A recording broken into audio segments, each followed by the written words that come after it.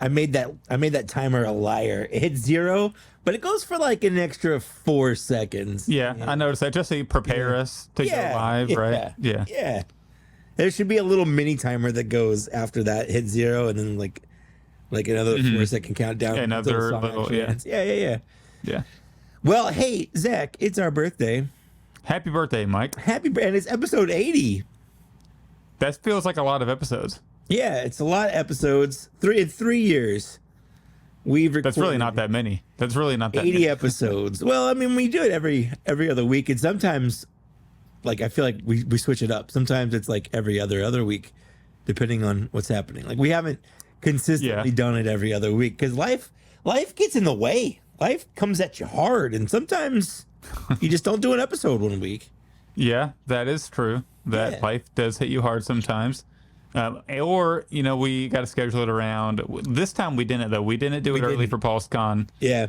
But we figured we'd have a good birthday episode plus Pulsecon reveals. But we have a lot of reveals, which is amazing. That's the best thing to do on this podcast is to talk about. For sure. Black Series. Especially when the reveals, it's like an A+ stream, right? We always kind of give grades. And I feel like this is probably one of the better Black Series streams. Not to jump ahead. Pulsecon, but not to jump ahead. Yes. But I'm just going to say Black Series won Pulsecon in general, and it's probably the best Black Series showing of any live stream in a long time.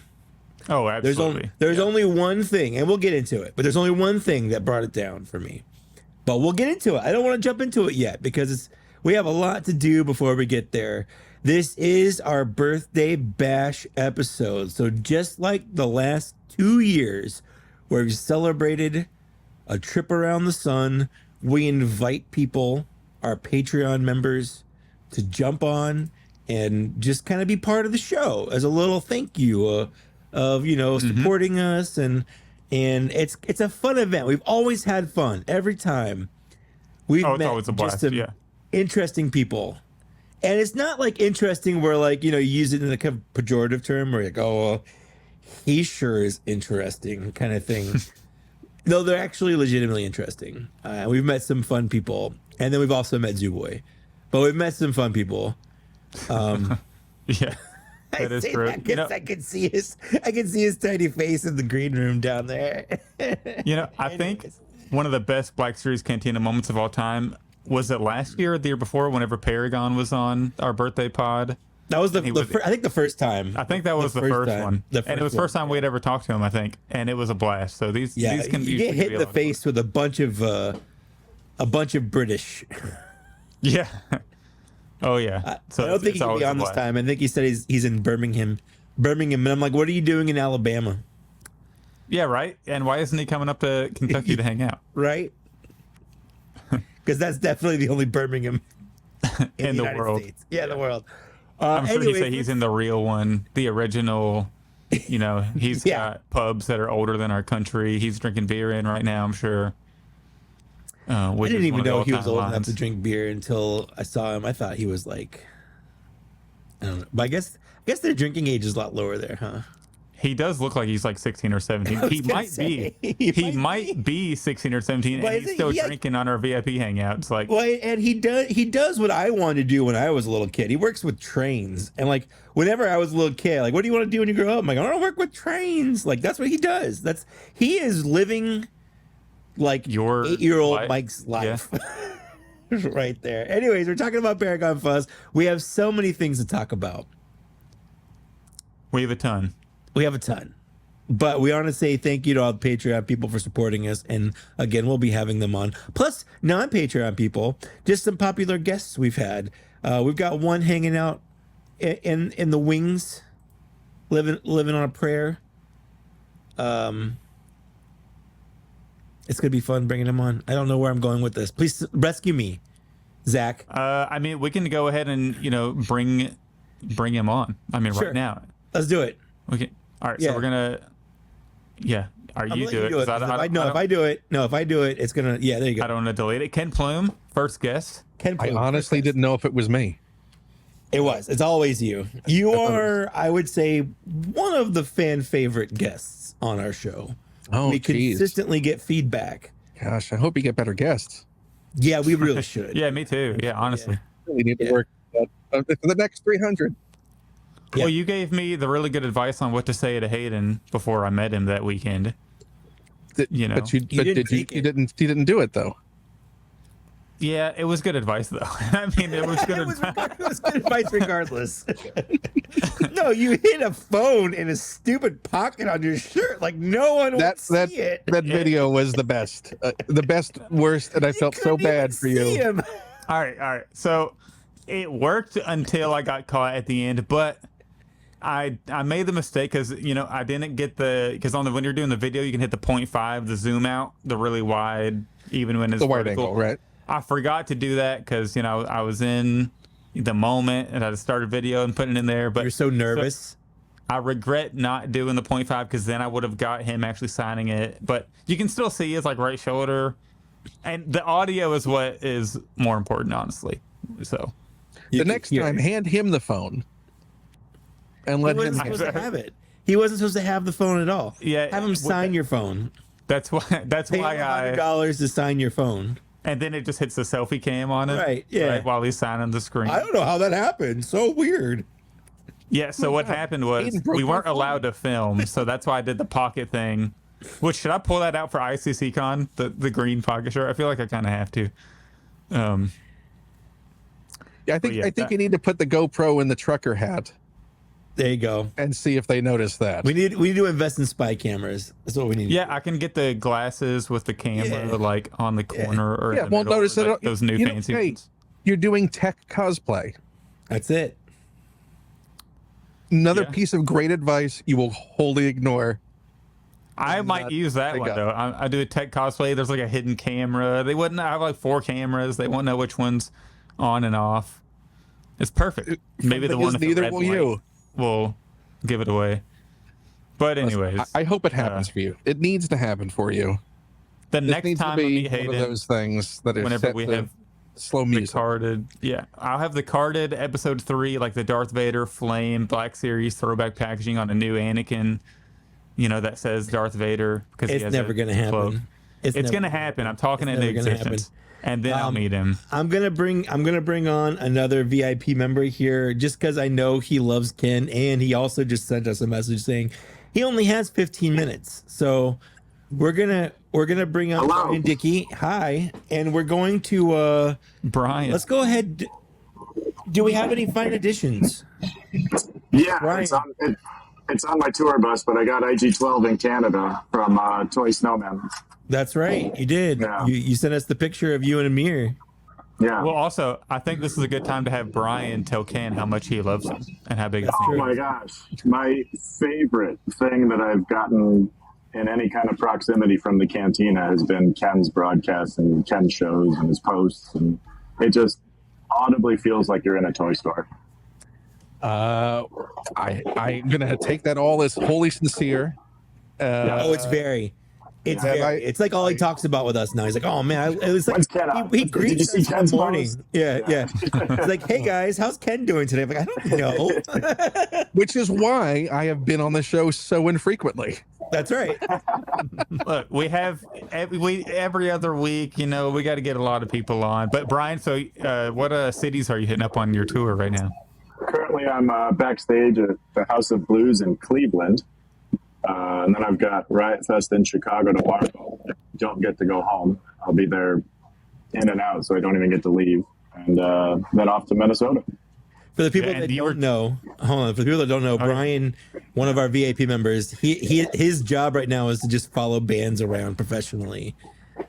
He's that guy, and he's like living the coolest life I could. There's all the work stuff. Yeah, you got jangling and walkie-talkies, radios, and yeah.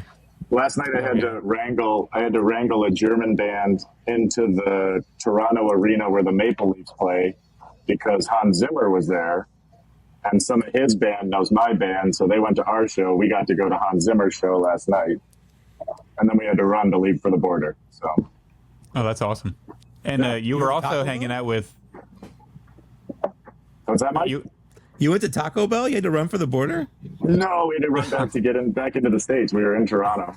That hasn't been slow for Taco Bell. So my question, Like the 20 important years. thing is, which venue that you have been to has the best amenities? This one's pretty nice. Irving Plaza in New York is wonderful. And we had great times in Montreal and Toronto. Toronto is the Opera House, and Montreal, what was that one? We're headed to the Roxy in LA. That's a bucket list. But if you now you don't have to name names. Sure. If I were to say which venue has the absolute worst amenities, does one pop into your head? It's called Numbers. It's in Houston, and they stole from me, and it's a shithole. Oh man! But it's legendary, and some of everyone's favorite bands has played Numbers in Houston at least once. Yeah. I just wish it was better staffed now. Mm-hmm. But so recently, you sent us you were hanging out with another friend of the show, Toy Snowman. How was that? That's such a good shop. It was. I took the keyboard player from my current tour, and we went over there, and he was blown away. It's almost just shy of being claustrophobic. It's very cramped in there. Yeah. It's very packed. Yeah, but it's packed with toys. Yeah, it's laid out. You can navigate it. You know. Sounds like if I'm gonna die being crushed by something, being crushed by toys is like the way to go. But they're probably not a bad option. Wait for insulation. Oh, very true. Yeah. That saves a lot of money on heating bills. Yeah. Now, Brian, you're gonna be at ICCCCC, right? Yes, I'll be there. I'm coming home from this. I'm home for 2 days, and then I'm driving to see you guys. Perfect. Hell yeah! Look forward to seeing. Yeah, that'll be awesome. Yeah, ICCCon's gonna be a blast. I cannot wait for that. And I promise it's gonna hopefully live up to. I know, like me and other Disney Boys and Will Bond, we've been hyping it up because last year was a big time. But it's a podcast. We're talking about Star Wars toys. Hell yeah! Hell yeah! Hell yeah, we are. Yeah, now, explain to random normal people. Brian, I have one request for when you all meet up at this convention. Is that you get a video together, but you do not let Zach take the photo or the video. 100%. No. Of course. Or we catch Zach taking the video. Yes. Catch him. Yeah. Escort him out. Have the convention escort him out. And have all of his worst nightmares realized. You know, maybe I'll just have like the shirt in the pocket, be on TikTok Live the whole time. And then That's just your thing. I'm gonna cosplay as Zach, where I just put my phone in a pocket and like, guess who I am, guys? what if everybody showed up with the Target long sleeve green shirt with the phone pocket hole, and like everybody did that?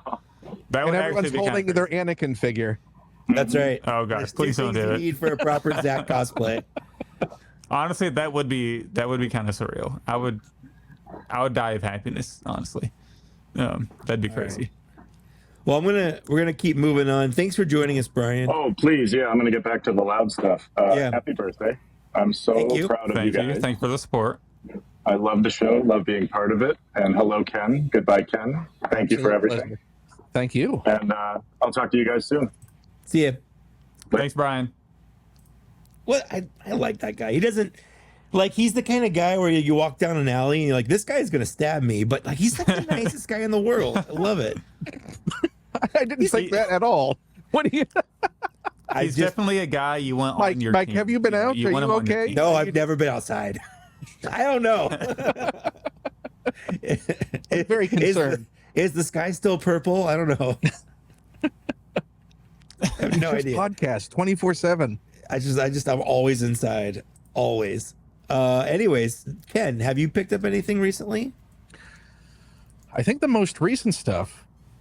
It's one of those lulls after the massive swamping we got. Sure. And suddenly they processed a whole bunch of new stuff out of nowhere, some of which they didn't even send out notifications to say it was pending. So I wasn't able to change my funding sources because I'll do with one and then switch to whatever one I want. But now it was just because I saw some pending charges. I was like, wait a second, I didn't get any notifications. And this is like 3 big items.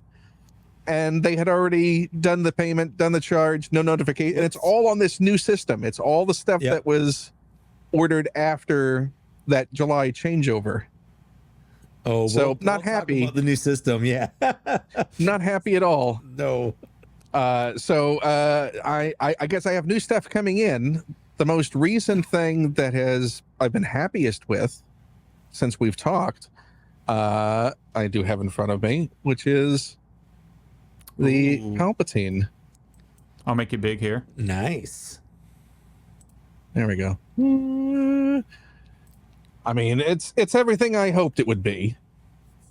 I do wish it had a little swap. I wish it had a swappable head, so you could just go ahead and do the like an angrier face. Well, no, have him pre-frog face, because he's in the same outfit. Oh, okay, I see what you mean. Yeah. So it's weird that they don't do simple things like that. Whereas, Marvel Legends has 57 hands and 14 heads and all kinds of accessories. But I thought the sculpt was great. I thought the paint job was great. The fact he that we wears get the hands. He wears this outfit in the Clone Wars, and that's when he has the normal face. Because in episode 3, he doesn't wear this until he fights Yoda. I'm sorry, which is just having right? so much fun with it. You're this is just for the patrons. This is not going to be on the audio. No one is going to hear this. No one can see this. This is not good podcasting, audio podcasting, where he's playing with it. And it's great that I have the display ready for the Yoda when it comes. So yeah.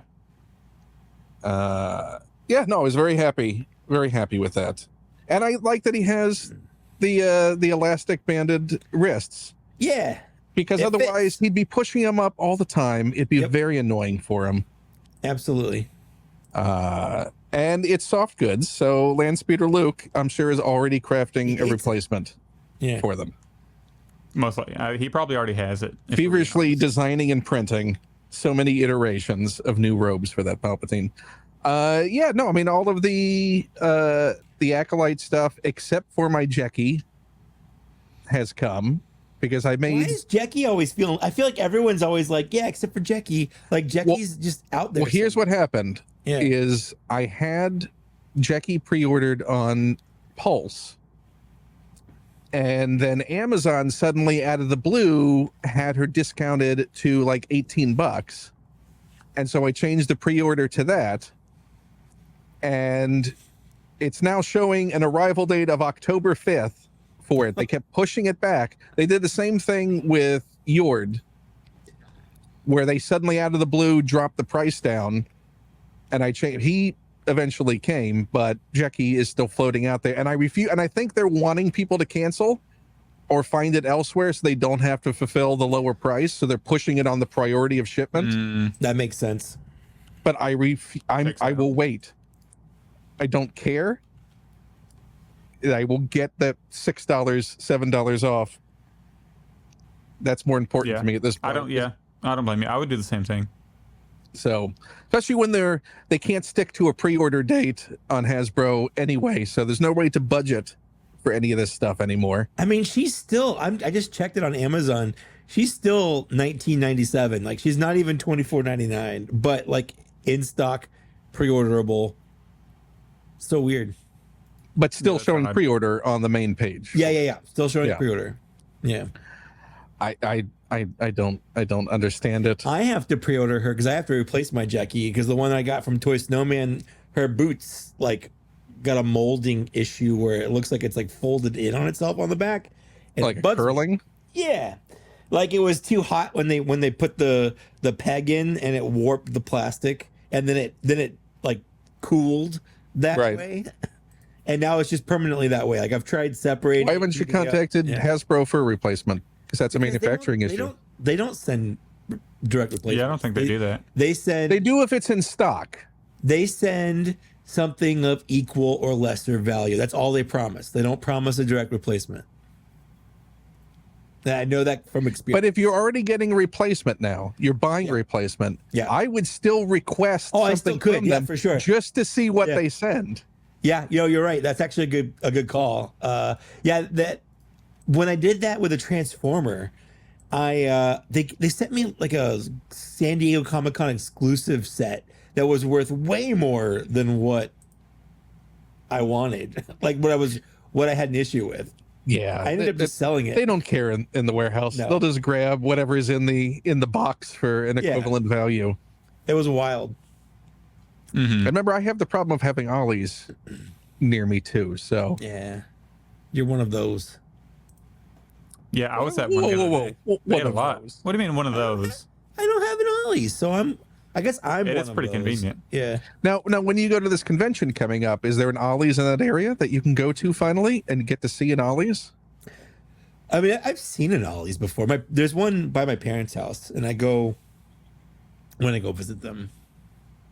Have you bought anything when you visited them? No, there's never. They didn't have any at the time. The problem is the problem for me is like I buy things when they come out that I want, and if I don't want it, I don't buy it, and no amount of price discounts makes me want to buy it at that point.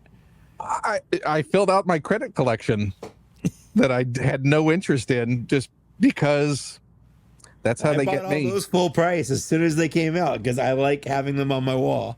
And obviously some of the customization stuff, or having an extra, Omega, so I can display the alternate head that came with the season 2 on the original Omega, so it wasn't just wearing that weird crown jewel thing that was only in the pilot episode.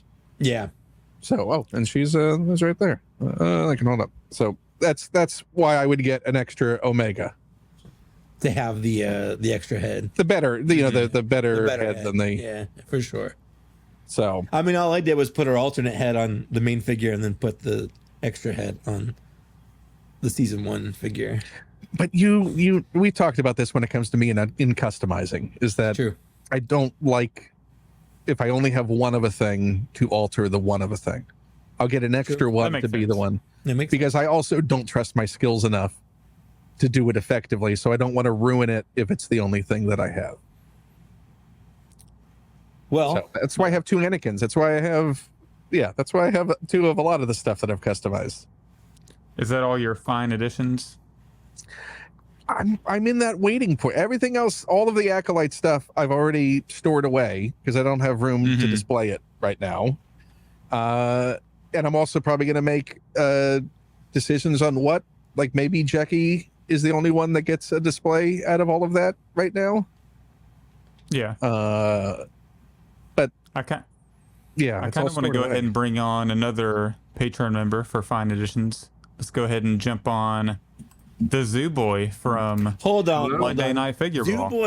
Zoo Boy does not get to be on Fine Editions because he's gonna take up 3 hours talking about all the stuff. I've seen Monday Night Figure Ball. Well, see, you can talk about one thing and it can't be this. I'm going first. No, Zoo Boy, you be quiet for a second. I'm going before Zoo Boy because I have one thing, and I'll be damned if Zoo Boy takes my thing.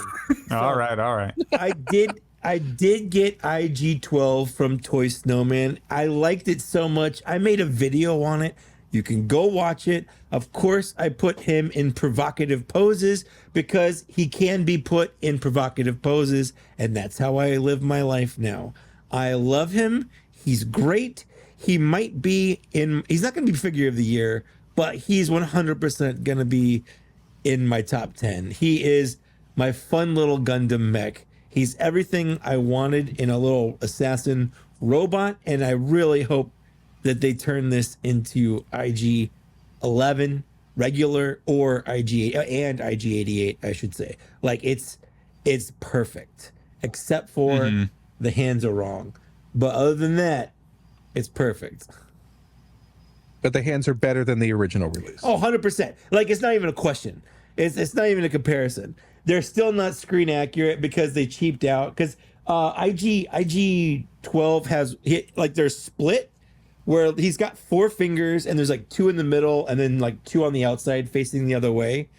And on here, he has 4 fingers, but they're molded as 2 fingers and they're just not positioned right. But and they're super thin. They're a lot thinner than than 2 fingers even molded together should be on there. Yeah. So the hands are not screen accurate, but like I said, way better than what it was. And everyone should watch the great review video that you also recently posted about it. Thank you. Also, this is the first instance of articulated fingers in the Black Series officially. So I think that's neat. That's the SHF B1, right? Yeah. So you don't have to worry, Mike, about me stealing that because my IG-12 is already on my shelf. Well, I mean, you could have pulled it down. I don't know. I know you. And I almost canceled mine. I watched Monday Night Figure Ball, man. I know how you operate. I know the memes. I actually don't have much today, but what I do have, they're very cool. You can't talk about McFarlane. All right. Much is a vague number. All right. They're all vehicles. Every single thing I have is a vehicle. All right. Is it Hot Wheels? First thing. The stat. Hell yeah. Very nice to finally have this. I haven't actually taken the little ties off his hands. I'm keeping them on too. I don't know if I will. I don't know. Right now, I'm just leaving them. So in my review, I put IG-12 on the speeder bike from the Mandalorian, the white one, and I had to cut the rubber bands off because I never removed them. Oh, really? Figure, and they had like dried on it. Yeah. So I had to they were like all weird and gummy, and I'm like cutting them off to because I wanted to put IG-88 on there or IG-12 or whatever. Yeah. Because of the HasLab Cantina, I've been buying some Power of the Force figures that still have the rubber bands on them. Yep. And even though the package is brand new, well, it's unopened, I should say. You take it out of the packaging, those little bands, they decay in your hand. Yep. Well, and they're gummy. My concern for that battle droid would be that plastic is very easy to discolor because it turns to go that brown as that rubber decays. Right. So maybe fishing line might be a better replacement just to tie them off. Well, how something on there? I can't imagine it would be that hard for it to stay on. It is made for the battle droid. Yeah, I just think my concern with it is that if the hands don't squeeze it, if it's not very molded perfectly, and then because sometimes if you can't get the foot and the peg perfectly, right. It's just gonna be kind of wobbly. And we just need someone to test it. Yeah, it's not gonna be me. Let somebody else do it. I'd love to test it, but mine hasn't even shipped yet. See, I ordered mine first. Before the debacle even happened. Yep. It was successful. I ordered 2, no problem. And then after like an hour and a half later, I ordered Zach's because I said I'd order it for him since I get free shipping. Wait, that was an hour and a half later? Yes. You left me almost out to dry. I almost didn't get it. Well, it's because most of the time I could have ordered it by then. I couldn't physically buy it. Nothing was going. You've learned the limits of friendship. But I still saved you. I still saved you shipping. Okay. I appreciate it. You're welcome. But your That's two Pulsecon or two Hasbro things in a row now. Like immediately, and it's still in stock at all. Yeah, you can order yours right now. It's the same with the Bloodfin. Everybody was panicking, like it's going to sell out in the premium, and then not only did it not sell out premium, it didn't sell out the first day, and now it's just sitting in stock. I'm honestly kind of worried. Like, do I just order 2 more and then they'll ship them to me? I'm interested because I'm in the same boat as you. Yeah. Not with the stat, but with that Spider-Man Vulture 2-pack that went up. I ordered that the same time I ordered this and another Pulsecon exclusive I have. And 2 of them shipped. That Spider-Man hasn't even shipped yet. It's still processing. So I don't know what's going on with that. Like, do I order 2 more and then just have 4 stats? Like, see, will it let you cancel though? Because I looked at my Spider-Man Vulture 2-pack. It won't let me cancel. That new website interface is terrible. It's so bad. Absolutely awful. Yeah, it's awful. Yep.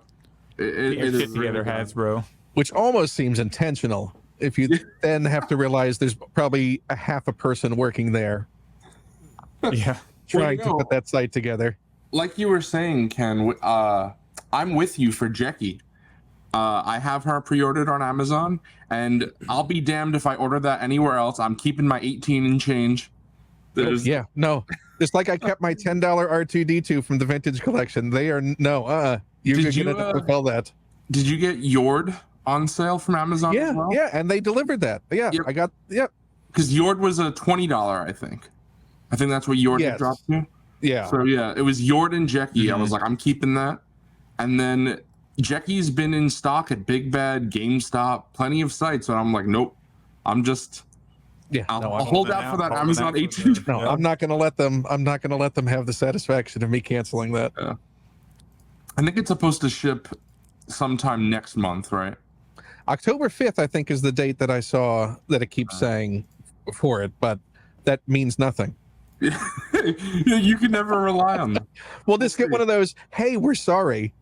Yeah. If you want to cancel it, all good. Oh, Go ahead and do that.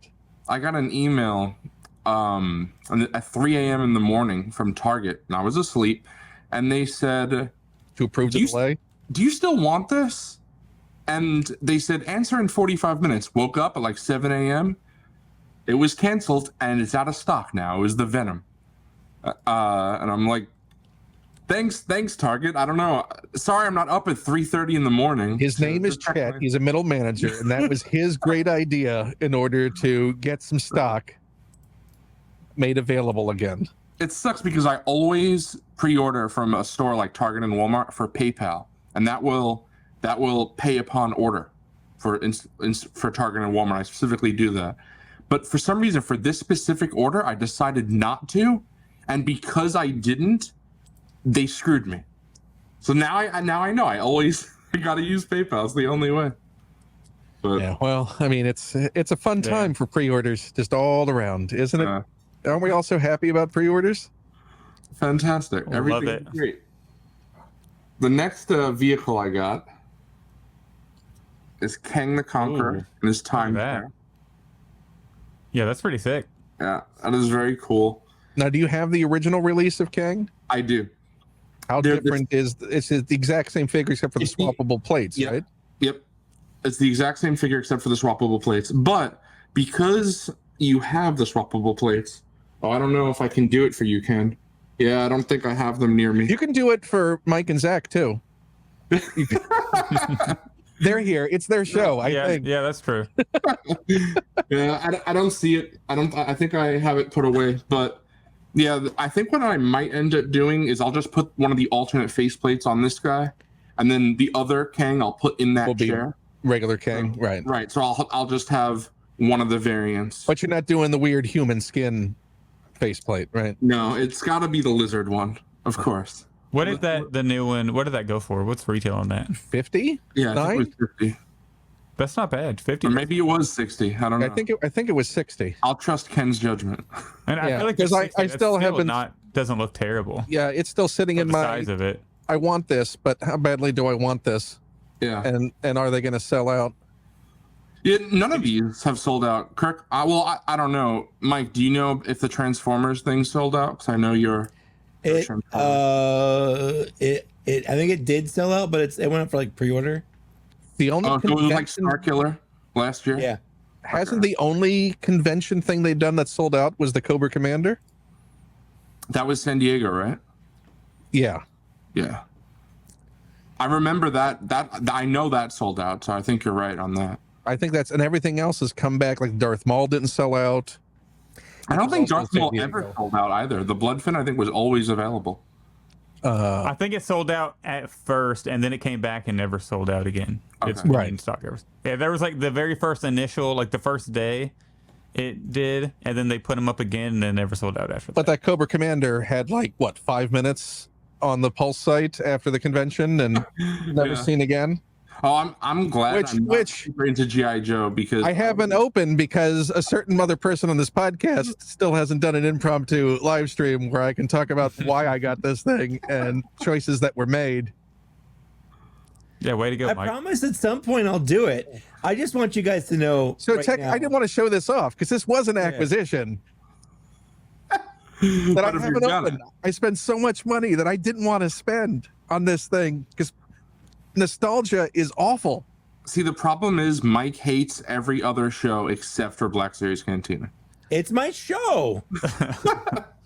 He only likes half of it. He only likes his voice too. Yeah, that's true. So, yeah, Mike was PMing me. He was saying how much he hates you, Zach, and just wants you out of the show. I mean, I believe it. You're like the 8th person to tell me that, so it checks out. Yeah. Yeah, he always says how his other Zach friend is taller, handsomer, more blonde. He's just waiting until Dan Larson's show proves to be a steady gig. And he is out of here. All right, my next pickup is a vehicle as well, but it's right next to me, so I'll be right back. I gotta go grab it. Okay. Hold on. Okay. All right. Another vehicle. This dude has so many vehicles. I want everyone to know my stress levels right now. So, I canceled my stabs. I canceled them. I'm trying to repurchase them. It's not letting me repurchase them because it won't let me change the phone number. Like I type it in. It always does that thing where it's like, enter a better phone number. Oh, I got stuck in that loop. I got stuck in like the formatting or whatever. No. So here's what I have to do each time on my side. Maybe it'll work for you. Okay. So it says that the number's wrong and in the format's wrong. Yeah. Okay. All I do is I just click in that phone section. Yeah. I backspace one character, put the character back, and then just press enter. It's not working. Okay. Zach, can you order for him? I mean, I can try. Mike, why did you cancel the original ones in the first place? You should have just made an order first. That's a good point. I have your 2 stabs. And they're mine. I'm not shipping them out. listen, Mike, if it continues to be a problem, I have Pulse Premium. We can work it out later. You are recording a show right now. Yeah, Mike, you can't be this stressed on the podcast. I'm stressed right now. You have hundreds of former guests waiting in the green room just to say hello. Mike's going to wish you a happy birthday. He's going to be searching at ICCCon for a stab. Gonna pay double retail price for them. Yeah. We'll podcast for stab. What a legendary moment! Mike cancels the stabs and then gets stuck. He's gonna, and when you order, they're probably gonna say you reached the limit anyways. You can't order more. They're gonna sell out right now. Everyone's buying stuff. I was genuinely concerned seeing his face in the little corner of the screen and how it was getting super serious. And it's turning red. Mike is turning red. We gotta make Mike big. Mike is literally turning red. This is insane. If it's any consolation, I have nothing to offer. Hey, Mike, I also have Pulse Premium, so I can order one. Ken can order you Between all of us, we can get all the stabs. We can get all the stabs for you. And we'll even tell them that we're not ordering for you, so they'll actually ship. Yeah, I'll see you in a couple of weeks at ICC-Con. I'll bring it. I'll bring you the step. Yeah, he could just deliver to you personally. That way, it'd be funny is if you order it and then it doesn't ship until after ICC-Con, so then he has to pay for you to ship it all the way to San Diego. That'd be perfect. Got a Hasbro Pulse Step Slab. Florida all the way to San Diego. That shipping can't be cheap. So yeah. they when they did this pre-order nonsense of not notifying me before processing payment on the things that I was going to change to a different payment for. So I saw this thing, I saw it pending, and I thought, you know what? I'm just angry and just would like to talk with someone about it at Hasbro Pulse. And I called yesterday.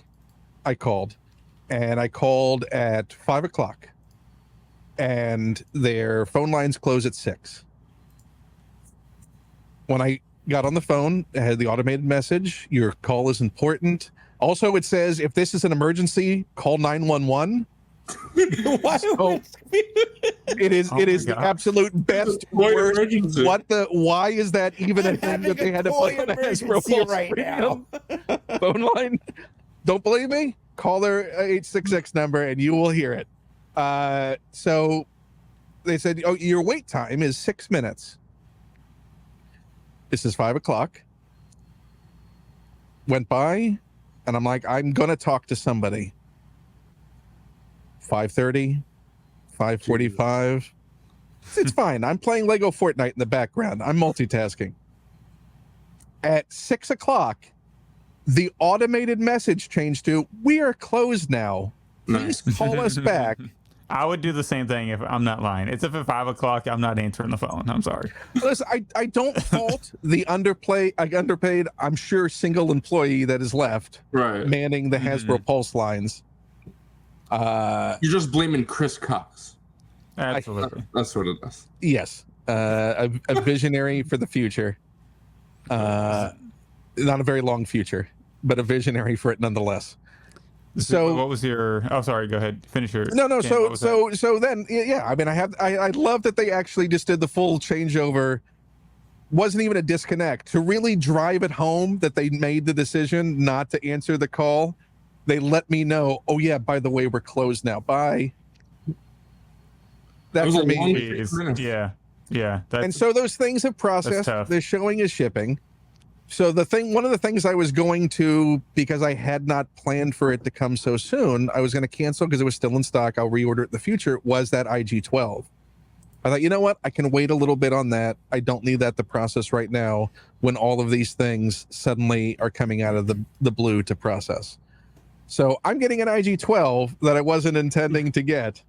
See, now you got to call back and complain that you were on hold for an hour and then they didn't answer. Yeah. And then get a free step. Yeah. Get a free step. And then you can give the free step to Mike. No. Yeah. Uh-huh. No, right. It's a vicious cycle, and ultimately they don't care. I mean, that's the thing I think we've learned.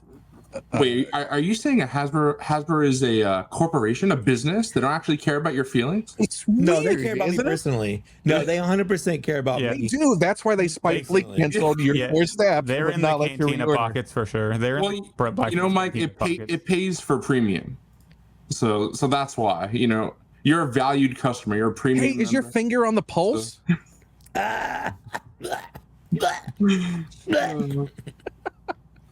All right, so this has been in the corner of the screen the whole time. If anyone could have guessed what this was, anyone who's actually watching. I said no McFarlane. Well, this is a Batmobile. It's not a figure, Mike. And it does this. Oh, jeez. It lights up.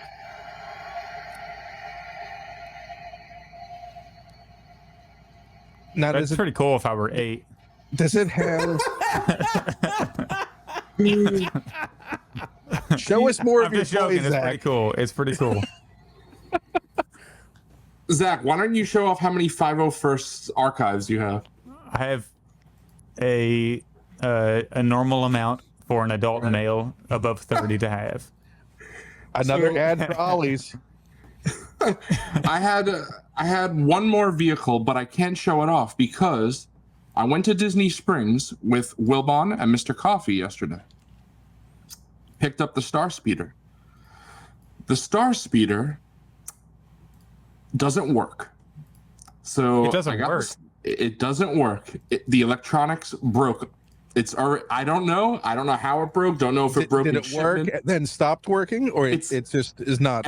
It never worked. As soon as I plugged it in, the lights flickered, and it's still flickering. That's all it does. The Star Speeder. Now you can probably sell it for $1,000 instead of $2,000. The $300 Star Speeder doesn't work, and I don't know what I'm gonna do because I called Disney, and they said if you send it to us in 2 weeks, we'll see if it's still in stock and send it back.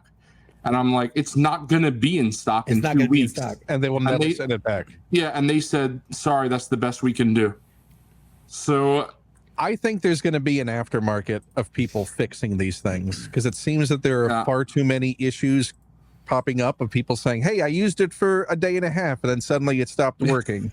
Oh, really? I didn't know this was a thing. Yeah. There have been others. I had a whole problem with getting my Star Speeder. I was very lucky, and then I was super unlucky, and then luckily I had someone who helped out, so I got lucky again.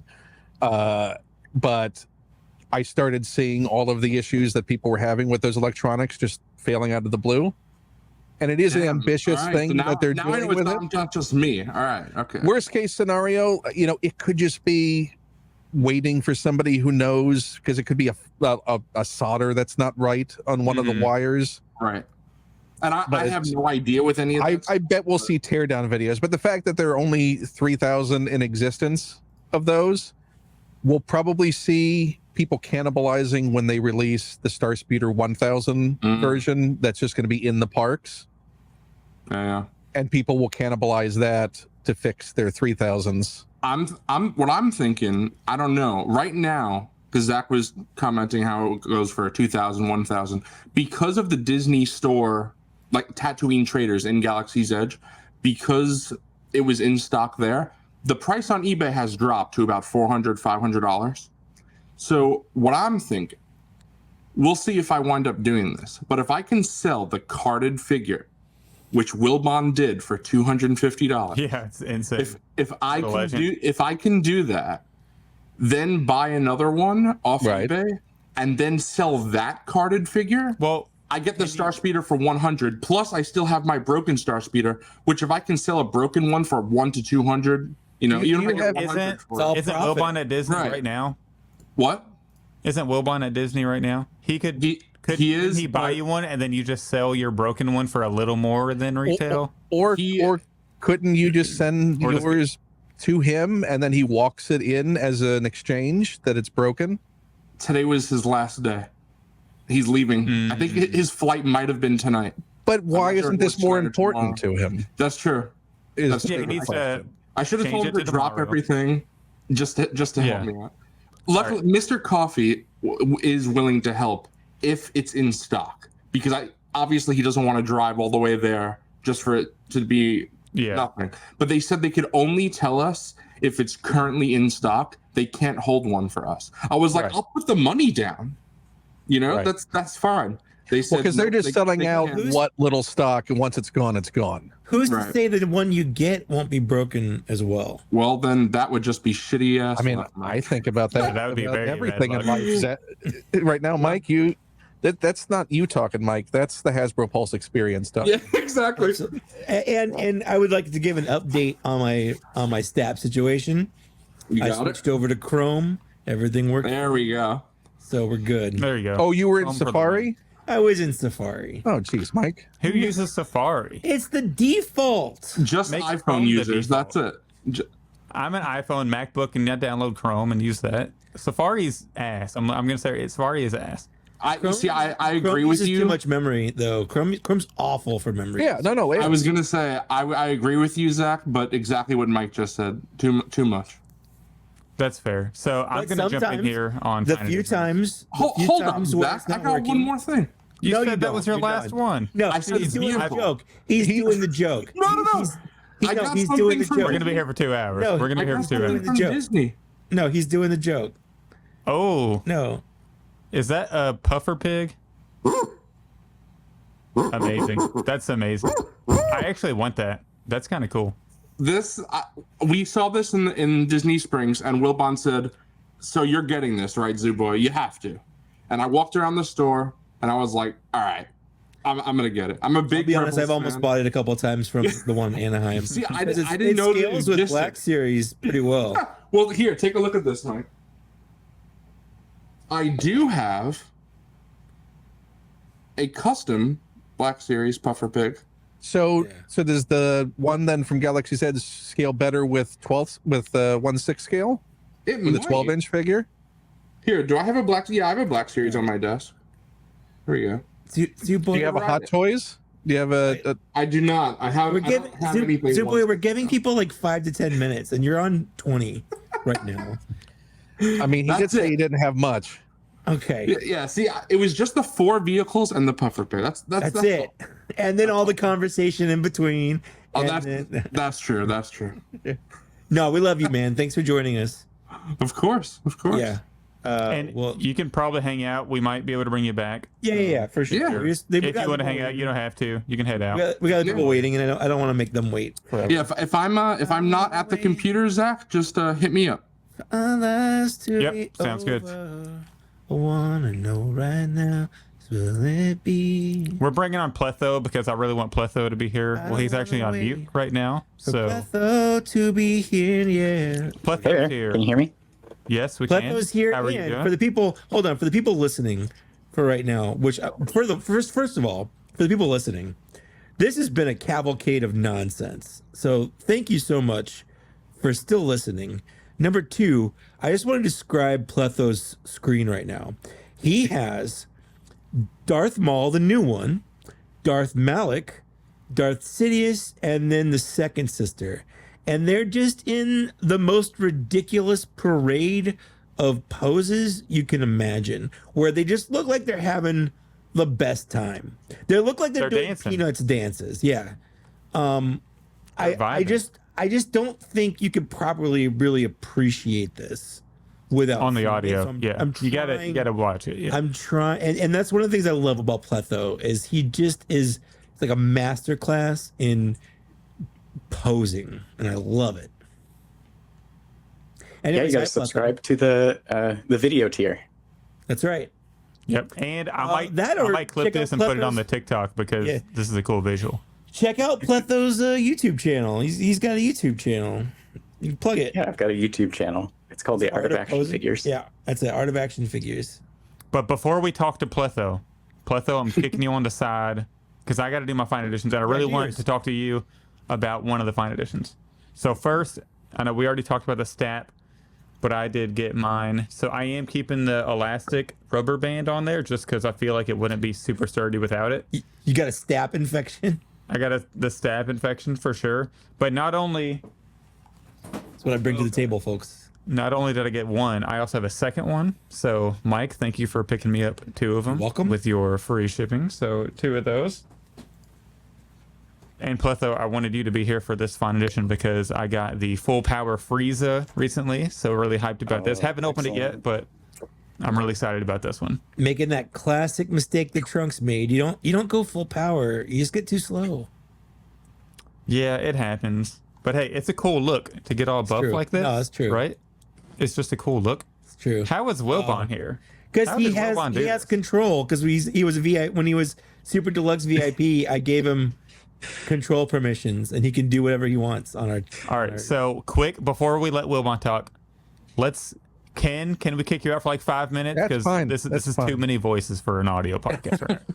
All right. So we're gonna kick Kane out. Wilbon, how is Disney going? Disney is going pretty good. We're leaving in the AM. Wife and in-laws just stepped out to go get dinner, and I had already eaten, so I was like, I've got a few minutes. I'll pop on and say hi. Oh, are you in the bathroom right now? Looks like you're taking a shit. Yeah, that's what I thought. You legitimately thought that you hotel. He's in the hotel bed. All right. Yeah, I'm in the hotel. Yeah. Sitting in the hotel bed. But we got like a mini Black Series Cantina VIP hangout. We got Pletho, Wilbon's here. Let's go. Yeah, good old times here. Yeah. So how's Disney been? How's it been? It's been really fun. We've hit all 4 parks here at Disney World. We did Animal Kingdom first, Then we got in Hollywood Studios Day, and I got to meet up with Mr. Coffee at Hollywood Studios, which was a lot of fun. And then we did the Halloween party at Magic Kingdom, which was a blast. That was Oogie Boogie Bash or whatever. Yes, yeah. It was awesome. What's up, Zoo Boy?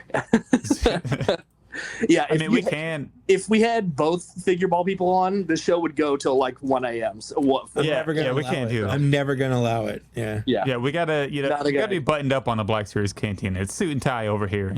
Figure balls. It's a little crazy on that side of town. Yeah, we go a little nuts over there, but we've had a really good time so far. I got to meet up with Zoo Boy at Disney Springs just yesterday, so that was awesome. That was a great time. And Mr. Coffee came back, and we got to meet up with Adam from the Discord as well, so that was a lot of fun. I don't know, Adam from Discord? That's cool. Yeah. Yeah. I don't know who that is. Oh, okay. That's you do. That's mainline exclusive Adam. Oh, I do. Yeah, Okay. mainline No. Oh, I actually do know who that is. We talk all the time. I'm not even kidding. Yeah, he's great. It's just whenever you call him Adam, I just in my head, I'm like, I don't know who Adam is, but it's like that dumb. Yeah, I know everybody by their Instagram handle. Same. Yeah, same. So like whenever people like, whenever people call Wilbon John or something. Yeah, he's a cool guy. Anyways, I'm glad you could be on. I'm glad you could be on with the. Yeah, thanks for hopping on. How was what do they call it? Galaxy. What's the Star Wars land called? It should just be called Star Wars World. It really. How's Galaxy's Edge been? It was great. I didn't build a lightsaber or anything this time because I feel like that's the best part. But I feel like once you've done it, you don't need to do it again. It kind of loses its shine after a while. But I love to go and hit all the big rides and stuff and get a blue milk and all that fun stuff. I didn't build. Do you prefer the blue milk or the green milk? I prefer the blue milk. I prefer the green milk. I don't know why. I just like it better. Okay. Yeah. You get your Coke in a little thermal detonator bottle. Yes, I got a Sprite this time. Sprite, either way, yeah. Those are like $23 probably, right? I think they're like $8. I think mine was $6. I think I paid like $6. That's not terrible. Okay, that's not bad. And you get like a novelty. You can only get those at the park. Yeah. It's definitely higher, but well, not only is it higher, I'm pretty sure you get less soda than like a normal bottle.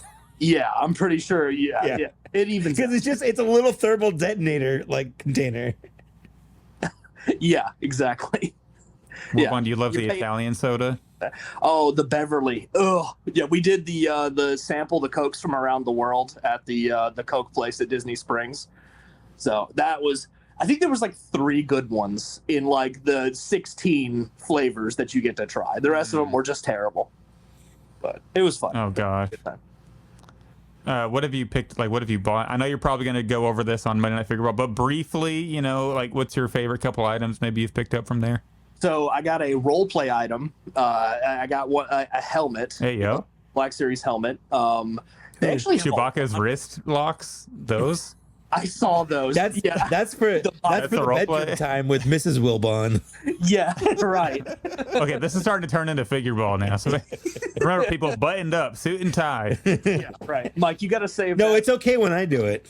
Yeah, that's true. You dictate the pace of your show. Also, I am going to be on Monday Night Figure Ball on the 30th. Whatever. Let's go. I'm excited. Yeah, me too. It's about time we got you on because we've had Zach on several times, so we got to get you on there. Yeah, true. Cool. I was the original role play helmet host. Yes, I got a helmet and a couple of figures, some of the smaller scale variety. So not much to discuss on this. Here we go. Yeah. He's like a full-fledged TVC collector now. I don't understand what happened to the Wilbon we loved. Right, exactly. I've changed sides, right? No, I purposely, when I buy TVC or I guess like Droid Depot stuff, because it's technically not TVC, it's to like complement a vehicle or complement a playset. Like I wouldn't just buy something just to like buy a figure in that scale just to like, I don't know, display on a shelf. I think they look terrible without like the world building. You're trying to justify it. I'm not hearing this nonsense. I answer this question because I know the answer. Okay. Have you bought more 6-inch or 3.75-inch figures this year? I know it's 3.75 because all those figures you bought know from at the very least Tends to think about it. Because I've been getting them in the bargain bin. I've been getting them for like $5. So like you spent more money just with the Cantina alone on TVC this year. That's true. But here's the thing. Should I count my imports as a part of like 6-inch? No, absolutely not.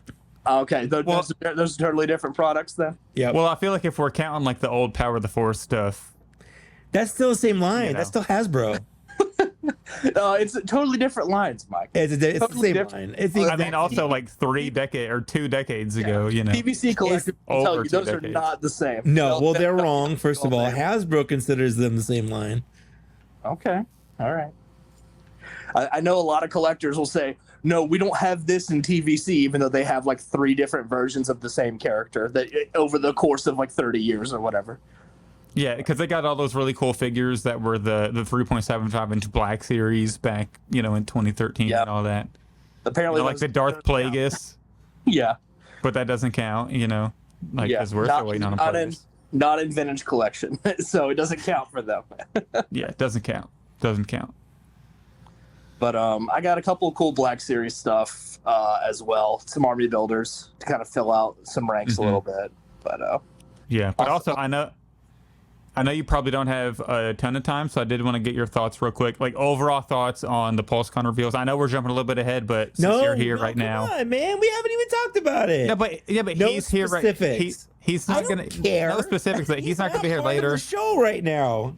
Overall thoughts. I thought it was great. I loved just about everything that was revealed. I'm disappointed there was no pipeline, but hey, I was going to talk about that. But fine, yeah, let's bring it up now. We can talk about it later. Wilbon can talk about it right now. Yeah, or you can just move me when you're editing this to the end. I will not. That's too much work. But yeah, I thought the reveals were excellent. I'm probably picking up most of everything. I'm passing on Dagon. That's the only one I think, because I just don't love Jedi Survivor that much. I liked it, but I don't really care about the character very much. So like, yeah, why pick it up? But I'm probably actually going to get several Lukes and Leias for the different 3D print dioramas for the Clone Wars. Yeah, right. Which is what we all thought the Clone Wars was back then. Nobody knew. Nobody knew what that was. Yeah, I'm talking about it later. And Mike, I'm not jumping in. That's Wilbon's thoughts. You know, I'm not jumping in like you don't want me to. But I kind of agree. Yeah. Throw that out there. What was your favorite reveal? Oh, Prince Chizor. Getting some Shadows of the Empire representation, and to have it be on that like in the like not publishing packaging, for it to be like in the, I guess, Galaxy 2.0 is what we're calling it now. Galaxy Packaging 2.0 was really surprising, because I thought for sure it would be in this is driving me insane. The standard. Just let Wilbon cook right now, Mike. No. Just let Wilbon cook. No, this is not Wilbon's show. We brought him on to wish us a happy birthday and then to get out. Okay. All right, Wilbon, we're kicking you out now, I guess, because. All right, I'm steering the show in a terrible direction. I gotta go. All right, happy birthday from. Thank you. From one of the figure ball people. I'll send it back to the other figure ball person. We love you. Love you. Bye, Wilbon. He can leave himself. Yeah, I kicked him out. Okay, now we can talk to Pletho though. All right, Pletho. All right. Pletho, did you get full power Frieza or no? Oh yeah, I got on this one. Full power Frieza. Right here. Oh, look at that! Unopened and everything. Posed beautifully. I like that his shoulders and head are so shiny. Yeah. Look at that reflection. This is an excellent figure. Really, really like that one. Are we doing fine editions still? Because I can go through a couple. I mean, if you want to talk about what you've picked up lately, absolutely. Sure. Yeah, I got the third-party Trunks here. Ooh. What is his face? Speaking of, that is crazy. I love that he has his hands in his pockets. I love that he has his hands in the pocket. But that face is ridiculous. Yeah, they've got some great faces on that one. And then leading the charge here, Darth Malak is actually a pretty recent addition as well. Maybe a lowercase L pickup with the reissue coming out. Oh, did you pay over retail for it? Yeah, I did. I got him off like there's a seller on Amazon that's just listed as like Amazon UK, and he came up for like $33 in stock, and I was like, he's kind of deluxe. Not bad. That's not terrible. Okay. It's not even $10 over. I feel like that's fine. Yeah. Yeah, that's a good price. Because I've seen him go for like 40 plus. You know, I mean, it took us all by surprise when they reissued him. So like, it's yeah. It happens sometimes, but yeah, it would have been a bigger L if you bought the Jabba the Hutt that I sold for $60 after the re-release with all the fancy stuff was announced for $80 or whatever it was. Yeah. So that would have been a bigger L like that sucker that bought it. But anyway, yeah, and I agree with Zooboy. I feel like it's worth it. So, and then I got the Stap. It's in a box, and it's probably too tall to fit in the frame. So yeah, it's hanging out. And you haven't opened that one yet? I haven't opened it yet. I don't know if I'm going to. I kind of like it in box. Yeah, that's why I got two, because I definitely wanted because to have the option to display two unopened, but also have the option to maybe keep one in the packaging for the nostalgia. But I do love it. The only thing, I feel like the stand sucks. Whenever you try to lean it to make it look like I saw that on that was on yeah, the like Pulse whenever screen, you right? lean it to make it look like it's flying, it just doesn't. It doesn't hold very well at all. Like you have to. Because of the weight or because it's loose? Because the weight, like the way the weight is distributed, like it just doesn't work. Like the plastic, there's not enough weight at the bottom. Anchor the base, basically. Yeah. So you can only like even whenever you get it, like the right side is like a bit off the ground, so it's gonna fall. That's weird. Yeah, it has to be like perfectly balanced. Yeah, my only nitpick with it is I wish the box was green like the preview figure. Yeah, that would have been. I specifically remember going to KB Toys and buying that preview figure. Yep. Yeah, I do kind of also like is the background, because whenever I think of the Stap, I think of the green plains of the Battle of Naboo, but it's kind of like foresty. Were they on a different? It's maybe from the opening scene where they're landing and they kind of land in that foresty jungle. Okay, that makes sense. Because I always think of like the open plains of the big battle, and they're flying these around. Yeah, I don't know. Do you see Staps during the battle, or is it mostly the tanks? I think you do, right? Or is it? Because I feel like anytime I look up the Staps on Google, they're just the background is just a green plane. Everyone's gonna have to go watch the Phantom Menace again. I know it's been a while since I've seen the Phantom Menace. Let's just stop podcasting and go watch it right now. Let's watch it live. But anyhow, so my little display here, I'm working out poses for next month's shelf display. So I've got 5 shelves, 4 of them I rotate out the figures, and they're pretty small. So it's like no more than 10 figures at a time, and it's a good excuse to change it up, play with different figures, and just kind of enjoy the collection as I keep going through them. And next month is spooky season, so I was thinking, okay, what if I get the Sith figures all together? Okay, that's maybe too spooky. Let's put them in silly dance poses. And I don't know if Zooboy's still here. I think you're a big movie person. I don't know if you've seen The Seventh Seal, but this is kind of inspired by that a little bit. And yeah, that's the idea. You can't see him, but Zooboy was giving a thumbs up on his little green room thing. Cool. No, Thumbs don't up. bring him on. Thumbs up. Thumbs up. See, this is just fighting between Zach and Mike. Zach, he's Thank out. you. See, So here's the gone. problem. it's funny when you do that, but like Your audio is mixing, separate. yeah. I have to go back in and place everything. I might just cut this whole segment out of the audio part. Who knows? Jeez. Just take the raw audio and post it for this episode. No, I can't. It's gonna sound awful. No, it'll be fine. It was awful last time because you were on the phone, so true. they can handle one more. It'll be all right. But What were we talking about before? He's talking about Seven Seal. I got us way off track. Okay. Yeah. Okay. That was it for my fine editions. That was it. Okay, That's that was good. it. Yeah. Well, thanks for hopping on. Thanks for Thanks, guys. Happy showing birthday. us your fun little things. Thank you Wait, for all your support. real quick, we need his Pulsecon thoughts, overall thoughts, real quick. Oh, really positive. I thought there wasn't anything that I was disappointed by, which is rare for their streams. So really enjoyed it. Yeah. Same. I know Mike's seething on the inside right now. Fuming. I don't want to say too much. Yeah, you don't want to get on Mike's bad list. We could could just talk about it and then ask people. You're just bringing it up too early. We could just bring everybody on at once and talk about it, but and that's fine too. But we haven't gone over listener emails yet. We haven't gone over the news yet. How about this? Me and you, we go solo real quick. We'll cover listener emails. We'll bring everybody back on and do reveals. How's that sound? All right, it sounds good. This is the worst podcast. That's the fun. All right, so that's the plan.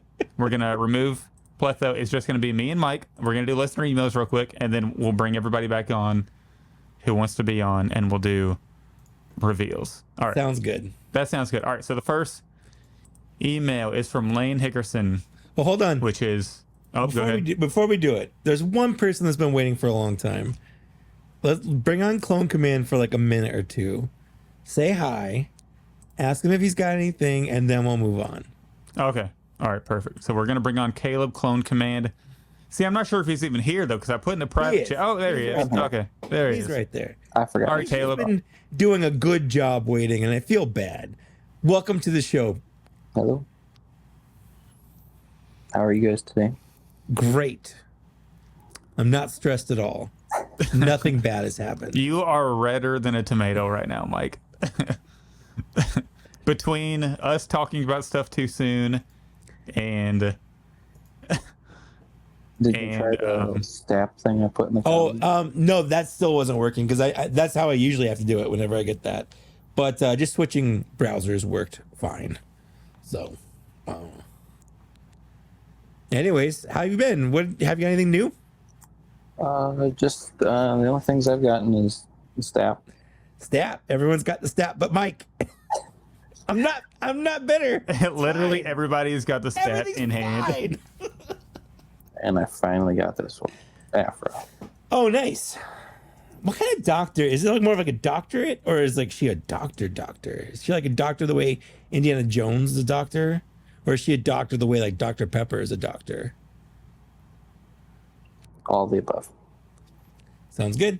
So Kirby Brock, hold on. Yeah, you're not fully alone. I'm not fully alone. Thank you, Kirby, for speaking up. This figure drove me nuts. I passed on it so many times in the store because it's like, oh, no one's gonna buy it. Yep. It'll sit there for a little bit and then never found again, and then it skyrocketed. I remember when they announced her, people were like, who wants that? Like, because there was a comic character like no one had ever heard of. And then she was like impossible to find. That's one of the figures I've had in my hand multiple times and never bought. Same with Slave Leia. I had that so many times in my hand. That's why I have a personal thing is when I want something, like I just buy it. If I regret it in the future, I've not regretted it more times than I have regretted it. So it's worked out. Mm-hmm. But yeah, Caleb, have you what else have like any fine additions lately? I mean, he just is that all of them? Is that it? Is that those two in the Outlaws game? I've been playing through that. How do you like that? What have you thought about it? I love it. I have so much fun playing it. I took a whole 180 on it. I didn't like it, and then I beat it. I loved it so much that I bought. I forgot to talk about this in my fine editions. I bought a second Pike Soldier, just because of how much you see them in the game. Like I need another Pike Soldier. Yeah, I hope they make some figures from that.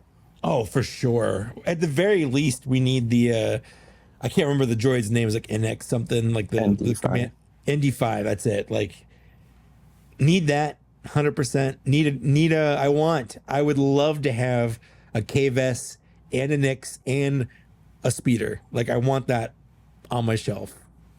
I hate flying speeder. I always crash and go flying off of it. That stupid speeder, because you can call it from wherever, and it has like little puppy energy where like it'll come right behind you, and then you turn to go for it, and like you have to like chase it around where it's like set to be like a specific distance away from you, so it'll like back up, and you have to like run after it. It's weird. It just beeps at you the whole time. Yeah, I just imagine like a little dog going like, yeah. Yeah, I enjoy that. Yeah. Game. I still haven't played yet. It's fun. And I will say, I don't know if you've played the whole, I'm not going to spoil any story bits, but by the end, story wise, it's a very good story. It could be its own movie. Like if they turned it into a movie, I would 100% love it. And it's got some surprises that I just wasn't expecting, places I wasn't expecting the story to go. It was very, very good. See, the last thing I did story wise was the mission with Yank and Kira, helping the Shiga. Yeah.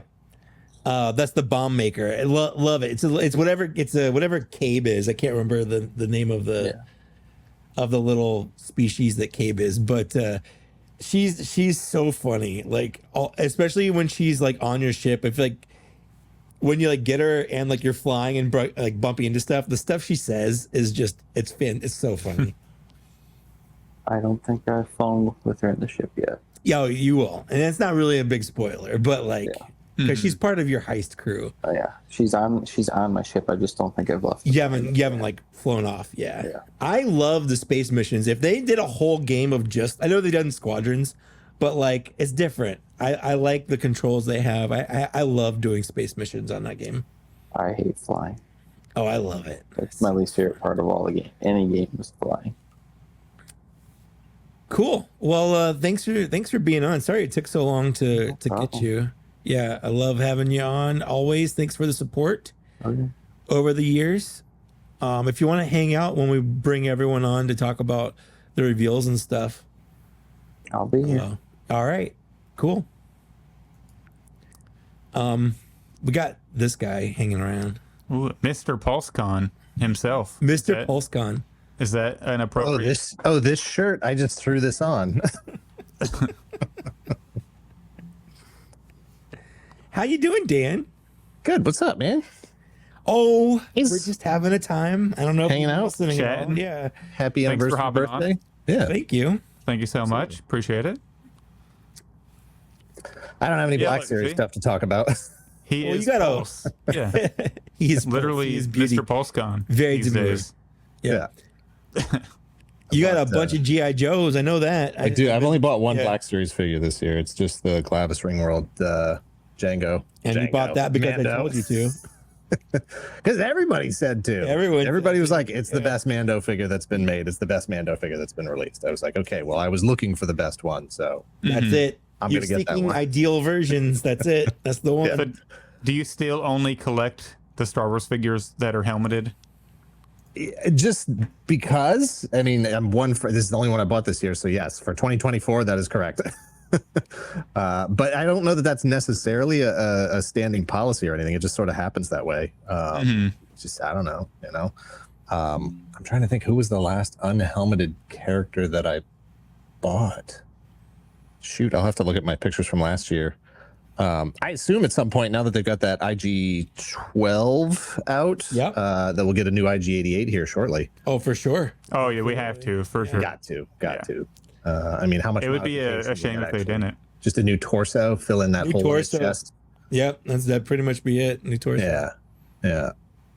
Maybe so they got to put that out. Color differences or whatever, but like, yeah. Because I need that for my bounty hunter lineup. I could get rid of every Black Series figure I have, but I still need to have the Empire Strikes Back bounty hunters.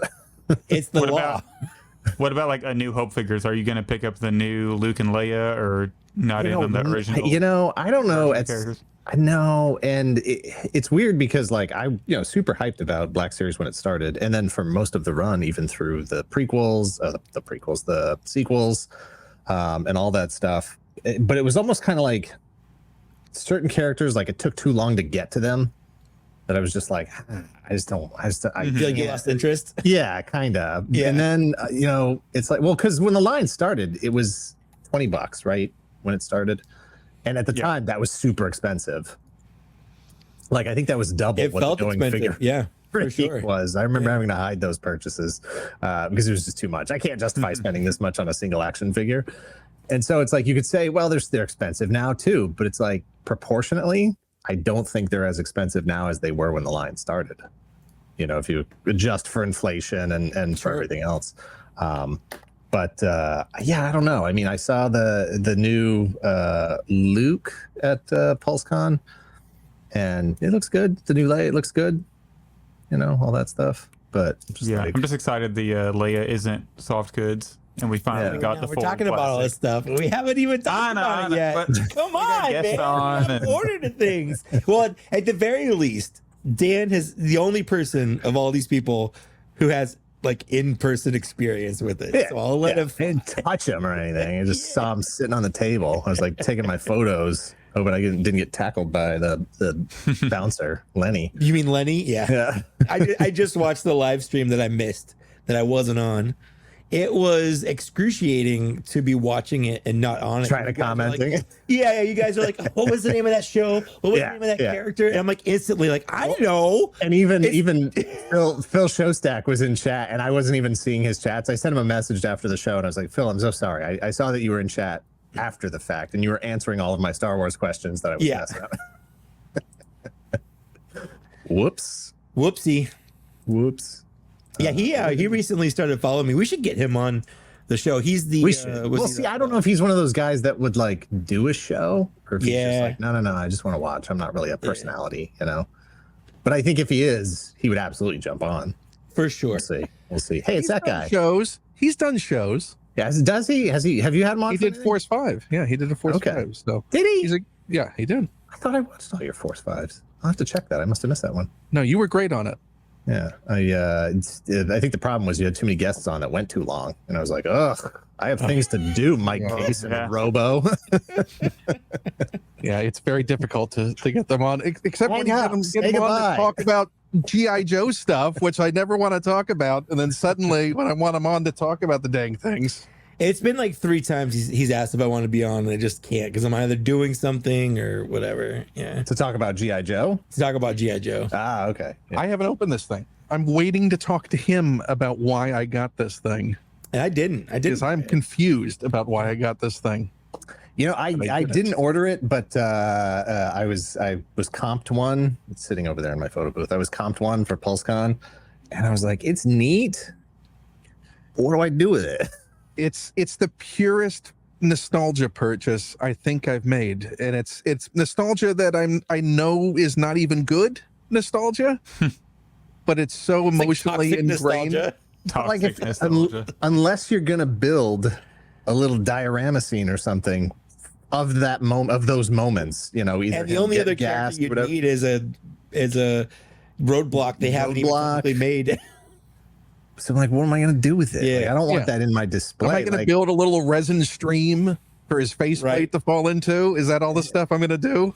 Like the half snake guy with his little T-Rex arms. I do like that little guy though. He's fun. I'm like, he can just go on like a Halloween shelf or something, But the rest of it, I'm just like, what am I going to do with all this? Like from the waist down, I already have that figure.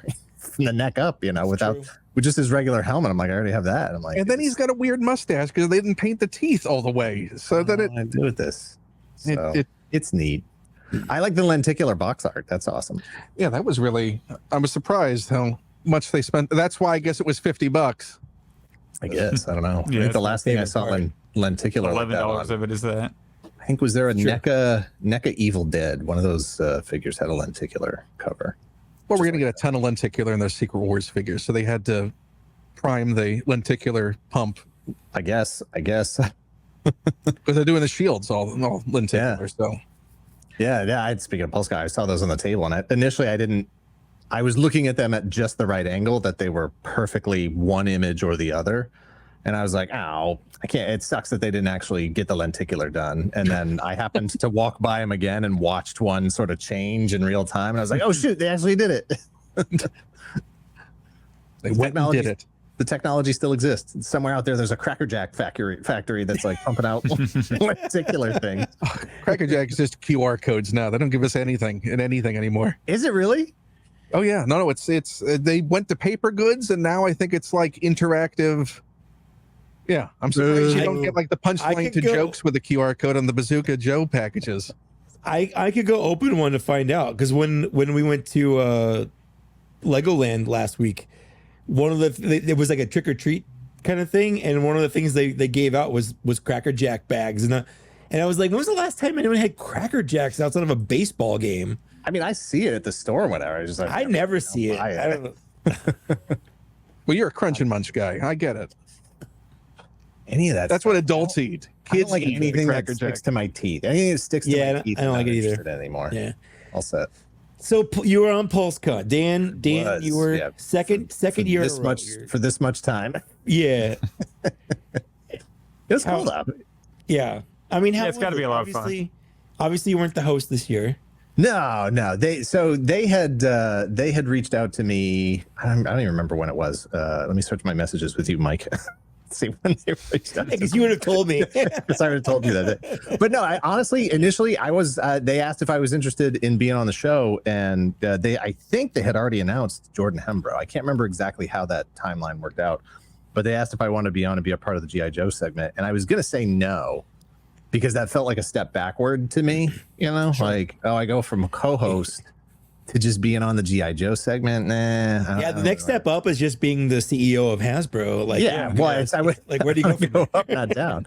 Like, what's after? Like, if I go yes to the GI Joe team, then what is it next year? Like, hey, can you come run camera or something? Right. You know, like Lenny can't bounce this year. You want to bounce? Yeah. Can you come get coffees? Can you come mod chat during the show? Like, But you know, Kate, my wife, was like, you should just do it. And Greg, you know, producer Greg, was like, you should just do it. And I was like, yeah, you're right. I should just do it. I think I also said that you probably said that. But like, everyone's like, why not? Just go do it. Just go hang out. And I was like, yeah, that's probably good. That's all I really. It'll be fun. At the very least, just go. Like, having an excuse to go there is fun. Yeah, get to go see all the stuff, hang out with these people. You know, really like no stress, no pressure. You know, last year I was just like, oh my god, this co-hosting the thing and the show, and it's live, and the meeting Sue, and you know, all this other things. And then this, I was texting this year with all the delays. It would have been a nightmare having to deal with that. Yeah, so I said this on our live stream last week. As I understand it, they did not know until 4 weeks before the event that they were actually doing PulseCon, and I think that came through. It did. It felt like it. Yeah, it felt like a book report that some kid gave, not reading the book like the night before. Yeah, like he wrote it the night before. He didn't read the whole book. Look, you know, you guys have all been around this stuff long enough at this point to know that these teams have budgets, right? They have an annual budget, and that's how much money you have to make all your figures for the year. And they plot out when these things are going to get announced. Is it pipelined? Is this our first reveal? Is this our 3D render? You know, whatever. And if there's New York Comic-Con and San Diego Comic-Con and Transformers Day and whatever the heck else, they've got these things sort of planned out. And if you drop something in there unexpectedly, they can't suddenly put new figures out there and be like, oh, we just made these out back, you know? I guess that makes sense why there was nothing pipelined. If they have stuff pipeline dates already. Like everything was light, right? Like Transformers was like, you know, and so as I understand it, and this is just no official word or anything on this, as I understand it, there'll be more to see at New York Comic Con in 30 days. I wonder if they're still doing the 1027 They are. thing. Yeah. They are. Oh, yeah, they announced that. Yeah. They did. Yeah, they did. And they're doing something at London. They're showing off some stuff. Yeah. So look, that's like 3 more events at least for the rest of this year that all of those teams already had stuff planned out for, you know? So yeah. Do you think that PulseCon is even necessary anymore? I don't know. Absolutely not. Says the guy who wants to host. But see, although you know, last year I thought they taking a paycheck away from the man. Yeah. I thought they cracked the code last year. And if they wanted to, if they didn't feel like they cracked the code and they wanted to change it all up, well, then who am I to say they cracked the code? They don't think they did. So I don't know. I don't know what it looks like on their budgets. I don't know what it looks like on their, you know, social event planning thing. Who knows? All I know is I was honored to be asked back, and I figured I'd go hang out with those people and see the show from, you know, the perspective of being in studio, because I'm so close to the studio. You know, they were like, oh, you can zoom in for it. And I was like, I'm not going to zoom in for You know, just if by Zoom you mean drive real fast, like Yeah, sure. I'm already hosting PezCon. yeah, like how'd that go with the pre-show? All that zooming in stuff that work out? Obviously, I'm a little biased, but I think of the PulseCon hosts, I think you have been at least co-best with Thu. Yeah, I mean, you got to put us 1 and 1A, right? Or 1A and 1B. Exactly, 1A and 1B. So, yeah, I thought we were a good team. Look, Thu's got a lot of stuff going on in his life right now. As you know, in talking to him, if he and I had both been invited, just same thing as last year, he most likely would have declined anyway because he's very busy right now. He's got a lot of stuff going on right now. He's doing stuff with his band. He's got like a whole band thing and a lot of stuff. Yeah, so, a lot of stuff. I think he would have declined that anyway. Yeah. So well, Ken will do it. That's for sure. Yeah, no, I will never dive in. Who's the American Thu? That's right. Me, probably. Dan, as someone who has done hundreds of hours in front of audiences and podcasts and such, I can say, and look at what you did. You have a very personable, charming style, and it does not seem forced, which is a very difficult thing to pull off in those situations when a lot of things are moving and you're also caught up in a corporate structure of what can you say? Are you going to be the one to let something slip? Are you going to be the one to make this transition smooth? You're also dealing with folks that are not comfortable on camera and having to juggle that. Sure. Yeah. So hey, I appreciate that. Thank you. And existing in a vacuum because there is no audience that you're playing to. So correct. All of that you did exceptionally well. You do exceptionally well. It would be a benefit to them to lean into having you back. And that is why I am starting a petition right now. I was going to say, I don't know if they're in Black Series Cantina's Patreon. They are 100%. Hasbro watches us. Yeah, every I'm saying this to you afterwards. Speaking of which, I know what a nightmare it is, and you did a fantastic job. Speaking of which, let's spend the next 10 minutes and absolutely trash it all. Let's talk about how terrible it was. Hey, it's just like anything else, right? Like I respect the people that worked on it, and I saw firsthand how much of a challenge it was to actually pull it off this year. You know, so the fact that anything happened is great. But I will also 100% agree with the criticism that says, look, if the whole point of Pulsecon, if the whole point of Hasbro Pulse, the website and the program is to engage directly with fans and to make those fans feel like they're special and there's these exclusive things that are happening that are only for them. PulseCon didn't really do a great job reinforcing that. It really just further drove that wedge in that said, what am I paying for? You know, why are we doing this? I felt that as a premium member. I know. I was like, I felt that. You felt that in this anniversary show as a premium member. That's true. You weren't on. I haven't even had, I bought the steps like before the whole debacle with where people couldn't buy things. Yeah, like, I got mine right here. The first thing I did. No, I'm just kidding. You jerk. I know you don't. But mine haven't shipped. I bought Zach's an hour and a half after they went live. Zach shipped out. He's got them. Mine haven't shipped yet. So I canceled them. And I'm like, I'm just going to rebuy them. Like maybe something happened in the system where like they got lost or whatever. I don't know. So I went to cancel it and I went to reorder it and it wouldn't let me buy them because it's like, your number's not right. Your number's not right. Like no matter what I did, your number's not right. Well, hey, I mean, so upset about this process that he revealed how little importance it was to get Zach's order in a timely fashion was to Zach. An hour and a half later, I could have got it then. Hold on, I thought you knew because you messaged me. You're like, let me know when you do it. And I'm like, oh yeah, I'll do it right now. Like I did it in real time. I mean, I texted you, let me know like how much the total was, and I'll send it to you. I thought there was just a delay in like. Oh no, I did it right when you asked me to, because for like most of that, again, you couldn't buy anything on the website because it wasn't working. Well, hey, worst case scenario, just grab them next year when they're on Big Bad Toy Store, right? Good call. Yeah, there you go. That's perfect. I could just wait. Zach can get them from Ollie's. They'll be there in no time. Right. You can pick them up. I don't have an Ollie. Yeah, the closest Ollie's is like an hour and a half away. You don't want an Ollie's near you. Trust me. I have one 5 minutes away. You don't want access to that. Gotcha. Yeah. Gotcha. Well, good call. I just that was a good segment. Thank you for being on, you two. Are you kicking us out? No, but I just want to talk about. He is so discombobulated by the lack of the order that he planned. The for order running is order. gone. I and have my a brain doesn't show function like that. planned.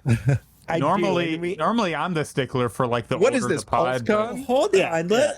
I just want to say thank you for both being on. We have been trying to get you both on for quite some time, and it's just never worked out. That's all I was saying. All right, Ken, you want to go to your show now? Yeah. I'll jump on over there with you. You want to talk about this? I need someone to talk to about it. Oh my gosh. Well, so it's funny. Like one of the things that I would say, if Hasbro's like, hey, do you want to do PulseCon 2025? What I would say to them is yes, but I get to plan the show. We're not going to do any of this diorama building stuff. Scrap the trivia. Like we're gonna figure some better ways to actually. The whole point of all those things is they want to prove that it's live, right? Like they want it to be a thing that's going on right now. They want to get all these people in at the same time and prove that it's live. The way we do that is we engage with chat, but that's not an option, right? You know, like not in the Hasbro. Well, and there's too many chats coming in, and you're not going to put people's names and stuff up on screen. That's liability issues. And a lot of those chats are not things that they're not really on screen worthy. Yeah, you know. So but you can't keep throwing to pre-show material like those trivia questions and have it feel like there's any energy. It breaks up the momentum of the show when you're like, okay, now we're going to go to trivia. Well, and if you're using pseudonyms anyway, then it's like one person out there goes, oh, that's my fake name on screen. But nobody cares. Nobody knows. Yeah. You know? And you're not playing for anything.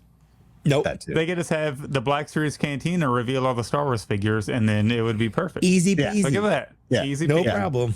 Yeah, somebody was like, "Oh, hold up, today's newspaper," and I'm like, "Well, that doesn't work." You gotta look at my watch. It's exactly 12:15. Like that doesn't work.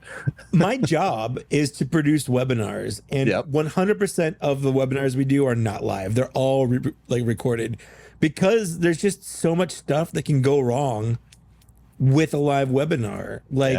Having it pre-recorded means you don't have to worry about rushing things. You don't miss things. You say exactly what you need to say because you can read it, script it, redo it if you need to redo it. Like it's so much better to have it pre-recorded. Have a live host throw to the pre-recorded reveal segments. Yeah.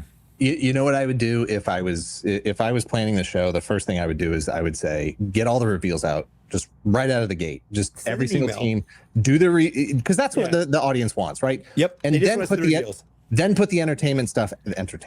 Put that stuff after it. You're getting jargoned.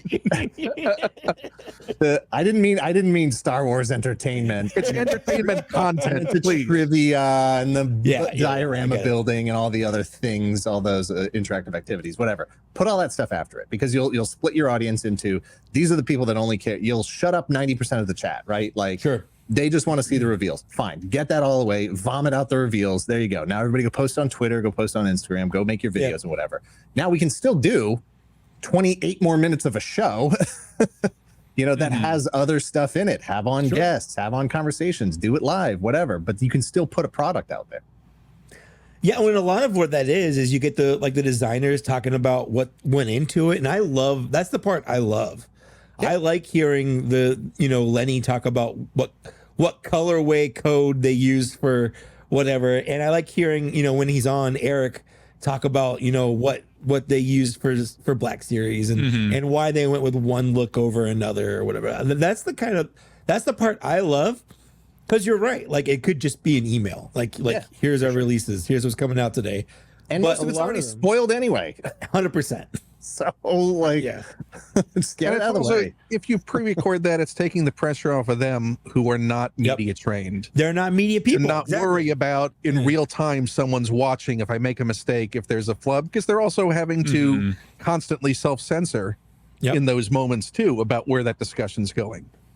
Yeah, so it's taking all that pressure. I think if you put the right show structure in place, put the right host there who's able to guide those conversations and help prevent those people from saying the wrong things by asking the right questions and setting them up for the right things to say, then I think you can still do it, make it interesting. Because you're not going for a gotcha. And you can do it live if you want to. It can still be done. But you have guests on all the time. These people, right?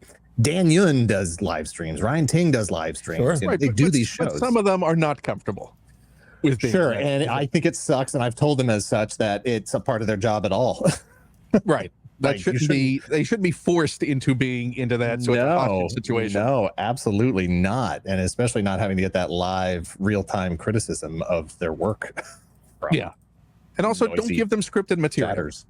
That's the other thing. That's if you really want to, if you want to derail someone in that moment, give them a script to have to read off of in that moment. Unless they're more comfortable that way. Sure, yes. Right.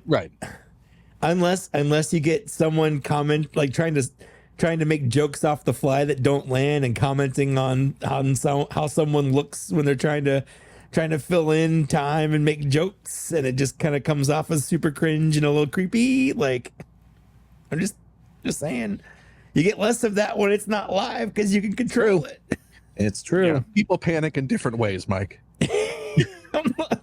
I could not have possibly cringed any harder when that. I don't know. There were a lot of cringe moments in that entire run, so I think you're underestimating how much cringe you could have.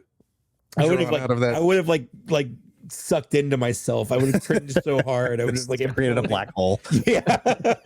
Oh my God, he's a cringe singularity. Yeah. But yeah, we'll see what happens in the future. Nobody can say for sure. All right. Zach, do you want let's move listener emails to the end. Yeah. At this point, we just got to push all that stuff back, and then. Hey, I'll get out of your hair. You can get on with the rest of your show. I just want to pop in, say hello.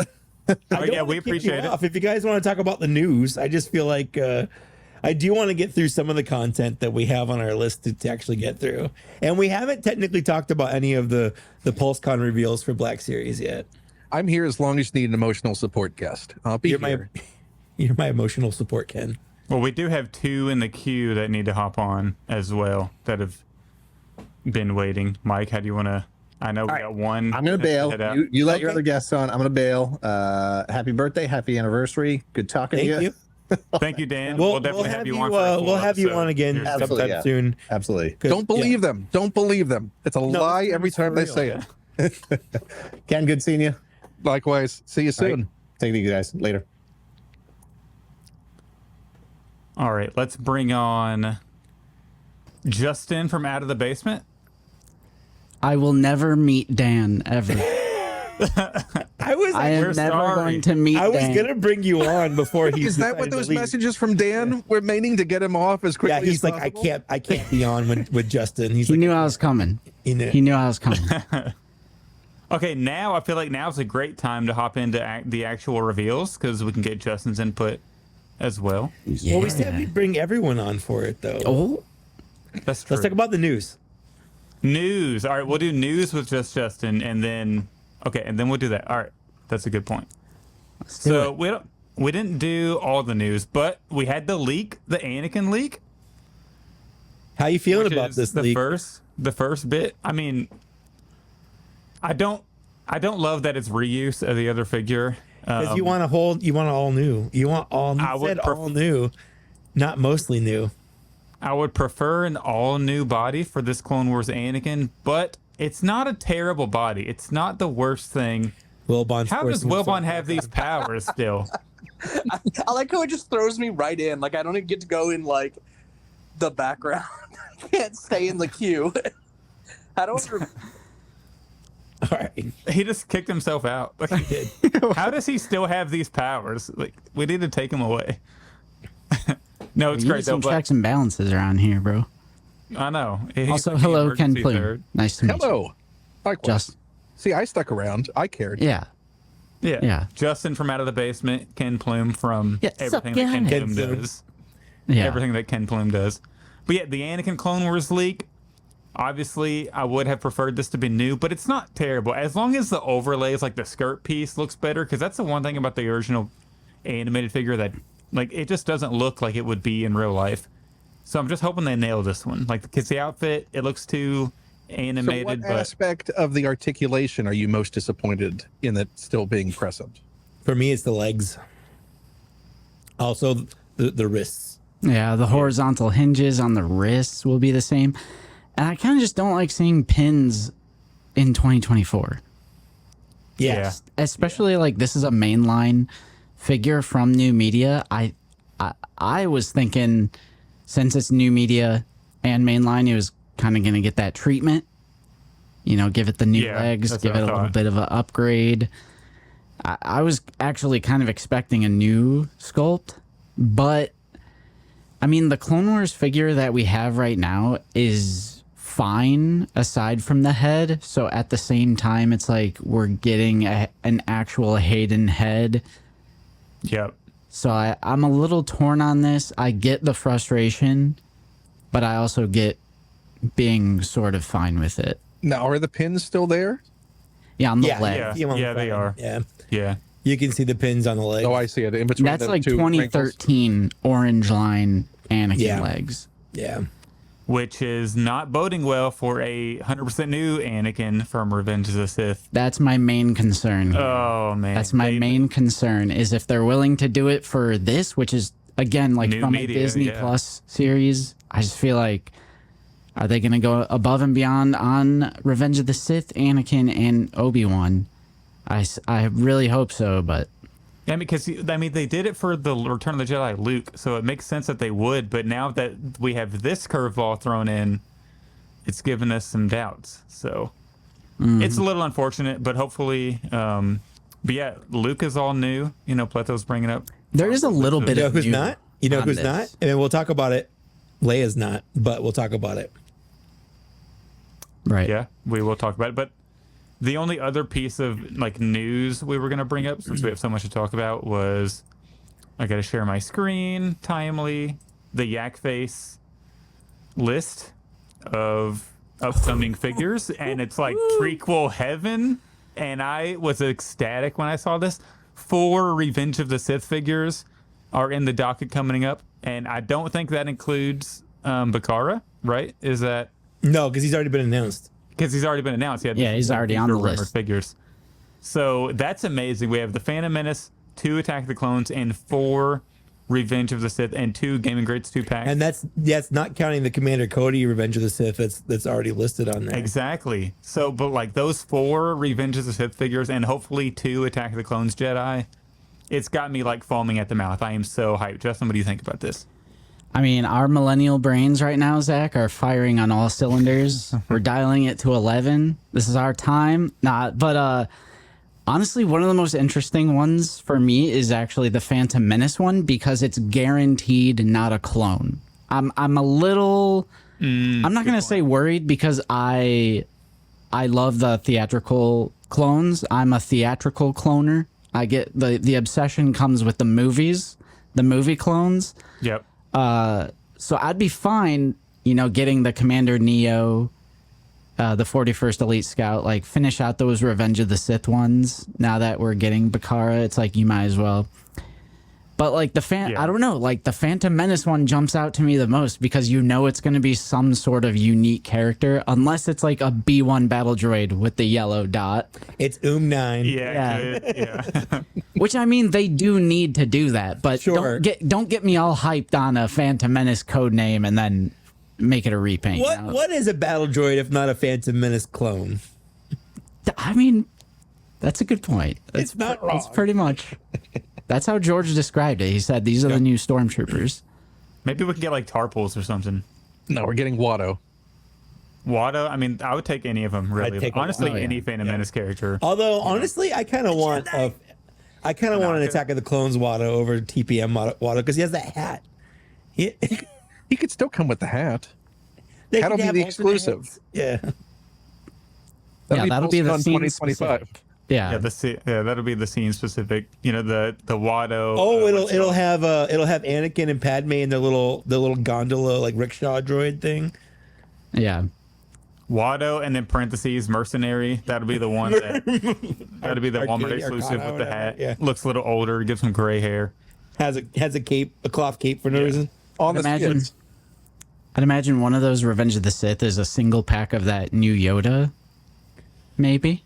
Oh, could be. Yeah. That would be without the chair, probably. I would assume. Yeah. Oh, then you got to get the chair. I mean, I think it would be. Why wouldn't it exclude the chair? That is what gives the value of bringing it up to a Black Series. Do you think? I don't know. I think they feel like keep would the just chair. do Yoda, soft goods, and I would not put it past them to do Yoda, soft goods, and the lightsaber. They've sold Yodas by Yeah, I was gonna themselves say they before. sold Yoda. Yeah. He's going to come Yeah, with the blue Grogu's line, crown. so. I mean, it would be cool. Doesn't he float in something in Revenge of the Sith? It's like a floating like- chair thing. Yeah, Yeah, it's like a little when he's floaty walking chair. with Mace Yeah. Little Windu. platform, little cushion. Yeah, yeah. Yeah, the Yoda and Sidious 2-pack would go hard for sure. Yeah. But no, more prequel figures is just, it's exactly what a lot of fans want to see. We've said for the longest time, it's like the most underrepresented thing. Yeah.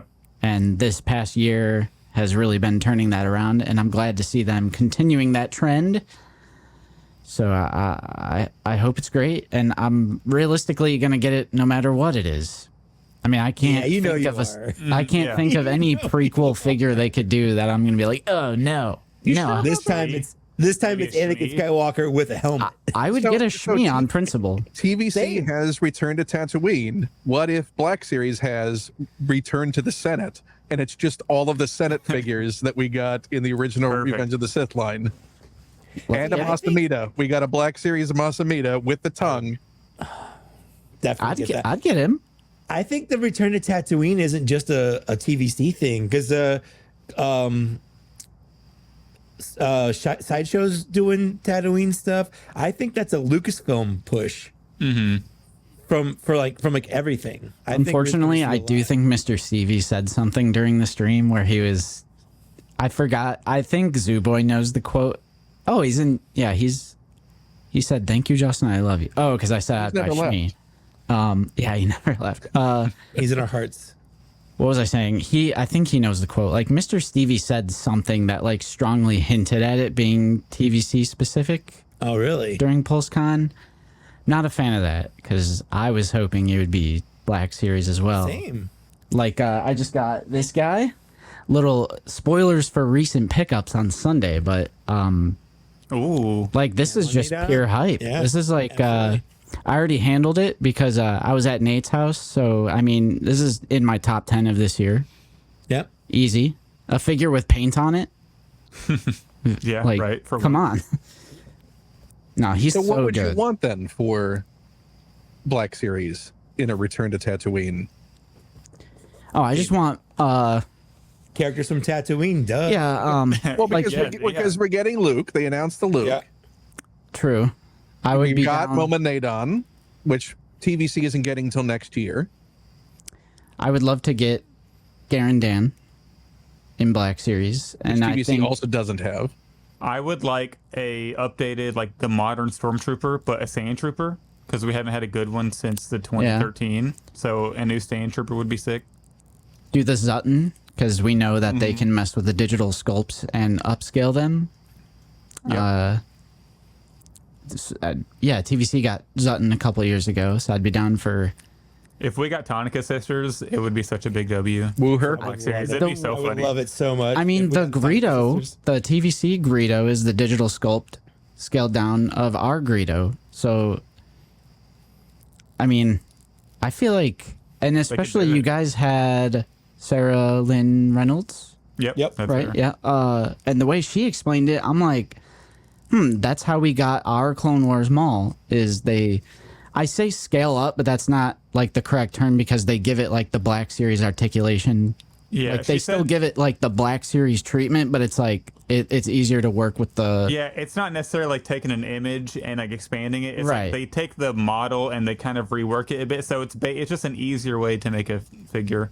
If you have sort of the model already, you can scale it up, but you have to rework it for the scale. That's also mainly but focused on essentially, those head it gives them- sculpts being shared. Yeah. And you have to give them like a base. It gives them good base to work on. And So I don't, I think- Mabrin leads. yeah. Yeah, my for Cantina specific, I would go Garandan, Zutton, Muftak, and Cabe. Those are just always my 4 go-tos. I like Garandan because he affects the plot, so I actually think he's he or she, snitch. Deserves those snitches. Snitch. Now, Mufftack and Cabe, they could release as in the Power of the Force 2 packaging as a 2-pack as an exclusive next year. Oh, easily. Let's manifest it. All right. Yeah. Let's get it. I want the who's the Chalman. That's who I want. He's the owner of the Cantina. That's what I want, and he's cool. Chalman, the Wookiee who owns the Cantina. As long as we get the B. Arthur figure in both scales before this decade is out. Good luck. The Acmina figure. That's all we should be working towards. That means they care. Whoa. Look at that Power of the Force weapon. That scale's so good. Doesn't it? I bought a Memo Nadon for $10, a Power of the Force 2 one, just so I could get this weapon. Yeah, I'm. You know, if I should do that, but then I would have to buy a 3.75 inch figure. So somebody should just mail me the blaster. If they Zach will order it for you. Better. Who? That's Zach. Mike will order it for you. Perfect. Sorry. Yeah, somebody that. Mike, when you're doing the edit later on all this, can you move? I'll do a pickup later. You can drop it in. I'm going to emphasize the fact that you called me Zach. Can you do air horns around it then? Yeah. I'll look for it at ICC Con and then negotiate only getting the weapon from the seller instead of the figure. Yeah. Maybe give them like half. Maybe there's a seller on Etsy that's 3D printing those right now. I mean, that would be an be a bad STL option. file out there that you could print it yourself. There's got to be. Yeah. Justin, have you been printing anything lately? I'm actually printing something right now. It's going to take almost 6 hours. Ooh. It's a something up. Yeah, let me monitor it. Let me pull up the live feed and see if you can actually tell what it is yet. Yeah, I haven't printed anything in a while. I've been going crazy with like Halloween decoration type stuff now that we're kind of in that spooky season. So I've been going a little crazy. Haven't really been doing any Star Wars specific things. Yeah, you can't really tell what it is, but it's going to be. Oh yeah, I forgot I'm not hosting. I can't pull up my own. You can't share. I'm like, wait. It's it's gonna be a chest burster. Ooh. It's gonna be a pretty decent size once it's How big is your bed? That's a good question. Oh, it's the 16-inch. No, it's bigger than that. I think. 24. I was seeing if it was on here. It's king size. Yeah, it's king size. It's a California king. Yeah. They're technically the same size, just one's longer than the other. Yeah. Wider. It's whatever the default bamboo P1P is. I just know it's bigger than the Ender 3 because you could print barely anything. Oh yeah. Now, have you seen the Halloween Grogu sculpt that's out there of him holding the candy bowl that you can print out? So you can have a little life-size Grogu passing out your Halloween candy. Uh-oh. Maybe it's not on. Oh, right here. What is that? Yeah, there it is. Oh yeah, you might be able to. And you can scale it up. All in that pic, and you can probably scale it up. Yeah. Enhance. That's cool. Yeah, that's neat. I love there's like all sorts of fun stuff that you can find. Yeah. But yeah, that's my current project, and get some spooky prints out there. Are you ready to do reveals, Mike? Yep, let's bring everyone on. Let's do it. Let's see how many. Zoo! What's up? Yo. Oh my god. This is the most we've ever had. I don't want to be here with Justin. I can't do it. Bro, I'm in the middle, dude. This is my show now. Now, Mike, I had one question. Didn't Wellman come in earlier because he had to leave? That's why he came in earlier? I thought I didn't have time, but I guess they're still at dinner. So basically, you're just a liar. Yeah, he's a liar. Yeah. Also joining us is Garrett. Hi, Garrett. Welcome to the show. Hello, everyone. Yo. Hello. And Garrett also was just at Disney. How was that? Yeah. It was really fun. We went last week. We were there Sunday to Friday, and it was awesome. We'd been last year, so this was my second time seeing like the Galaxy's Edge stuff. just as fun as it was last year. Mm-hmm.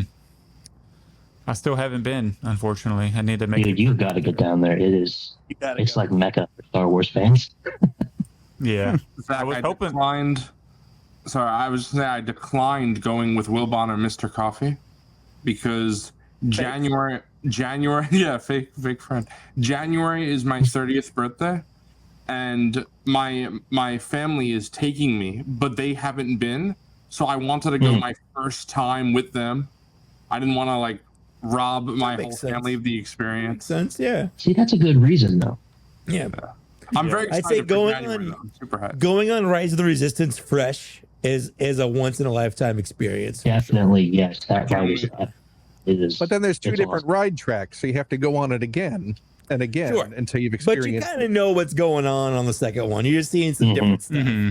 Yeah, and then you only also got to have to ride have a that one. breakdown ride as well. You have to see That's the true. scene. Right. You have to be on it when it's stuck. That's Yeah. Yeah. Yes. Unless you're escorted off a ride, you haven't lived. I agree. You haven't Unless you have truly to ridden walk it down unless they have the escorted you Incredicoaster.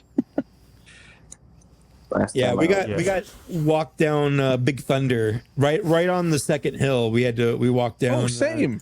Yeah. Dude, What's fun about seriously? that was trying to climb out Yeah. of the vehicle. Yeah. You get to That see some one's- cool that one's background like my stuff because you go through some tunnels that you don't normally get to go through. That one's like my favorite coaster of all time. We rode that one 4 times Big while we were Thunder? there. Yeah. Yes. Love that I'll coaster. get down there eventually. But it's Wilbon. I got lucky that we didn't go because we were kind of talking about going at the same time. Do you want to go for But- his 30th? Yeah, Let's all Zach, go for what? come on, I'll go Zach. first. I'll invite you. Well, yeah, I get maybe. I don't. The employment situation's up in the air, so it's a good time I didn't go now. Black Series Cantina trip That'd to Disney. That would be fabulous. It'll Seriously, happen. boy, he wants to go when it's special. Yeah. Yeah, when The it's last Well, let's, time I was there was a couple months before it opened, so I have a picture standing in front of the wall saying this area is closed. Thing is coming soon. Well, that was at Disneyland. One of the reasons I liked going on Big Thunder is on the second hill. You could see it being constructed on, like when you're up that high, you could see over the walls and see the Star Wars land All right, being Mike. under construction. Be honest. Have you ever went on that ride specifically to see construction? What do you That's the mean? only reason he's going on that Like, ride. like you said, to I go just on- I just talked about it how I did. Yeah, but I'm saying specifically, just for Sure. that. All right, cool. It was He's not a not byproduct. as He went magical specifically for to him see the construction happen. I was exactly. excited. I was so excited for Just to Galaxy see Edge. Absolutely. I wanted to see everything I could. That's why he threw that water bottle down on the track to stop it on that lift on the ride. No, that was a different time. I think that was actually after it had been constructed. It was open at that point. I'm going to report Mike Case to the Disney authorities for stopping the ride on purpose. right, Let's all right. talk Pulsecon reveals. PulseCon reveals. Right. We can finally do it. We've been trying to get to this for hours. It feels like, but See, the problem is Black Series Cantina goes too long. It's yeah, a long stream. That's it. That's can't- it. Need to be more like Monday Night Figure Ball. Those Yeah, guys only exactly. stream for like Yeah. 45 An minutes. hour tops. Short. Short and sweet. Well, they don't You know, have I my was- discipline, so You know, I was surprised. I turned the latest one on, and Wilbon wasn't on, and it was only 2.5 hours or something. So I was like, maybe Now you he's know. the yapper. He's Yeah, been now the you yapper know. the whole The time. problem. Yeah. Yeah, Will Bond's the problem. Yeah. All right. First reveal is Prince Caesar. Oh, you just went with the best reveal. Okay, I see how it is. Oh yeah. Whoa. I wouldn't go just that far. That's a reach. You're starting off strong, man. That is true. All right. Who wants to talk about this one first? All right. Let's go top to bottom. Wilbon, Prince Caesar. So as a 90s baby, I really love all that Shadows of the Empire stuff. I'm very nostalgic for it.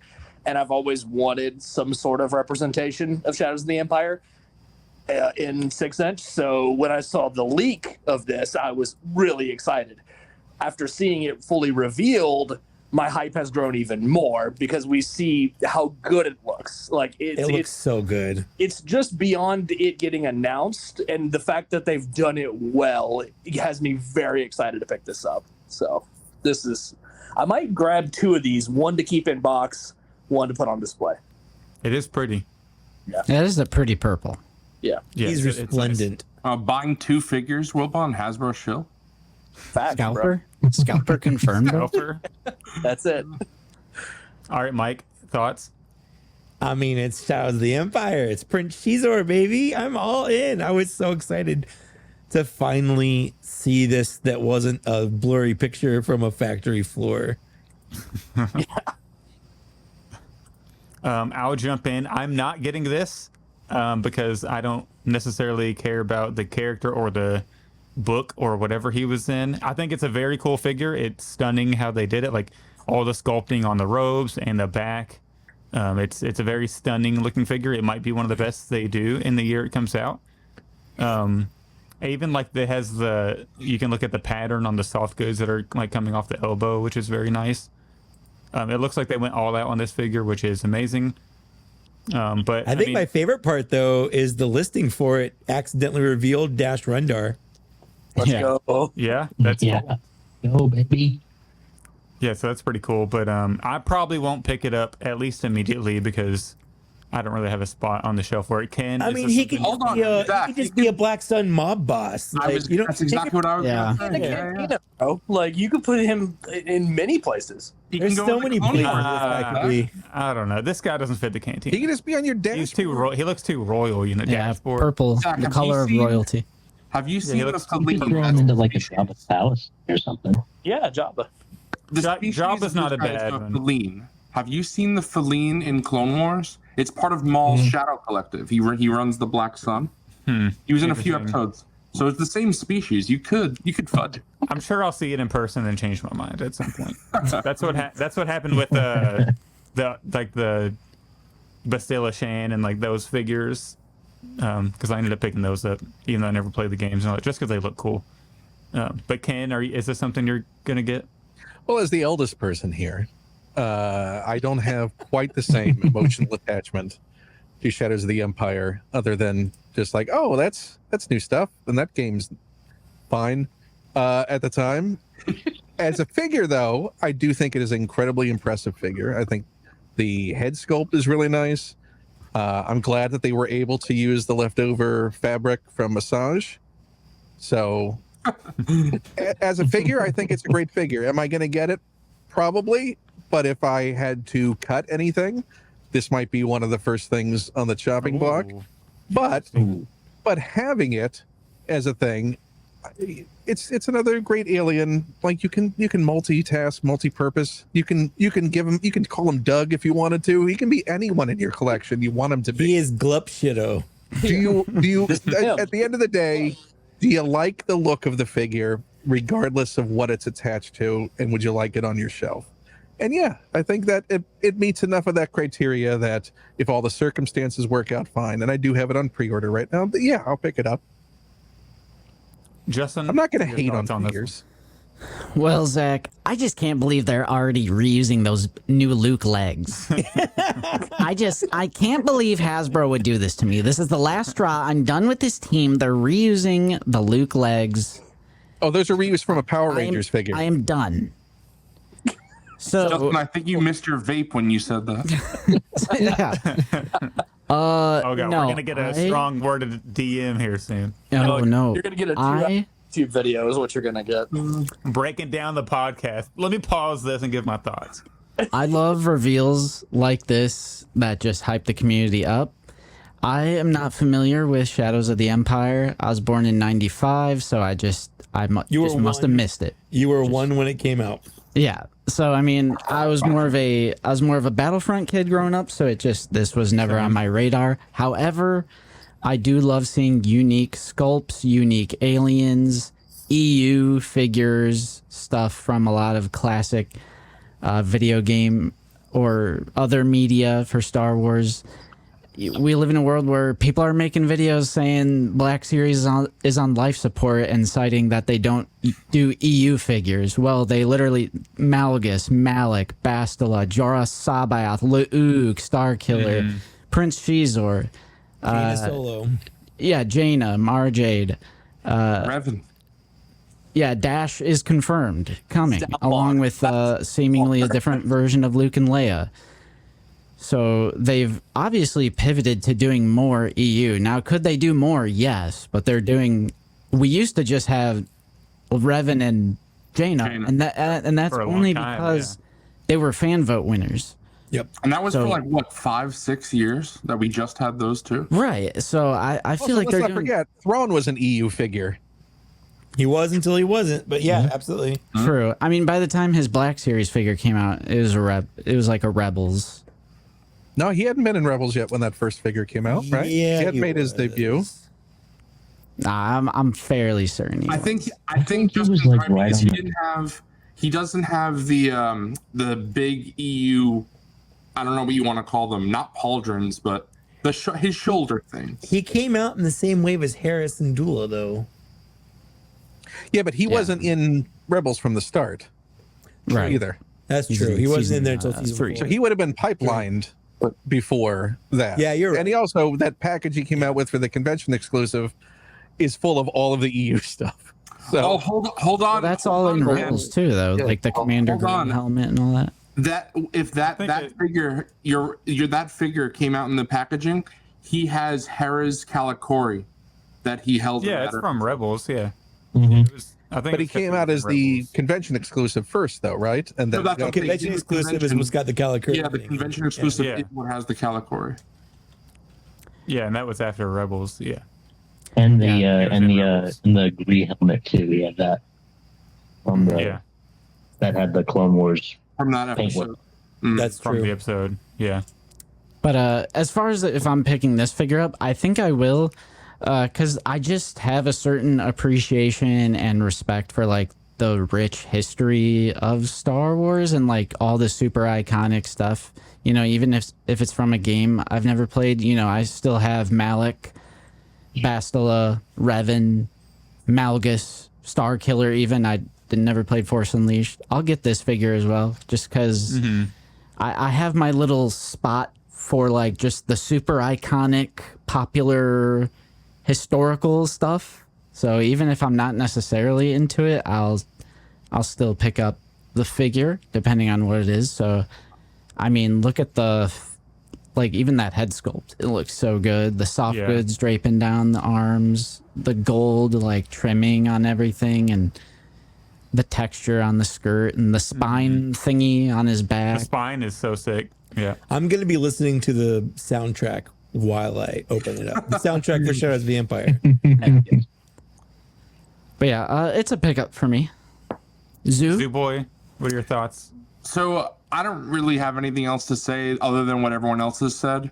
So I'll just say the most exciting thing for me about this reveal is the fact that it's a publishing line new sculpt, because up until now there hasn't been any, and 2023 rather, I think was the first year where we got gaming greats in mainline that were new sculpts.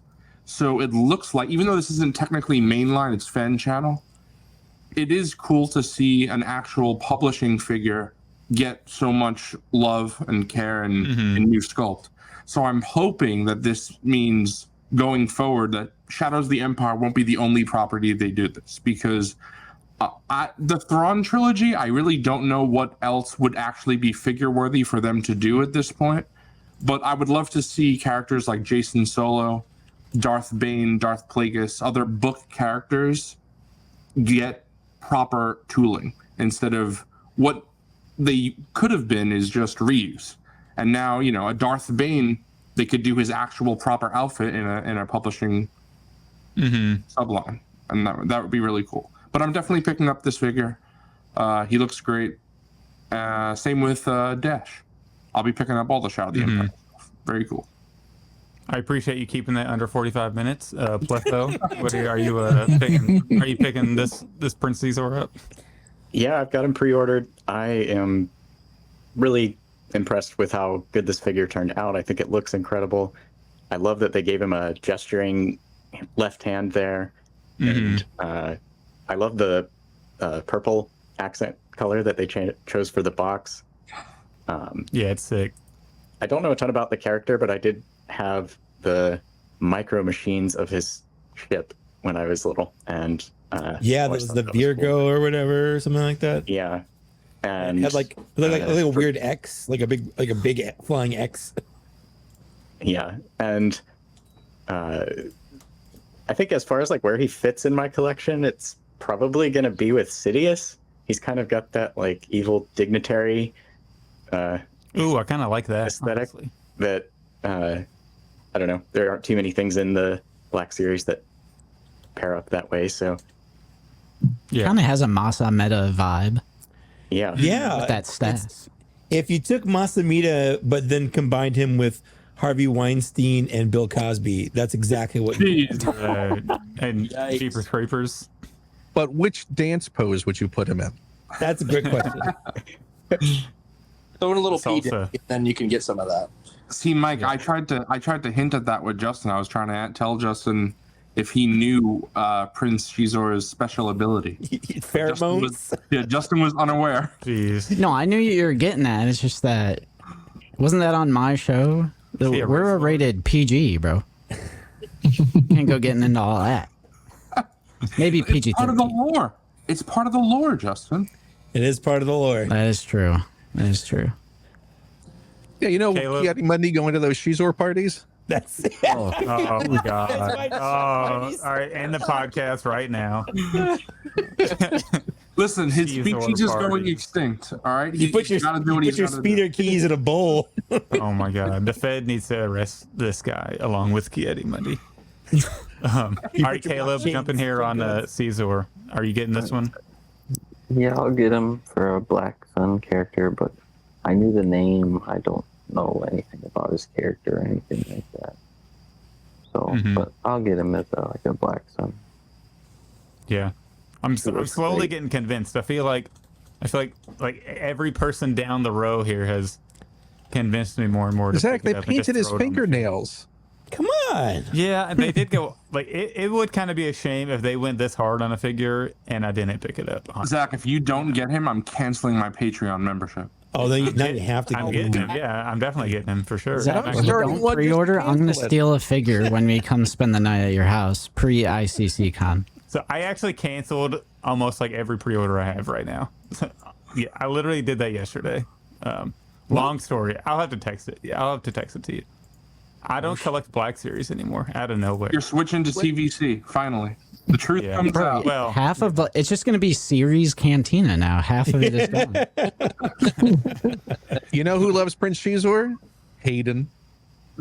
It's true. I guess. Yeah, he might. I'll have to ask. He's the perfect age for it. I bet he read it. You know, he didn't show up whenever I reserved dinner for him that night. It got late. You know, there was a well, delay, he did say so no I think that's why he didn't show up. So you know what's going to happen? Zach is going to leave Black Series Cantina.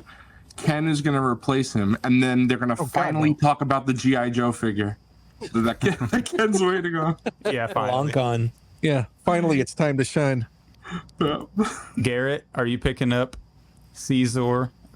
Caesar was Caesar. The minute that he got leaked, I was like jumping for joy. I'm a huge fan of Shadows of the Empire. I was born in '99 though, so I missed it completely, but I've been living vicariously, I guess, in these, going through all the lore of Shadows of the Empire. I've got all of the figures from there, both loose and carded. The loose ones are up in my office right now.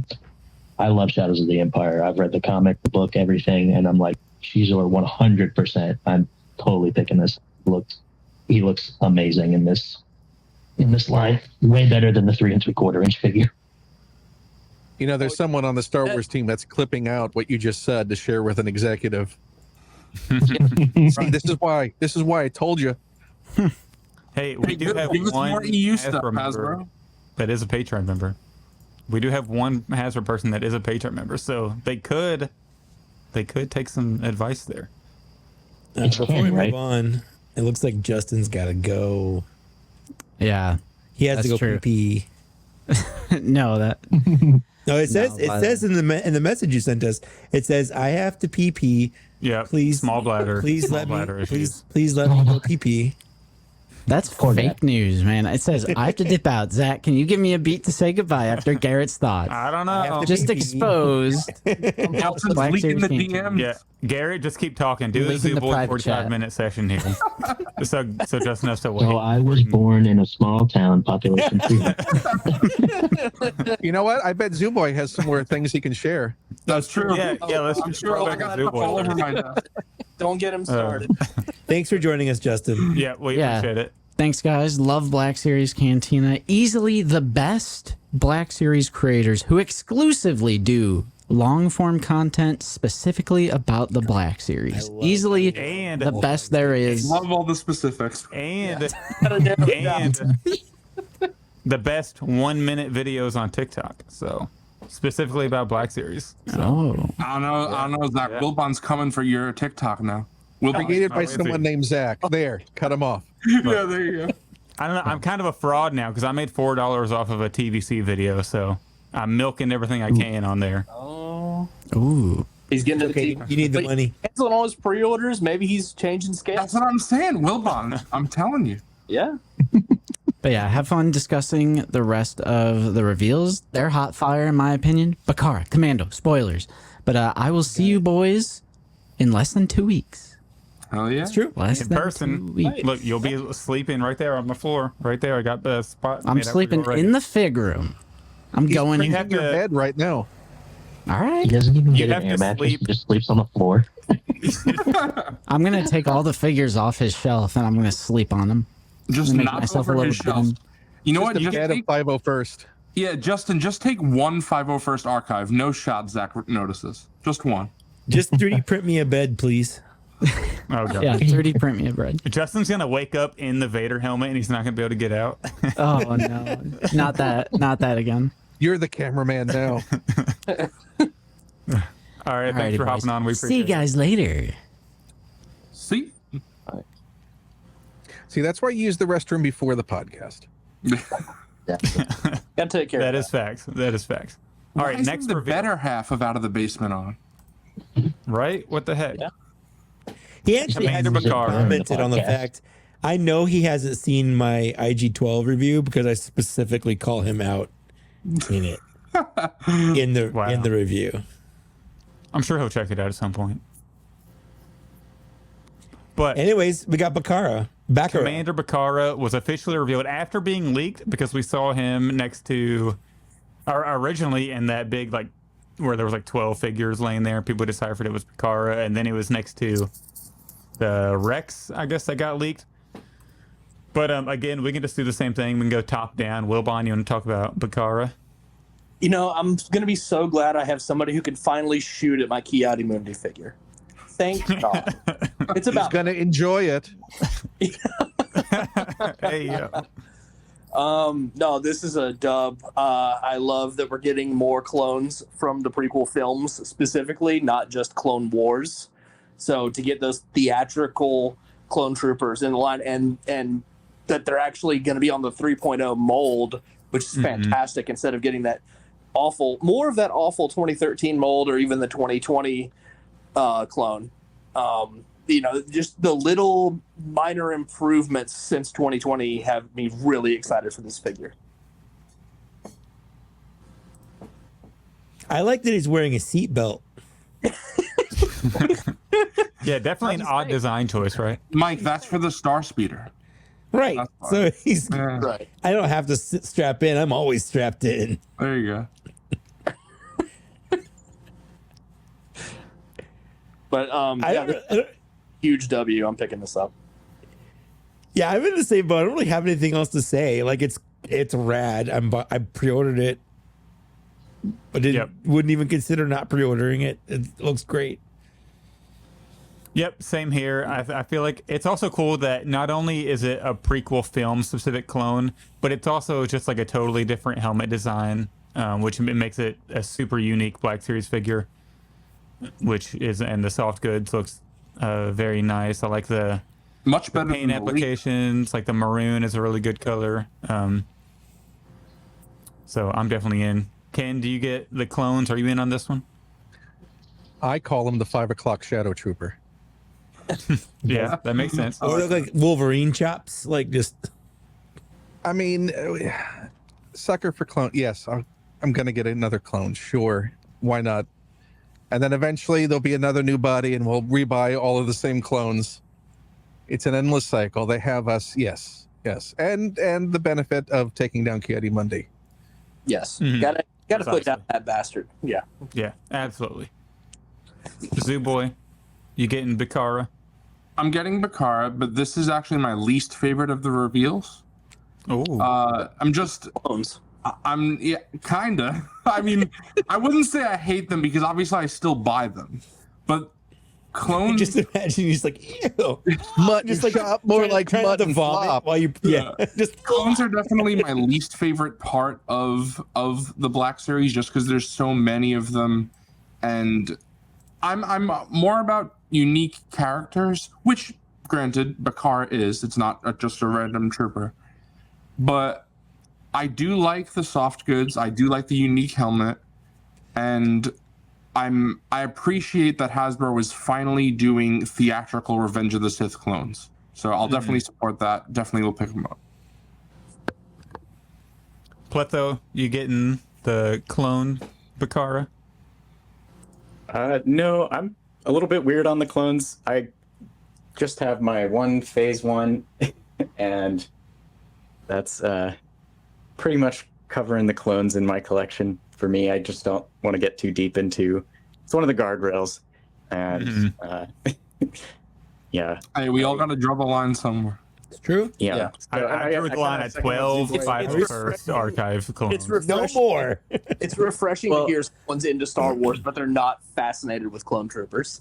No, I like It's the different. clones. I like the designs, and I'm glad they're making this particular one. I know people have wanted the Revenge of the Sith character clones, and I'm kind of with Zooboy about wanting specific characters, but also for me, it's about like specific figure builds. I like to like feel how the different figures move, and with clones, it's like all the same body over and over, and I don't know, it doesn't scratch that itch for me. So, Yeah. But I think it looks cool. Well, Wilbon's got to bounce, so we appreciate you hopping on. Appreciate your support of the podcast over the years. Absolutely. Yeah. I'll see you guys at ICC-Con very soon. Only for one Yes, day, you will. though. That's true. Well, I'm gonna Better try than no days. I'm gonna do half a day Friday and then hit the road and go home. So Okay, you'll that's get me. better. That's better than just one day. You know. Yeah, right. And if you get in on Wednesday, I'll be in that day too. Like I'm meeting up with Zooboy and coffee and stuff, and we're doing something on Wednesday. So We're heading down Thursday, very like early morning Thursday. So you just hate Wilbon. yeah, he's like, Yeah, man, pretty what can I much. do We're- to avoid him? No. We're actually gonna leave Friday afternoon now. Whenever his half day is over, Whenever- yeah, yeah. we're gonna like see each other on the road, waving. You know, as we. It'll be like cross. the Umbrella Academy meme where we see each other passing. Like, Yeah, the cars passing each other. Yeah. yeah. But sounds good. We'll see you then. Can't wait. Yep. See you guys. Thanks for See you Monday, Wilbon. That's right. On Bye, Monday. Wilbon. Bye. All right, who? Caleb, are you? We know Clone Command Caleb is I in don't on. think Caleb's in on the clones, honestly. Nope, I don't have a single one. Yeah, this is my absolute favorite one. They revealed he was one of the favorite figures I had when I was little or younger, and so yeah, he's one of the only ones that pre-ordered, and I'm pretty sure he's the only one that sold out for a long time. Yeah, He did, yeah. yeah. It's all those cloners like you. Now say it like Dex. Cloners. Yeah, no. What do you know?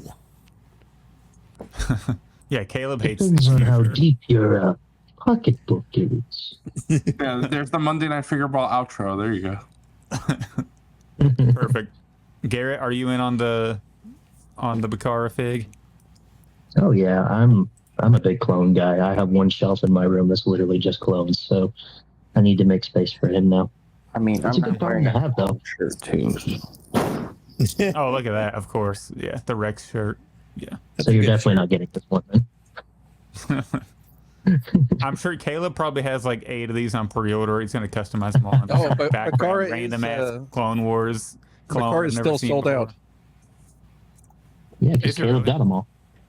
Yeah, Caleb's got them all. What's he sold out on though? Because I hope he's not sold out on Pulse. He sold out on Pulse. Yeah. Or is he still? Where? Let's see. Like on Amazon. Oh, he's on Entertainment Earth still. So that's good. That's Zach's favorite website. Actually, I'm the have lone one. EE. They still. pay him to say that. He is sold out on Amazon too. But all right, next reveal. It's now this one is peak. Mike, since you're at the top, you can start on the Commando droid. I pre-ordered 2 of these, and I honestly don't care about it almost at all. Oh wow. Mike, you're just gonna put a coat on one of them. 100%. So I really Is it gonna make you angry when this comes before your stab? probably. No, I Low blow. That's a big low blow there. I don't know, like this isn't my favorite clone design. Or not clone, but droid design. But like I want to, because I feel like I have so many clones and not enough droids to really like offset how Like many offset, clones I have. yeah, balance it out. Exactly. Yeah. But if someone like Josh's Custom Capes does a trench coat, like I'm gonna buy a trench coat to put on this droid for sure. Yeah. Yeah, so I'm kind of the opposite. This is one of the droids that I've most been wanting in the Black Series. I've been looking forward to having this for a very It's long also time. sold out, by the way. It is sold On out on Pulse? Pulse. Yeah. It is still available just- on Amazon though. I just love like the design, and I really enjoyed playing as them in the modern Battlefront 2 game. They're really cool to run around with, and so I'm very hyped to finally add this one to the Black Series. Ken, are you in on this one? Yeah, he's gonna look great next to the Shizor. Yeah. You know they're best friends in lore, right? In EU canon. They look like they would be. They look like they would be. Yeah, he's It like checks out. he's like a major domo at those parties. You could totally gaslight Oh, Zach. gosh. 100%. Yeah, I mean, you I would probably. never- I haven't read the book, so you really. I would you never easily do could. that. Shizor does have a droid though, but it's a girl. It's a sex bot. Oh, jeez. I'm not And kidding. it looks That's nothing so like a robot. 1990s. Yeah. Yeah, it is. It is very 1990s. And how do you Her know name- that her name this is isn't Guri? her then, Zach? This is I did it again. mean, I did it again. I'm calling Mike Zach for some reason. And I'm calling myself out on it. I'm sorry. I'm sorry Jeez. to you both. He's losing his brain. You know what? I'm just concentrating on what Zooboy didn't get to, and I'm really concerned that there was something really cool that he didn't get the chance to share in this show. That's all I'm It's all right. focused on. It'll be on Monday. My answer, yes. I hope that the joints are nice and tight on it, because I'm concerned about how thin those legs look. That it won't be able to support itself terribly well. They have that Do you struggle with droid legs? Hasbro does with thin droid legs. But didn't you say that on the IG-12, Mike, that they did a pretty good job with the strength they're of the so plastic? good. Yeah, absolutely. This is sturdy plastic right here. Absolutely. Like, I don't want like McFarlane brittle plastic. No. It's not brittle. It's not brittle. It just doesn't feel gummy. It just feels solid. Yeah. Like those battle droids, they're so annoying. Well, it's also like the New Republic security droid and the HK ones. I feel like the HK. Yeah. HK ones are awful, but the Super Battle Droid is very good. Super Battle Droid. Super bad droid. Yeah. Well, those legs are thicker. It's the thin legs that they really have trouble with. But I also get it, because you want the more rubbery plastic because it's so thin that you don't want it to be super fragile. This one looks proportional. So- Yeah, I mean, it's definitely proportioned well. It's just the character model makes it have to be thin, but I mean, the it's good just thing is whenever it's they also have going to be thin, super Hasbro light. Struggles a little. So it's not going to have a lot of weight to deal with. Yeah, it'll need to be balanced well. But the problem looks like, if you look on the picture on the right, you can see how thin his foot is. I just feel like it's going to be hard to balance. So I'm a little worried about it. But hopefully yeah. that's not an issue. Also, that sword thing is definitely going to topple him over if it's on his back. For sure. Yep. Yeah. Zooboy, what are your thoughts on the Commando? So, remember how I was saying how I'm all about unique characters and not army builders? That goes all out the window when we're talking about the CIS, because the Separatist droids are my favorite troopers in Black Series. I hated for 10 years, all we had was a B1. So in the past year, we got the Super Battle Droid, the Droideka, the Magna Guard, and now the Commando Droid. Super hyped for this. This was my favorite of the reveals, which is kind of crazy because I'm usually pretty hyped when they get EU stuff because I am a big EU fan, and Shizor is great, but I do like this more just because I've been waiting for a Commando droid since I've seen Clone Wars, so I'm very excited to finally get him. I don't think we'll be getting a tactical droid, which is the last of the droids. If we do, I think it'll be later down the line because they're not as combat focused as all the other ones we've been getting. But I'm very excited about him. My one concern, it's not really a concern, it's just the flaw, is that sword does not look great. It's unpainted, as a lot of their weapons always are. But you could tell with that type of needed a little bit of silver, like a blade on it. Something like the Darksaber, that would have been cool. Because we went over this one out of the basement, but if you look at some parts of Clone Wars, you can see a crackle effect in the sword, so that'd be really cool. But as Mike said, I'm really liked Outlaws. It's nice to hear Mike say that because a lot of people are shitting on that game. But most of those people haven't played it and can't say anything about it. You're 100% right, Mike. I see that comment all the time. It's garbage, but I haven't played it. But I hope that this means they will do an ND5. I think I wouldn't think it's a coincidence that they're doing a Commando droid after Outlaws has been revealed. You know, it takes 18 months to make a figure. I agree. So I would not be surprised to see an ND5 soon. So that's another big thing for me for this. But yeah, my favorite reveal of Pulsecon and even though I'm like Mike, even though it's my favorite, I'm not an army builder, so I'll still get one, and I'll just hope for repaints because there's a few Clone Wars versions, but also this is in Jedi Survivor. So just like the B1 and the Magna Guard and the B2 got Jedi Survivor repaints, a Commando droid and a Droideka 2-pack, perfect. Maybe that's one of the Yax Gaming Grades 2-packs that was just rumored. That'd be cool. Yeah, and maybe that tactical droid is the clone that they have planned for it.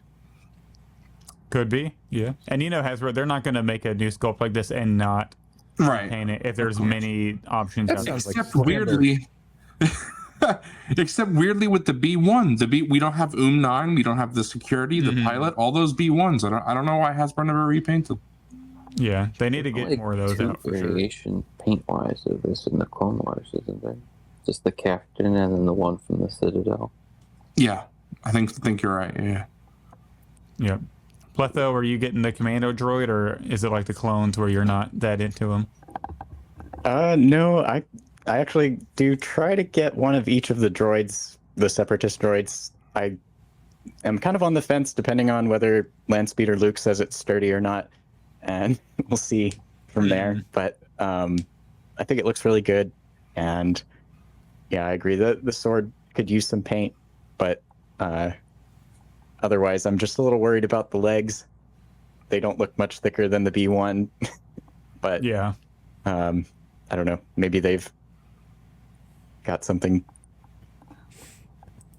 Yeah, hopefully. Caleb, are you? How many of these you plan on getting to fight all your clones? A few down the line, but right now I've just got the one pre-ordered. This is probably my favorite of the droid designs. I'm really looking forward to this one. Even over the like Super Battle Droid and Droideka and all that. Yeah. I just like the style of the way it fights better. Mm-hmm. It's very toyetic. Yeah. Oh, it's definitely For sure. toyetic, for sure. And like you said, Zach, great to play as in Battlefront 2. Yeah, they're fun. They're fun to run around as. Like their abilities are pretty cool. Garrett, your thoughts on the? Oh, sorry. Go ahead, Caleb. I was just gonna say, Plutho, do you at least have a phase 2 to go with your phase 1? Nope, just phase 1. Damn. The singular phase 1 clone. You gotta get the evolution going. Maybe he'll win a giveaway and we'll have a clone or something. If we do a giveaway soon.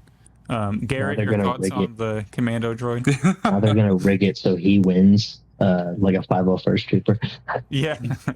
Yeah, he's gonna win an Archive 501st. No. He can't win a 501st. Zach will rig it in favor himself. Yeah, you're not getting those actually. Is it this Like, year's oh, not so secret Santa? It's like, oh no, Zach's name was the only one on the wheel of death, and he had both of the slots. I feel like every time I keep hearing Zach say, I just need one more. That's it. I just need one more. So Nate texted me and he said, I have a 501st you can have if it has a good spot on a 3D print, like on the 3D print shelf. And I was like, I've got a spot for it. So I've got one on the way. He's gonna give it to me when he comes down for ICC-Con. So is this like Dan and the Boba Fett's? It's getting there. So I have a 3D printed specific scene for the March on the Jedi Temple, and I needed a bunch of 501st troopers. Well, I had 8. Are you trying to be screen accurate? Do you have a number in mind? No, I had 8 and I was good with that, right? And then Justin texted me and was like, "Hey, I'm selling 3 of them. I'll give you a deal on them for." It was a really good deal, and I was like, to help a buddy out, you know. Is this applying to him or to you?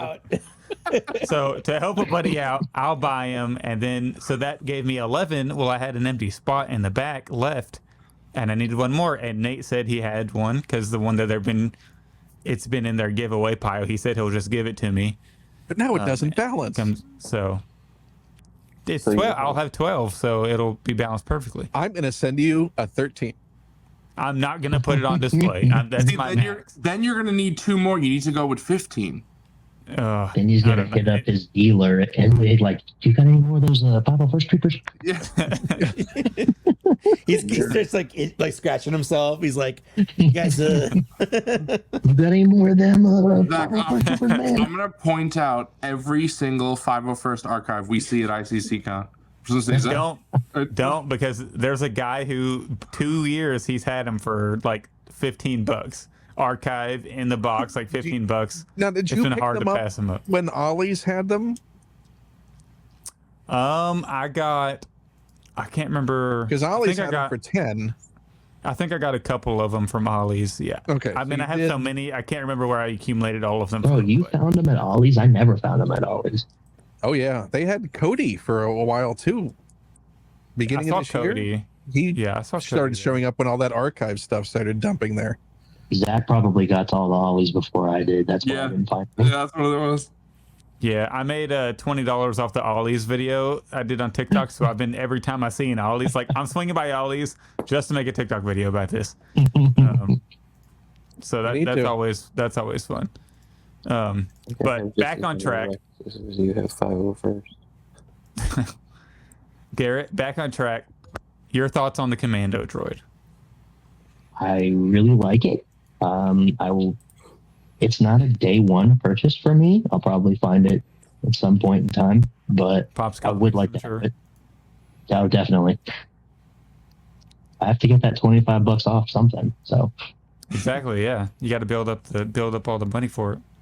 But I think it's funny how they made a great first impression in one of the best episodes of the Clone Wars, Rookies, and then they like barely appeared after. Yeah, I always found that funny. Like That's true. I think I don't know where I heard this. This could just be like a headcanon thing, but I think the reason that they never show up like prominently is because the Separatists thought they were too expensive. It's always a budget issue. That sounds plausible. So that's like that's like their in-universe reason why they don't show up later on. So I'm like, it makes sense. So to make that canon, Hasbro should have charged $50 for this. For the Exactly. picture. Yeah. Then it would have made sense. That's what they should have done. They'll do that whenever they give it a cloak. They'll make it a deluxe. Cloak with the robe from Outlaws. They'll give it a cloak and they'll add paint to the sword. They'll add paint to the sword on that one. Well, you know what, Zach? $50. Justin brought this up on Out of the Basement, and I'll echo his point. They did.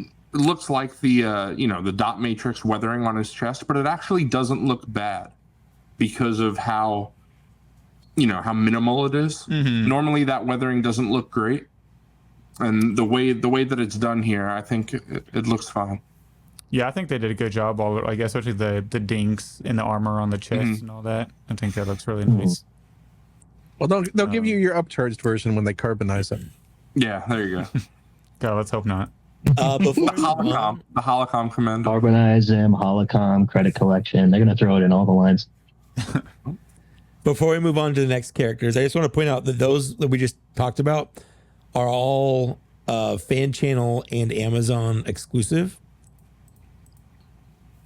So they're not going to show up at like Target or Walmart, basically. But they still could show up at Ollie's at some point. They could.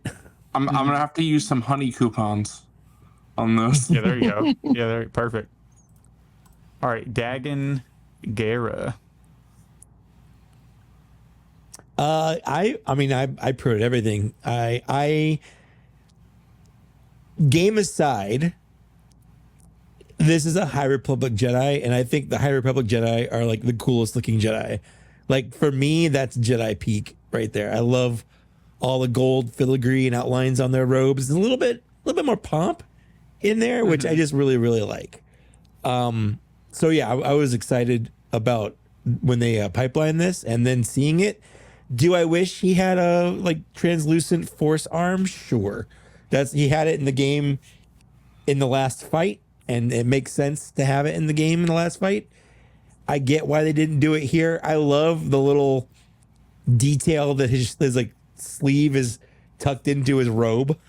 I think that's kind of neat. Oh, to hide the arm. Yeah. Yeah. I do wish that we had maybe like a different color lightsaber and then also the red one, and it should be more orangish, but yeah. Mm-hmm. You just replace it with the Balin and Shin correct ones. True. Right. Yeah. True. From those cloak versions that you bought. Yeah. Exactly. Yeah, I didn't pre-order this one. I'm not sure if I'm going to pick him up. I might, because I do have, Cal Kestis on the shelf with some other figures from that era, and it would be cool to finally give him an opponent that's not like one of the Inquisitors and the Purge troopers that are on there. But I'm still not 100% sure. I might get him, but I also might not. If they would have had the translucent armor, might have been sold. But I also wasn't that big a fan of the character. And like the whole like traveling time or being frozen and coming back or whatever it was. But I might pick it up. I'm 50-50 on it right now. Are you you've in heard on this one? Sorry, I didn't mean to interrupt. I was just saying I don't know if you or Mike have heard from Wilbon for this, but Wilbon was going to get it with the ghost arm, and he's completely passing now that it doesn't have that. That was a deal breaker for him. The deal breaker. Shame he wasn't here to say that. All right. Wilbon hates us. Yeah. He's enjoying his last night at Disney. He's buying all those Star Speeders right now. Yeah, there you go. I think it's a great sculpt. I mean, it's always fun to have Jedi. I guess it could also fit in with your Dungeons and Dragons and your Mythic Legions figures if you want to. Sure, he looks like a wizard. Yeah. Paladin. Yeah, no, I mean, I can, I wish it sort of had the force arm option, but you're not going to get that with the sculpt on the torso, so you can't even really do an easy custom on that. But it's fine. I mean, am I excited? Is it lighting my world on fire? No, but it's a fun figure. I love that lightsaber. Like the lightsaber hilt is so cool. You mean the Lannister hilt? Yeah. And it's painted. It is nice. Yeah, the paint on it's very nice. With the gold on the edges is really sick. I think it's a good look. It's like Mike was saying, the High Republic Jedi, they got some drip. Oh yeah, they got drip. Do. Yeah, absolutely. And then they just started wearing cloaks. But does he have Riz? Yeah, I'm too old to be able to figure that out. Like I know what it is. Got that skibbity Riz. It's because you're skibbity toilet, Mike. Exactly. Z-Boy, are you getting it, or is this a pass for you? So it's. I feel like Mike. I said this on one of Mike's reviews, but I feel like of all the Black Series content creators, I feel like Mike and I have the most in common with what we pick up and how we do. Yeah, that's the meanest thing you've ever said to me. I pick up pretty much every unique character. I like having the unique characters. So I will be getting Dagan or Dagan. Is it Dagan? Dagan. I think it's Dagan. Dagan. So I did enjoy Jedi Survivor, but hot take is I enjoyed Outlaws more than Jedi Survivor. But I didn't fall in love with his character. That's actually my big problem with the game. A lot of the characters in Jedi Survivor I wasn't super attached to, like the characters in Outlaws. But he looks cool. One-armed Jedi is pretty cool, and he'll go straight on my dark side shelf. I know, Zach, you've talked about, because of all your 3D prints, reorganizing your display with factions. I like having my shelf displayed with factions instead of movie, although I do have specific movies for each OT film, or specific shelves for each OT film. But this will go great on my dark side user's shelf. So yeah, still a picker. Yep. Pletho, is this one you're interested in or passing? Not this one for me, but I do agree with the High Republic designs being gorgeous. I love that they just kind of dialed up the Art Nouveau from the prequels. I've actually been playing through Jedi Survivor, and he just got out of the tank, so I don't really know this character, but I think he looks really cool. Yeah, maybe you'll spoiler on the arm. He grows a force arm. I've heard, yeah. And Zach, you could always take one from your SHF Force Ghost Goku. The Goku? Yeah. Yeah. That's true. Just super glue it on or something. Mm-hmm. Doesn't Zach have like 3 Force Ghost Haydens? No, I have 2 in his heart. Carded still. One is carded. You know what? Yeah, in my heart, I have multiple. I just know they're gonna make a Sebastian Shaw Force Ghost, and you're gonna buy just so you can mutilate it, and then you'll have a Force arm. For yeah, that's good firewood. Yeah, exactly. It's weird how they keep ignoring the characters that people consistently are asking for some Survivor and Fallen Order, like this, but no Marin. Yeah. Well, you know why, Ken? I think that for the most part, not always, but for the most part, for games, it seems like they do the main character and the main antagonist, the protagonist and the antagonist, because they did that, with Bastila and Malik. I understand, with Revan, but playable character, he's popular enough, right? Same thing with now Dash Rendar and Prince Shizor. Cal Kestis and the second sister for the first game, now Cal Kestis and Dagan. So it seems they like to do the main character and the main villain. I think they will break that, though, with Star Wars Outlaws, because the main villain isn't really toyetic, and ND5 is very toyetic. So I feel like they'll do K and ND5. We do have Darth Vader, though. He was big in, Fallen Order, right? So spoilers? He's a Fallen Order character. That's true. Put him on your Fallen Order shelf. That's all he's in. Caleb, are you in on Dagan? Yes, I like Dagan. It's pretty cool looking. don't wish for a version with the Force armor like this, but I do wish they also had like a removable regular arm, like before he got lost it. Sure. So that way I could then go and make other High Republic Jedi. Because he really doesn't appear in this form too much.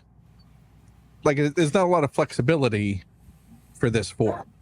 Yeah, you see him a lot more in the flashbacks. Mm-hmm. So I wonder if it was just cheaper for them not to do the. They were like, yeah, what's that? I mean, they didn't have to sculpt an arm. Without sculpting. That's why we got all the gold accents. I wonder. Yeah, right. They used that arm budget. See, this figure should have been $22 then. Just shave a few bucks off. It's what you're saying is you get better paint ops if you twist their arm. That's right. I wonder how it's sculpted on whether that sleeve It's an overlay? is plugging the armhole or whatever chest piece they're using, or if it's. I mean, you could do that as a plug, because it would naturally lay over the chest anyway. So that separation would make sense if it was just a plug. I feel like someone could make like a resin, like a blue clear kind of resin printed arm, maybe with like no articulation, but it just kind of like slides under the everyone's going to be buying that Crystar figure from Marvel Legends. It's true.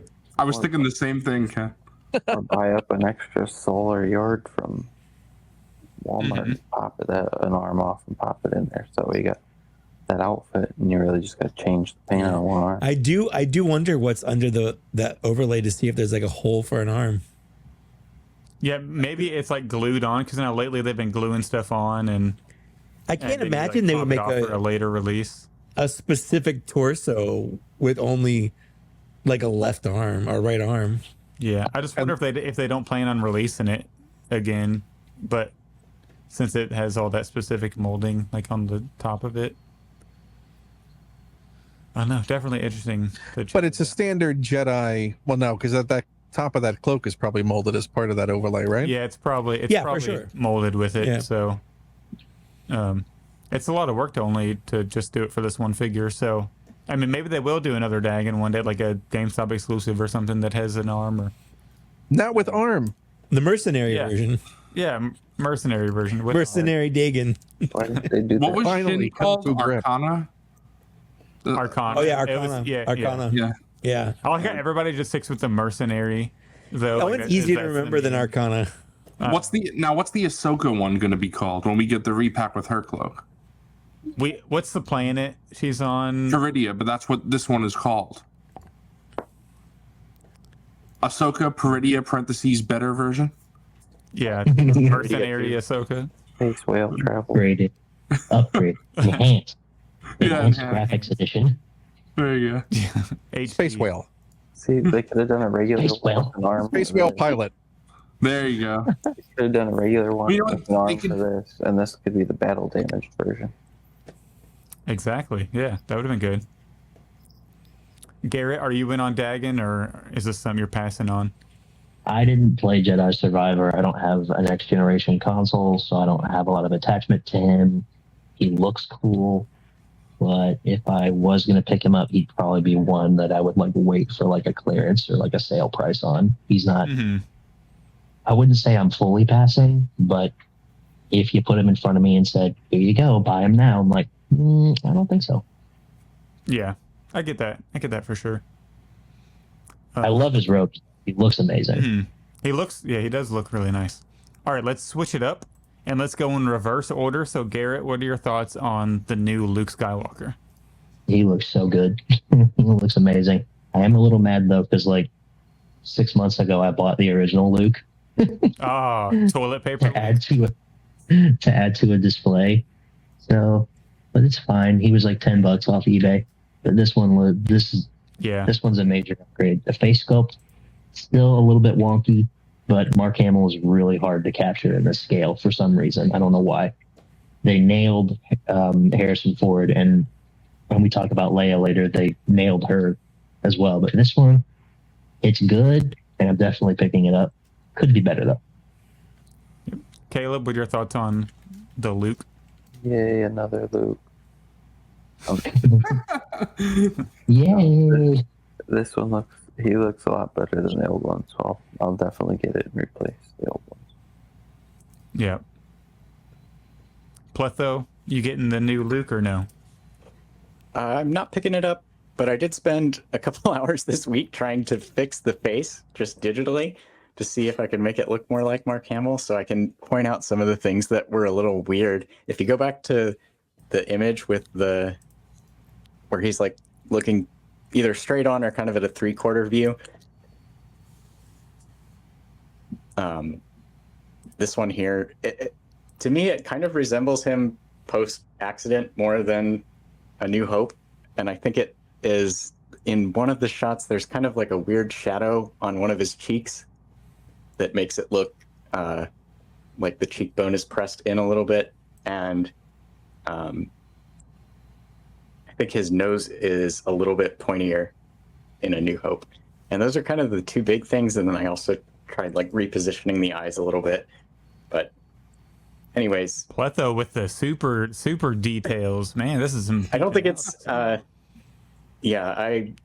it's kind of a fun artist exercise. I always hear like his likeness is really hard to capture, so I thought it'd be fun to. But that goes hand in hand with, oh, that must have been from after the accident. Well, maybe, yeah, I don't know. It's funny because like, yeah, people have kind of an amalgam mind's eye image of what Mark Hamill looks like if you don't think about that part of it. Mm-hmm. Zubo, you want to jump in on Luke here? So, to continue what Pletho was saying, I do think this is probably, with the exception of Hoth Luke, the worst Mark Hamill likeness in photoreal of the line. But it's not a deal breaker for me. It's much better than Toilet Paper Luke. And as someone who doesn't particularly like mixing imports with Black Series for the shelf, I don't have the A New Hope SHF, I think it is. Yeah, it's a SHF. I don't have that version of Luke. So this is a much needed upgrade. I'm happy that it does look like the hands won't have as much of a problem as the Jabeam Obi-Wan, where you get no range in the sleeve of that. It does look like it'll have a little bit more. Yeah, it looks like there's more breathing room around the hinges. Yeah. Yeah.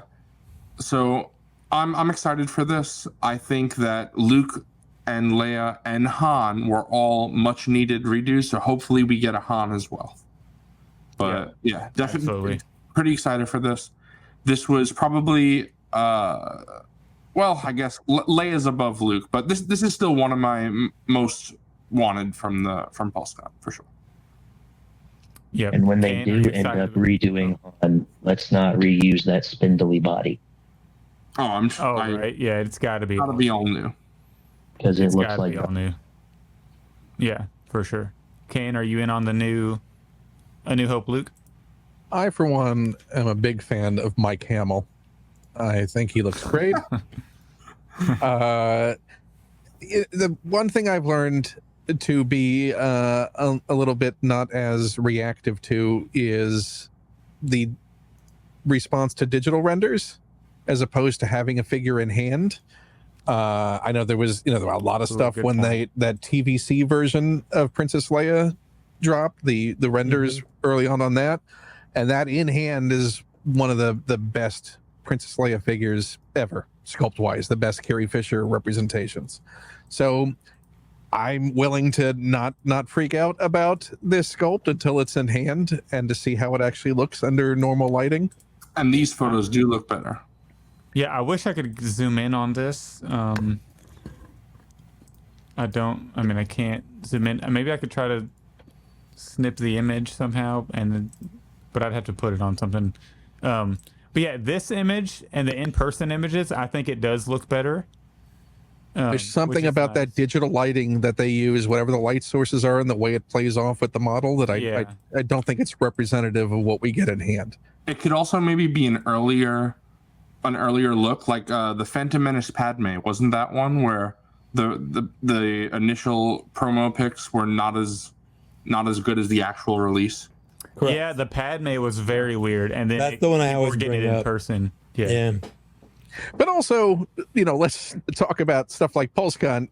You're putting your best foot forward. That should be your best foot. Like if the in-person, if the sample you have there looks better, snap and show a photo of that. Like let that be what you release as your images. You have great photographers that are shooting the figures for you. Give them your prototype and let them shoot it if it looks better than the digital renders are coming out, particularly when it comes to those likenesses, because it'll cut out so much of their negative feedback that comes out of the fan base having an instant gut reaction to seeing something like that, who are gonna be picky about things like that. If you have a way to make it look better in the things you officially release, then do that. This is a choice. These images are a choice that they made to release. Yep, I will say, I'll jump in here on the Luke. I'm so hyped that they actually made a brand new version of the toilet paper, or a better version of the Luke, because the toilet paper version we have is terrible. Because I think I said on the pod, after we get a new Anakin and Obi-Wan, my number one want would be A New Hope Luke Skywalker, and they got that. They heard already. You. Yeah, they heard me. They got the check mark. Like they checked that, off the list, which is amazing. I think it does look a lot better than the TVC version of the A New Hope Luke that they also revealed. But I know who'd be talked to on the pod, I can't remember, but they said that TVC sculpts are like, whenever you get stuff that small, it's almost like a caricature because you have to exaggerate the features to make it look like the person. So, but I am glad that this one is, I think it looks okay. Like, it's definitely not amazing. I think the in-person shots do look a lot better, but I think it's still a big upgrade. It still looks like Mark Hamill and Luke Skywalker. It's just not like, and even Hot Toys, I mean, let's be honest, Hot Toys has problems with Mark Hamill. Yeah, he's just got one of those faces. Yeah, he just has one of those faces, and I look at this. Yeah, Mark Hamill, your stupid face. Right? He's had numerous versions of one of those faces. Exactly. Yeah, pre and post surgery. So I look at this, I see Luke Skywalker. It's not like whenever I look at the Poe Dameron figure, I'm like, who the hell is that character? Sitting on the shelf. So well, Zach, I don't know if you've ever seen a custom paint job of that head. The sculpt isn't that bad. The sculpts, I mean, there was a lot of those original figures that came out, because that was whenever I was starting the Instagram page, essentially, was way back then in the like orange and blue line days. But there were customizers back then who would take those sculpts and it would look like a hot toy. And it's insane how good the sculpts actually are. It's just whenever you're mass, producing these figures for a $19.99 price back then and even $24.99 now, it's just, you're not going to get a custom one-of-one paint job. I mean, you can have an eye be off a fraction of an inch, and exactly, it's going to play havoc with how good that figure looks. Precisely. But I am very excited that they finally got to this. It's been something that we've needed for a long time. And then I'll kind of pass it to Mike as I bring up the boots, because I was on the Figure Ball Discord, the chat that we were doing. Zoo Boy, I think you were on there too during this reveal. So I wasn't listening to the audio, but apparently on the stream they explained that the boots actually are two different colors in the movie. So they gave this one the darker boots and then the TVC one the lighter boots. So I was confused on that, but Mike cleared that up for me in our group chat. So I'll pass it to Mike now for the thoughts. Yeah, it's just one of those things you learn. Kind of what I talked about earlier is that's why I like when they do these announcements and then go into detail about what goes into them, because you learn things about that and why they chose specific looks, or what was the inspiration for what we have in hand. And that's one of the things they said is in the kind of like with the Hoth Han, how, sometimes his jacket's gray, sometimes it's brown, sometimes it's blue. Brown and blue. Yeah. Where it's brown, but it definitely looks blue in the movie because of lighting or whatever. So it's the same kind of thing where, like, apparently in different scenes his boots look different. So which was the actual set color? I think what we got on Black Series, but I have no idea. Are we talking about for the jacket or the boot? No, the jacket, I know it's brown. Yeah. Yeah. The actual set jacket is brown for Hoth. Maybe it was originally the one TVC, but then walking around in the sand, it turned what we got in Black Series. I've spent the last maybe like 10 minutes not listening to what anyone said because I was looking at his legs and I was really curious, like, are these reused legs from like the original this Jedi, the Book of Boba Fett Jedi, which was turned into Darth Sidious, or from Prince Shizor? They're all new legs. This Luke doesn't share legs with anyone else. I thought they might use Book of Boba Fett Luke. No, I'm looking at all the folds. They are not the same. Yeah, very cool. Yeah. So the doesn't use Book of Boba Fett Luke. It doesn't use the Prince Shizor doesn't even use those. Like Prince Shizor's legs are brand new. Well, you know why, Mike? Because they're using the Book of Boba Fett Luke legs for Sidious. Yeah, that's really what I was saying. Yeah, that's what I was saying. Is Sidious has these two, and I thought for sure, they're just gonna reuse the legs for here. I mean, they're good legs. Like, no, Shizor has Lando's legs. General Lando legs on General Shizor. Lando legs. No. Oh, where? But yeah, they're all new, so I thought that was kind of neat. I definitely. This is weird. Yeah, it's the next one over. Yeah, but it says remove. Okay, I'll just read it. There you go. All right. So I'm doing a little bit of research on Google. Sorry, Mike. Let me jump in here. It's real quick. okay. I'm looking at behind the scenes pictures from A New Hope, and it looks like there's 2 different behind the scenes pictures, and he has different color boots. So I actually think they might have used multiple different pairs that they just had, and they weren't. Hold on. So you're saying a person can own different pairs of shoes? Precisely. No, he must only own one pair of shoes his entire life. But those boots are also wraps, so they would have been re-wrapped for every scene. True. He didn't just pull them on like that, so that's why you're going to get the variations. Yeah. And as sand blowing and kicking up, this thing's got dirty. They were not cleaning clothes regularly during the shoot of Star Wars, particularly in Tunisia. I'm pretty Not that budget. He puts on his boots one strap at a time, just like all of us. Yep. I thought they said in the presentation that this was specifically out of the film towards the twin sons Yes, scene. I believe that's right. That was what they wanted to represent and capture in this version that In they're this doing. one, yeah. And I think they did a good job. I don't think the face is perfect. I think from some angles it looks better than other angles. But it's way better than what we got, for sure. And I'm honestly thinking about buying like 3 or 4 of them.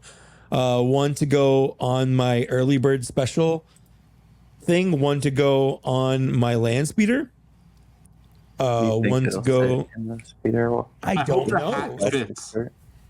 I hope the hat. We need the hat to fit. Yeah, and plus the poncho. So I wonder if we can just swap the head, because the other head you can just maybe swap on this body. No, it's got a different net. Well, no. You know, I wonder how much of the concern also about the face look. His hair seems a little bowl cutty and flat. It's the Ringo Starr hair from the early '60s. I'm actually okay with the one that comes in the lead speeder. It's the same thing. I think I'm going to keep the one that's in the lane speeder because he does have the soft goods. You do kind of need the soft goods for him to sit down. So I don't know. I just cut off his back. Buy one and then try to put it in the land speeder and see how it works. Then I might buy a second for the land speeder. Yeah. All you need to do is just cut that back flap off the back, and he'll sit down fine.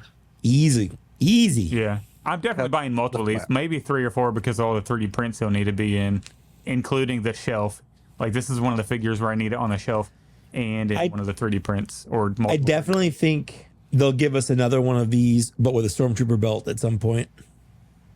Oh, that's going to be in your chasm display, right? Yep. It'll be Luke Skywalker Arcana. We all know though that Zach is going to pose this Luke with 3 501st Troopers breaking cannon. So there you go. Yeah, 100%. But that's not balanced. It needs to be 2 on each side. Yeah, 4. There we go. 4. Okay. I'll give him that four or five. Or maybe it's like footprints. Maybe one of the 501st is carrying him. That's right. Perfect. What's the original Clone Wars? Everybody thought there was multiple Lukes running around, right? Luke is on the back of the 501st Trooper pointing forward like Yoda. Yeah. See, I was going to say, Mike, that Wilbon is with you. He's buying a bunch of these because he has so many like 1977 and New Hope 3D printed displays. Because that's like Wilbon's big thing that he's doing now, all 1977 stuff. So he said he's going to start army building this figure. He's going to get quite a few. Right. I mean, I need one for the shelf. I need one for the cantina. I need one for the bathtub. The bathtub. Definitely need one for the bathtub. You need one for the nightstand, your pillowcase. The nightstand for the outdoor pool. Yeah, the work desk eventually, if that happens again. See, Zach, you got the holiday special display. There you go. Exactly. You got to do do all of this. Zach, I know you don't like 3.75, but you got to do what Justin does for his desk at work. 3.75 is perfect for the desk buddies at work. Oh, 100%. Well, I mean, I worked from home, so those are my desk buddies. Well, okay. But fair. But I'm with you on that. Did you know that 3.75 cures cancer, Zach? Did you know that? What do you say, Ken? Did you know that 3.75 cures cancer? Oh, does it? Yeah. I didn't know that. Did you know that? Yeah. You should get into 3.75. I should have backed the HasLab then. You just have to melt down the plastic and then inhale the fumes. And then, drink it. Yeah, and then put it in a blender and drink it. Yep. And that'll cure. All right. Does anybody have any last thoughts on the Luke Skywalker before we move on to the Princess Leia? He's very handsome. He is handsome. All right. We're going to move on to Princess Leia. And I was going to stick with our reverse order we were doing, but they both... All right. I guess we can... Caleb, you can jump in. What are your thoughts on the Princess Leia here? I think it looks good. I just hope it's not too traffic coned at the bottom. That she can... No. Yeah, I guess I didn't see that picture. But, I think it looks pretty good. They doctored that leg. Yep. They did doctor the leg. Because they're just reusing the old the God Butcher. What a conspiracy. I think it's the first time we've seen that in Black Series, but the Marvel, that's happened with quite a few Marvel legends. They did. They did. Padawan Obi-Wan. Oh, right. Okay. Yeah, they photoshopped the pins out. If be like Luke, I'll replace the old ones with this. Yeah, I'll be getting a couple of these ones as well, for sure. Garrett, what are your thoughts on this Leia? Are you in on this one? I think I am. I really liked the archive one, actually. Like, I don't know why those soft goods to me looked better than the Luke soft goods one, where he was basically like Fabio. You could almost take off his entire tunic and like, oh look, shirtless Luke. But I think I'm in on this one. I really like the hood piece. I think it looks way better than the soft goods one did. Yeah, by far. I have the soft goods one like tucked back, so you can't even see the hood. Same. Yeah, me too. It's that awful. It just doesn't lay right. Yeah, the whole thing. It doesn't look good at all. It's like maybe if I wanted Leia to be like a Jedi, like Luke Skywalker in The Mandalorian, like have the hood over her head, maybe. But yeah, true. Or you can just have it how she is in Rogue One, just facing the back wall, so you can't even just like look at the back. Pletho, are you in on Leia? Maybe on this one. My OT collection is pretty light as well. I mostly stick to Return of the Jedi Final Duel, Empire Strikes Back Final Duel, if they ever make a new Bespin Luke. But the fact that I'm considering this one, I think it looks really good. So, maybe. But the knee on that leg is throwing me and is weird. I know, it's so odd. I wish there were more in-person pictures of it, but Zoo Boy, how many of these are you getting? So the thing is, Zach, is I have this figure already. Oh, really? Looks half the size. Yeah. I really love this TVC Leia. So this looks to be basically an upscaled, as Justin was saying, version of that. I'm super happy with this. I really enjoy this likeness of Carrie Fisher. I think it's probably the best in the line. We'll see. You know, Bespin and Hoth Leia are very good, but I think this likeness looks very, very good. And I don't think that the previous Leia was as bad as the previous Luke, but I am happy to see the hard goods instead of the soft goods for this. And I do like the hood option. This TVC Leia also comes with a hood option like that, so that's pretty cool.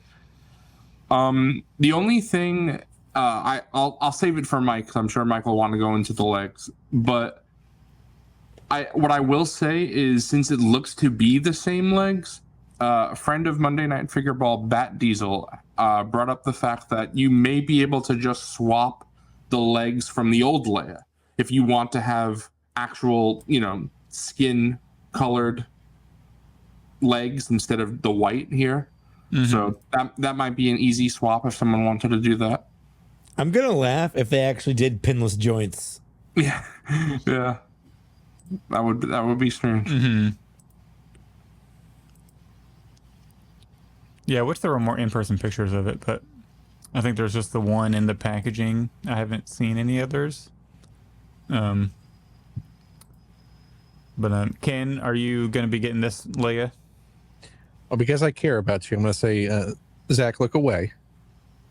Because, yes, this is a really good version, and to have it scaled up, and if they capture it as well as they captured it with this, it is light years beyond anything that they have done previously.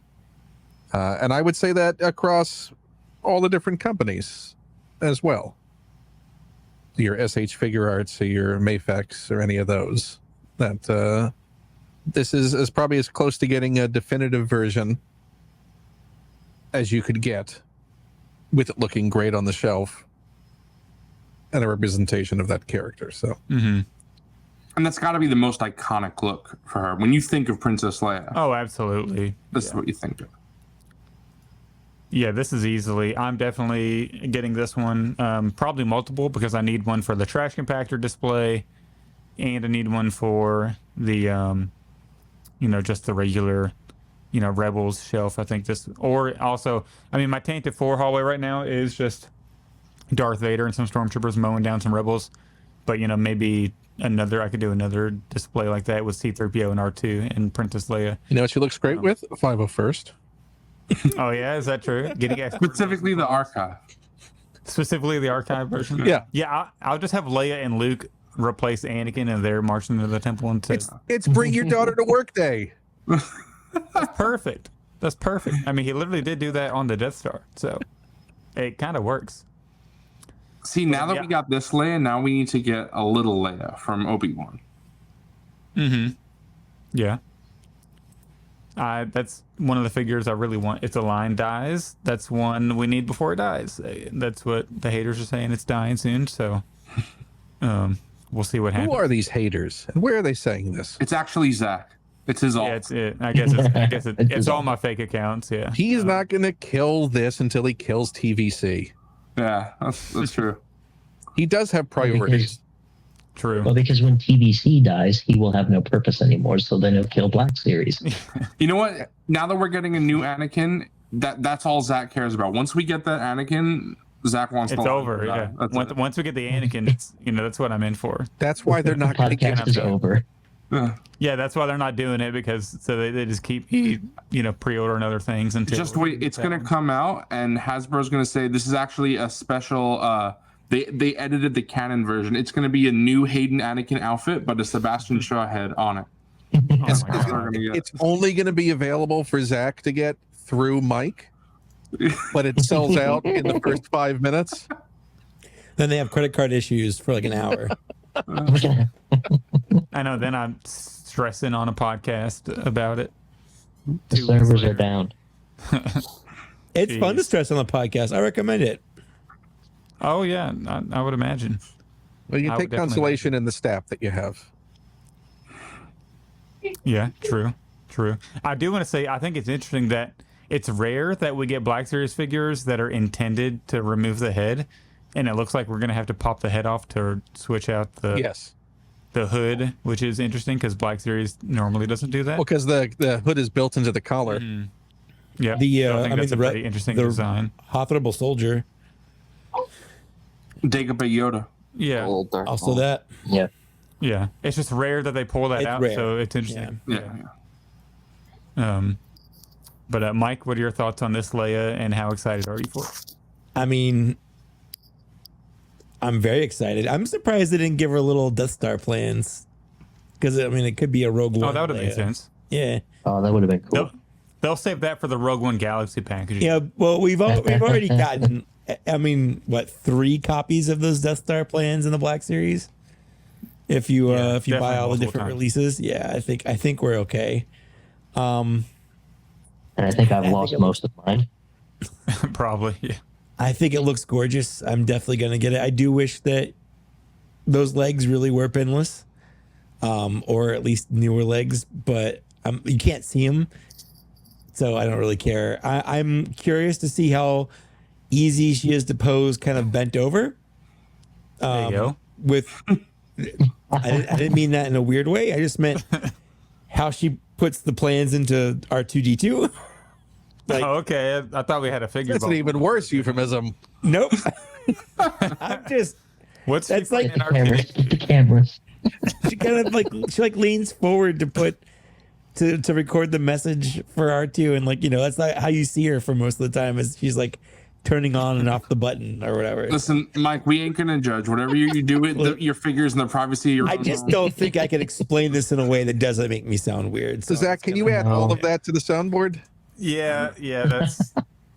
I'm a regular Jordan Hembro over here. Oh no. So, anyway, I'm very excited to get her. But unlike Luke, I think I'll be fine with just one of her. No, this is Mike whenever Leia's bending over to put the plans in R2. I mean, it's true, but still.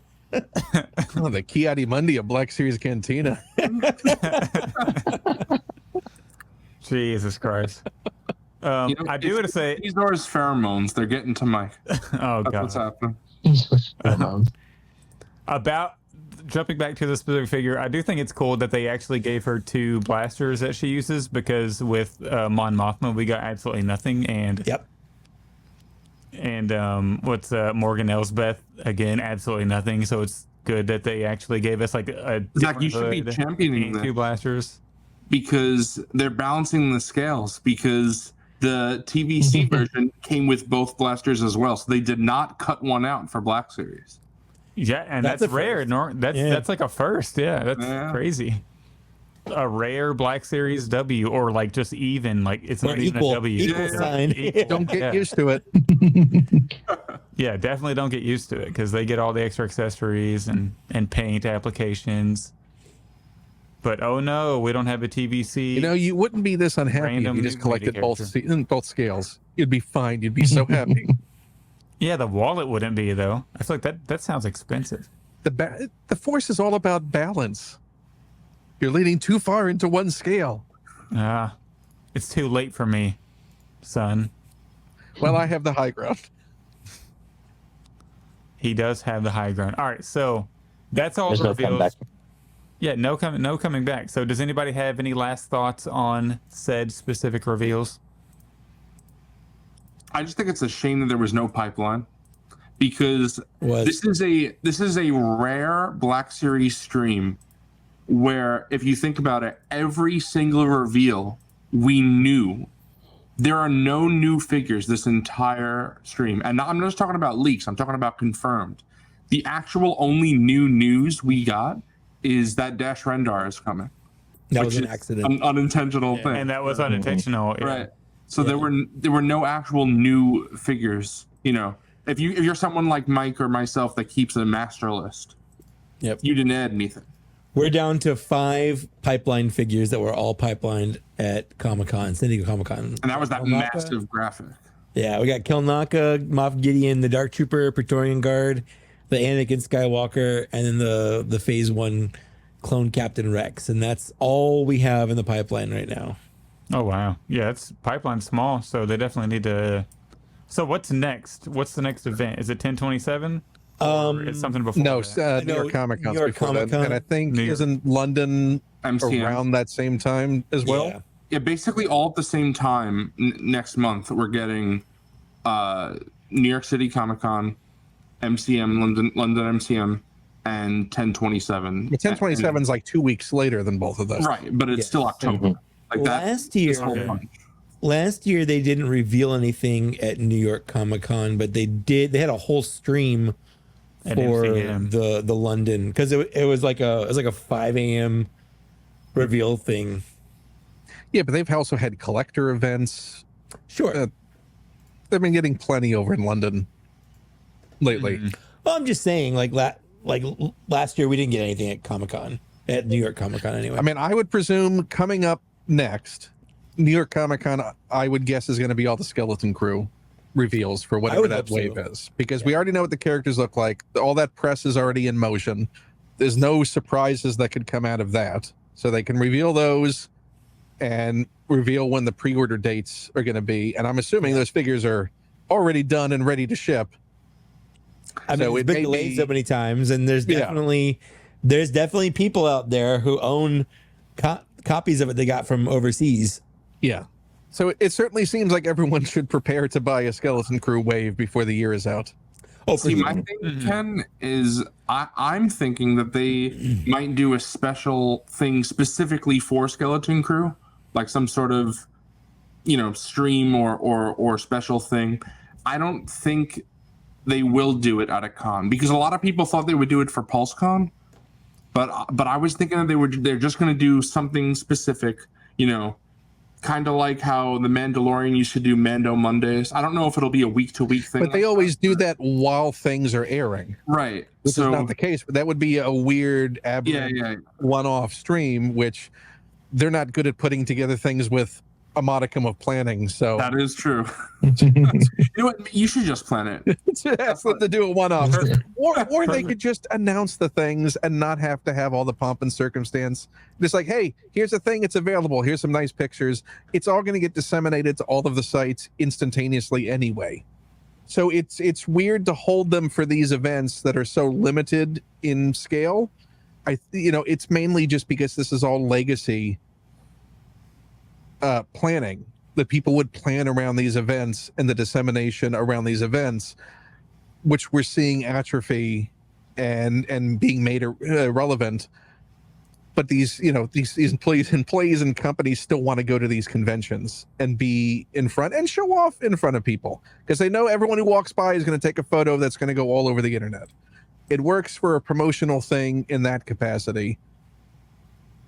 So it's a way to plan their year as far as these releases, not counting on leaks as well. But as far as new stuff, what's in the pipeline as far as content at this point? Once Skeleton Crew is done, Andor Season 2, and we're already seeing Andor Season 2 figures that were supposed to be out because that was also scheduled to be out already. There's nothing short of the Mando movie that is a big media event now in the pipeline. We haven't heard anything about what most people have not heard anything about what the next animated thing might be or what the next series might be, because all that is in flux right now. Ahsoka Season 2 is confirmed, right? Yeah. But Ahsoka Season 2 is so nebulous and has not started shooting that is probably, those figures are 2026. They have said, honestly, they've said that won't start shooting until 2025. Yeah. I'm excited that we don't have anything new coming out soon, because there's so many things that they need to go back and do. Or maybe that's why we get Yak's whole list that Yak was right that you were talking about earlier. I feel like the Star Wars reveals have been like the hyperspace skipping from from the Rise of Skywalker, where it's like here's this and here's this and here's this. Yeah, that's and a like good once analogy they move for it. past it, we're in a different spot, and they don't go back and like fill in the holes or whatever. Like I'm looking, especially when like the reception for it's not great. It's like, are we really going to get a little Leia? Because we need a little Leia, but Yeah. It sucks when it's something like that. Release Like, it, you know. If we don't get the Stranger, I'm gonna be kind of pissed because all these Acolyte figures, you know, I got them, and I don't regret having them. But to get all the good guys and we don't get the bad guy, that would kind of one cool bad guy. Yeah, and you know, there's plenty of people that would buy that who didn't like the show. I know Nate and Justin, they both did not like the Acolyte, To be fair, also we did get 2 villains essentially in that first wave release as well. It's true. That's fair. Not when they look. Not like looking like villains. Well, I guess one of them is character from the show. Not the coolest. Yeah. Not the coolest character. Objectively, the coolest character in the show. Aside from Soul, yeah. We don't know what the game was on as far as what. Yeah. I think secrecy is killing these lines more than anything else. I agree. To have as much stuff kept under wraps, as much just common characters, not even big reveal characters kept under wraps. Like that entire line outside of, you know, the Stranger even, which again, that's what you're basing your marketing upon. So that image was out there, that helmet. All of those figures should have been instantly available. That should have been pipelined, ready to go as soon as that show dropped. Unless it ties into a major plot twist, all of these things, and I put that on Lucasfilm, I don't put that on Hasbro, that this pipeline of secrecy has gotten to a ridiculous point that undercuts what makes marketing effective and merchandising effective for these shows. Because eventually you just get people not knowing anything about anything because you're not telling them or showing them anything to get excited about. And granted, you might get another Darth Maul situation where you're like, well, that's going to be the coolest villain ever, and he's going to do all the cool stuff, and he's going to be forever. At the time, just a Constable Zuvia.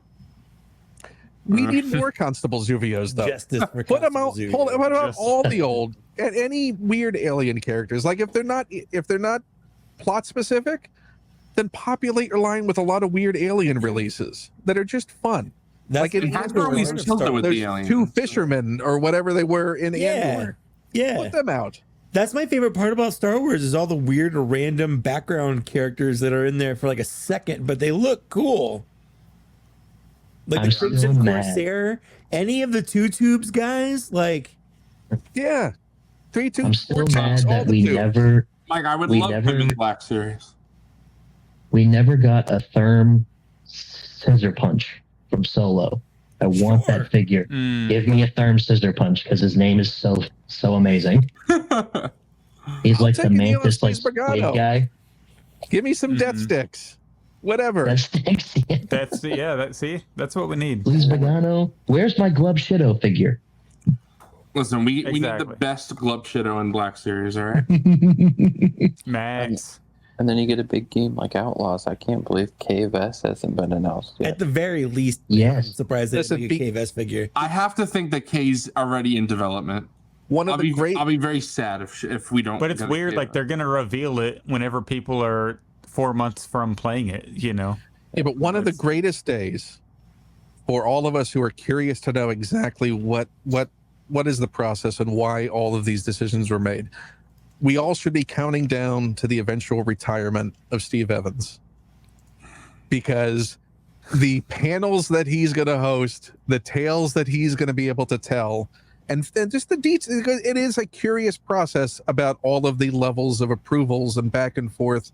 And we don't know the fighting that goes on. Like, people give those teams so much crap, unjustifiedly, that we don't know what fights they're fighting behind the scenes to get these characters out and to try and get more things prepared. And we don't know the approval process, that maybe there was a different sculpt of Luke that existed, if that's a thing, and maybe that just didn't get the approval. So at the end of the day, they're toys, and we just need to chill out a little bit, just a little bit about it.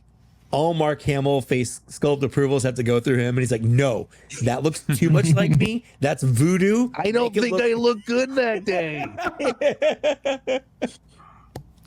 All right, so Tuesday Luke, not the Wednesday Luke. Do you think that's why Crate Luke was canceled? Could be. Yeah, Right, it's like not. maybe. It's Nah, like great. I'm not in on this one.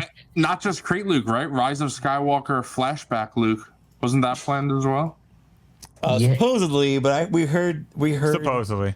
we heard that Yakface got leaked some stuff, and they used that as like a sting to see who was leaking things. And depending on wasn't it like rumored to be?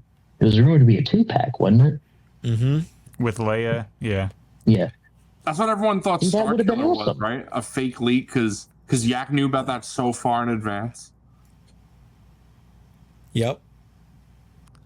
All right, Cool. so Yeah. we have been going on a long time. I think the plan is let's do, while everybody's on, let's put a Hall of Fame figure in. Let's do that with everybody. That'll be fun. And then we'll let everybody go. And then me and Mike will push through our emails and then we'll close the pod. Close out the show. Yeah. Yeah, back on agenda, Zach. Gee. Yeah. So 3.5 hours. We're going pretty long, but it's a birthday pod. This is what we're supposed to do. One last thing on Pulsecon. Did you guys like that new girl that was on there? Oh, she was thought great. I thought she was, she was great. way better than all the rest of them. Yep. Yeah, she had good energy. Yeah, for sure. And it's nice to see new people on. They have fresh faces. For sure. And all that. Yeah. All right. So does anybody want to throw out a Hall of Fame figure recommendation? Remember, it has to be like on the shelves for at least a year to kind of marinate. So it's not just like new stuff we're throwing out there. I'm looking through what the Hall of Fame is now. Cad Bane and Toto. I got mine. Okay. That's a good one. And I can share our current Hall of Fame listing so people are... Let me share my screen and we can go through the current Hall of Fame. It is Mercenary Morgan Elsbeth. Oh, gosh. Darth Vader, Empire Strikes Back. The Gamorrean Guard. Scout Trooper and Speeder Bike. Greedo. The Dagobah, Luke, and Yoda. Fennec Shand. The 2020 Stormtrooper. Count Dooku. Figure and Dan. And the various instruments. The Clone Wars Obi-Wan. And then last episode we did the Return of the Jedi Boba Fett. So Kirby Brock says the Porg. The Porg 2-pack. I'm ready to go if you guys need to think more. I lost my favorite Porg. I don't know where it is. It's the one that came in the Galaxy's Edge pack and it has like an open mouth, like it's screaming. I use it all the time. I cannot find it right now. Oh. I tore my room apart yesterday looking for it. Anyways, I'm Cad Bane with Toto 360. Ken, did you say you had to leave? No, I said I have mine ready to go. He knows. Oh, yeah, go. Yeah, pitch it. Ha! Jabba. This is who it's going to be. Me. This I'm not arguing with Jabba again. Is a fantastic. We'll save it for ours. Listen, I'm not going to waste it here. I had a full conversation and argument with Jabba the Hutt one time on Ken's. And the fact is, you kept going with it, which showed I wasn't the one with the problem. I'm a sucker for Jabba. I think it's a great representation of Jabba. I think that he is overlooked as a figure, which he is. He's not a creature. He is a character figure. He is an iconic character. He is a one and done. So if you're going to get it, you better get it right. And I think they did a great job. And it even has a play feature. And how often do you get a play feature in Black Series? I was going to say, is that necessarily a positive, though? Oh, yeah. Are you getting the Lego sail barge? No. Who has money for that? It's the same price as the HasLab one. Yeah. We make choices in life, Mike. Jeez. All right. Well, Wilbon votes for Ventress because he's in chat. I'm voting for Cad Bane. I have one to throw out there. So I do think that if we wind up going with Mike's choice, that is a great choice. But I want to throw out the Hoth Rebel Soldier. That's also on my list. That's an excellent one. Yeah. That's an excellent one. I'd say like Plo Koon or Zeb because they're both really good aliens. Plo Koon and Zeb. I love Plo Koon's face sculpt. Head sculpt. Zeb is on my list as well. So I'm gonna be better if it was on a better body. I agree. True. I'm gonna throw out a crazy one. The Ray and Speeder set. I just Okay, don't that one like is that crazy. figure. I feel don't like it's a fine that figure. I don't like that Ray figure. Like, it's just so old now. Yeah, I feel like it's still Hall of Fame worthy though. Like that's so. Well, better that one than the single release one because most of the face is covered. Well, yeah, so you don't have to worry about the paint. Kirby voted Zeb. The Speeder's the best thing, part of it. The Ray figures, it's okay. Yeah, maybe that The Ray figure is a functional accessory to the Speeder. Exactly, yes. Wilbon said Ventress, so I'll go with Padawan Ahsoka. I don't know if she's been out long enough, but I don't think she's been out long enough. Didn't she come out last October? Hasn't it been a year? 1 year on the shelf. Yes, didn't she come out last October? Last September? I think she's just under. She's just under. She might be. It might. It still might be a little too close. Well, It's too a little bad, too so close. sad. It's Jabba time then. Jabba time then. You could do the Mandalore version from season 7. Season 7. I wouldn't put that one in the. I wouldn't put that one in the Hall of Fame. These just be good figures. Come on. Oh, I'm not throwing that out there. I'm just saying, like, you could have used that one. Yeah, I don't want to make an Ahsoka just to make it Ahsoka. I want the figure to be good. Like, these are recommendations for mercenary version of Jabba. I'm pushing my Hoth Rebel Soldier. That's that's a $20 figure. I'm going to back the Hoth Rebel Soldier. Okay, I agree. It's going to be the Hoth Rebel Soldier, number 12, because it is one of the best figures in the entire line, and we do need to get it into the Hall of Fame. The only problem with it is just the weapons are that weird, dumb, like gray plastic with no paintwork.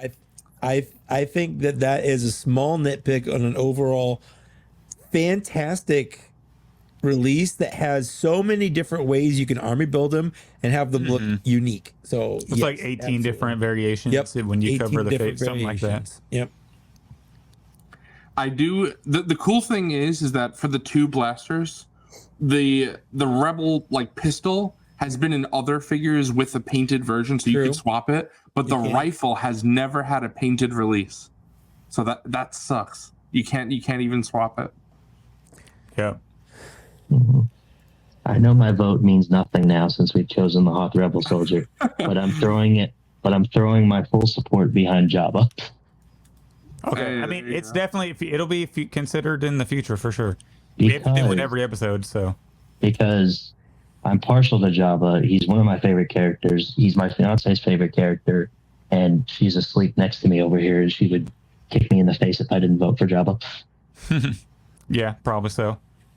Plus, she bought him for me for my birthday a few years ago, so that was really cool. Well, let's say the Hoth Rebel Soldier wins in a vote of like 5-3. So still wins, but that's why I said my vote doesn't mean anything. But I'm still voting in this election. Made Jabba so sad. Zach, so what's my reward for putting out the figure that wins? What do I get? Mike. Oh, this sounds rigged now. Figure ball. How did you buy his vote, Zach? A 501st Trooper? Duh. Yeah, exactly. So Hilsey, Chris, the criteria is it just has to be like an absolutely amazing figure, but it has to be like on the shelf for at least a year. So it can't be like you get the Darth Sidious in, and then we're like, all right, this is going into the Hall of Fame right now. It's got to sit on the shelf and marinate. You mean that it's been released at least a year ago? Yeah, essentially, yes. Yeah, like not that it sat on a shelf like a Lando figure.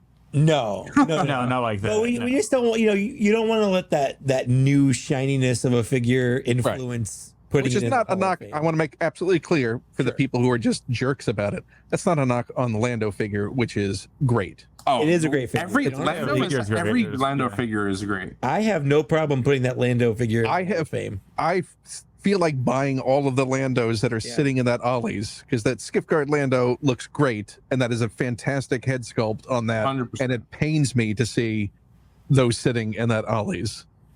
Yeah, and But they they just produce them in ridiculous numbers. Yeah, it's ridiculous.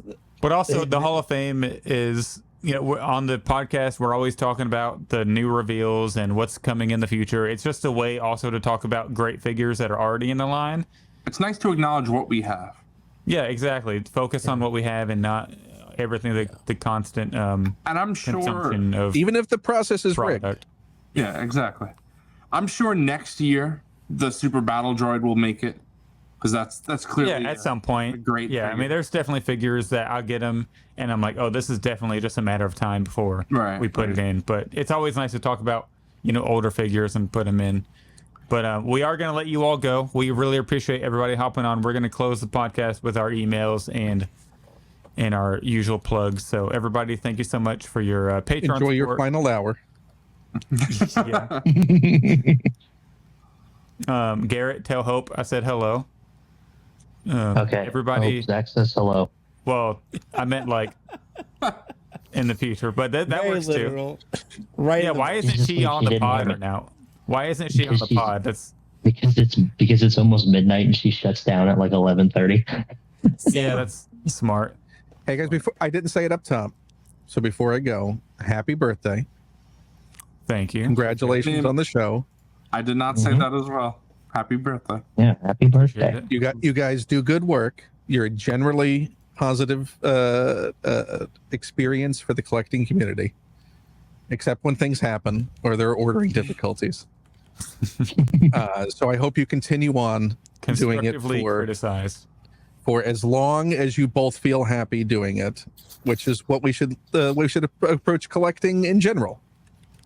And Absolutely. It's easily, I don't think anyone would even disagree with this, but it's easily the best Black Series show hosted by guys named Zach and Mike. Easy. I agree with Wilbon would probably disagree with that, which is why he left early. There you go. That's true. We'll take that. We'll take Congrats, it. Everybody, go check out Ken Plume. He's everywhere on YouTube and the socials. Go check out Monday Night Figure Ball, hosted by Zooboy and You know, hold Wilbon. on, I don't do this often. Go check out Ken Plume's Patreon. If you want to see some just incredible, like, behind the scenes stuff or interviews with people who aren't even alive anymore, Ken has some amazing things that you can watch on his Patreon. Oh, well, cheers, Mike. Like Rene Aubergenois. Yeah, all Why you those say his people. You know what? Mr. I'm Stevie. gonna get you a step, Mike. Oh, thanks. I already got two, but I'm good. Do you? Show me. Yeah, I finally got two. I'm good. That reminds me. I took this out before. Here's Zooboy's one more thing. Yeah. I want One more thing. comparison. Oh, the scale. Yeah, here, Yeah. I'll make you big. I'll make you big real quick. You can see. It's like, Look at yeah, he's that. taking his son to work. Don't He's talk taking to his me or to my war. son ever again. And I did, while you had me off, Zach, I can confirm I did decide to take the little ties off, and the hands, they're fine. They're not perfect, and of course, now that I'm showing, It doesn't look fine. That's what. yeah, There we go. well, As it falls apart. it was fine. I was, you know. All right, lean it like. See, you shook it and it fell. out. Zuboy, I have one question before I think I'm go. keeping the rubber Because I'm on. curious about it. When you were talking about the tilt on the base is a ball joint, right? Yes. So if you're trying to do the tilt on it, can you move that wider base to where that is support? Like that? Now rotate the base. Rotate the base. You so can't. That part. It's only a only hinge? this bottom. Yeah. So you can't rotate the base. Nope. I mean, you can like point it in a different direction to try to do the weight, but I've messed with it earlier and it's right. It just doesn't no matter how you lean it, there's not enough weight support on the other side of the base to help it lean. To facilitate it. No. Yeah. So if you get it balanced, it's like the other half is floating a little, so it's just kind of sitting there balanced. So it's not stable. So you're going to be they should have 3D made it a printing little a new heavier. base. hopefully Lane Studio Luke cooks one up. So. Oh, I do have a recommendation.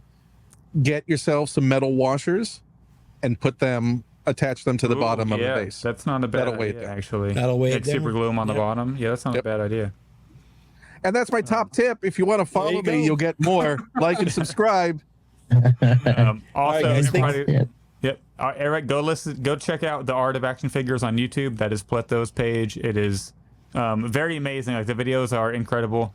Go follow Caleb on Instagram. That's Custom Clone Command. Is that correct, Caleb? Clone Command Custom. Clone Command Custom. And then Garrett, will you plug your YouTube channel real quick? Yeah, my tagline here is the greatest YouTuber that ever lived, and that's not a lie.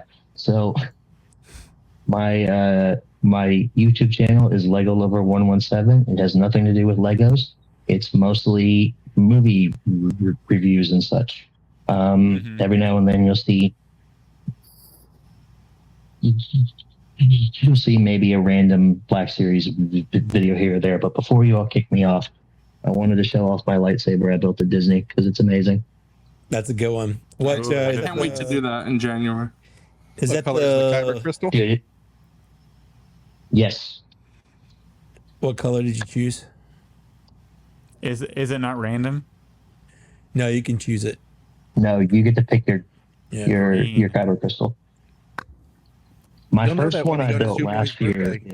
Yeah, exactly. My first one I built last year was red. Yes.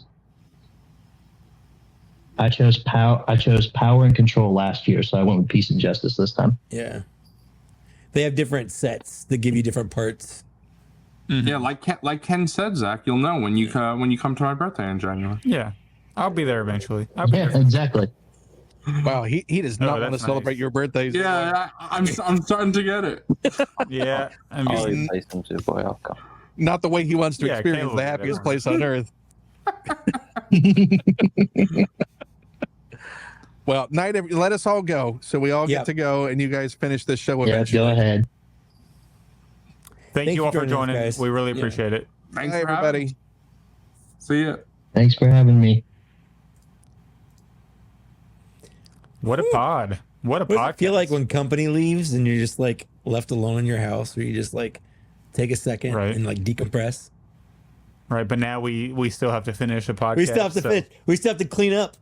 Yeah, we got to clean up now. All right, let's get through these emails. We really appreciate everybody emailing the podcast. If you want your email read on the show, we got to keep the email segment alive, and that is up to you all, the listeners.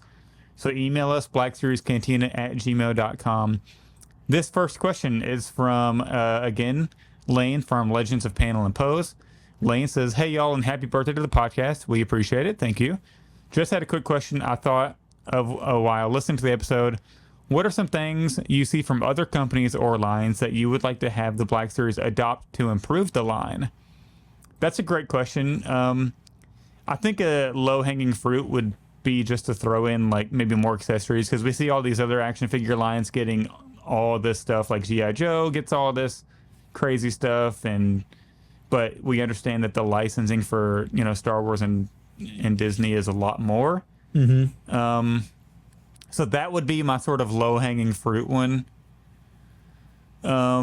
Maybe I would also like to see them. I know they do a little bit of the face swapping with the army building troopers, like we get with the Hoth Rebel Soldier that was just put in the Hall of Fame, and the Endor Trooper, we had the alternate faces. I would like maybe some more of that, because I get these Dragon Ball Z SH Figuarts figures, and the alternate faces are awesome. So I think doing that to get some different expressions on like Jedi and Sith figures, I think would really take the line to the next level. And then, like Pleto says in the comments, alternate hands, they rarely do that. So, going a little harder on that would be, I think, would take the Black Series to another level as well. I'm gonna say pinless double joints. Okay, yeah. Marvel Legends and G.I. Joe both do it, and I think it looks really nice. I mean, I don't hate what they do now with the pin and swivel, but I just feel like sometimes pinless double joints is a better option. Yeah, I agree. All right, next email we have, this is from Sam Govan. Thank you for emailing. He says, howdy guys. I hope you had a great week with Pulsecon, and I hope your wallets have recovered.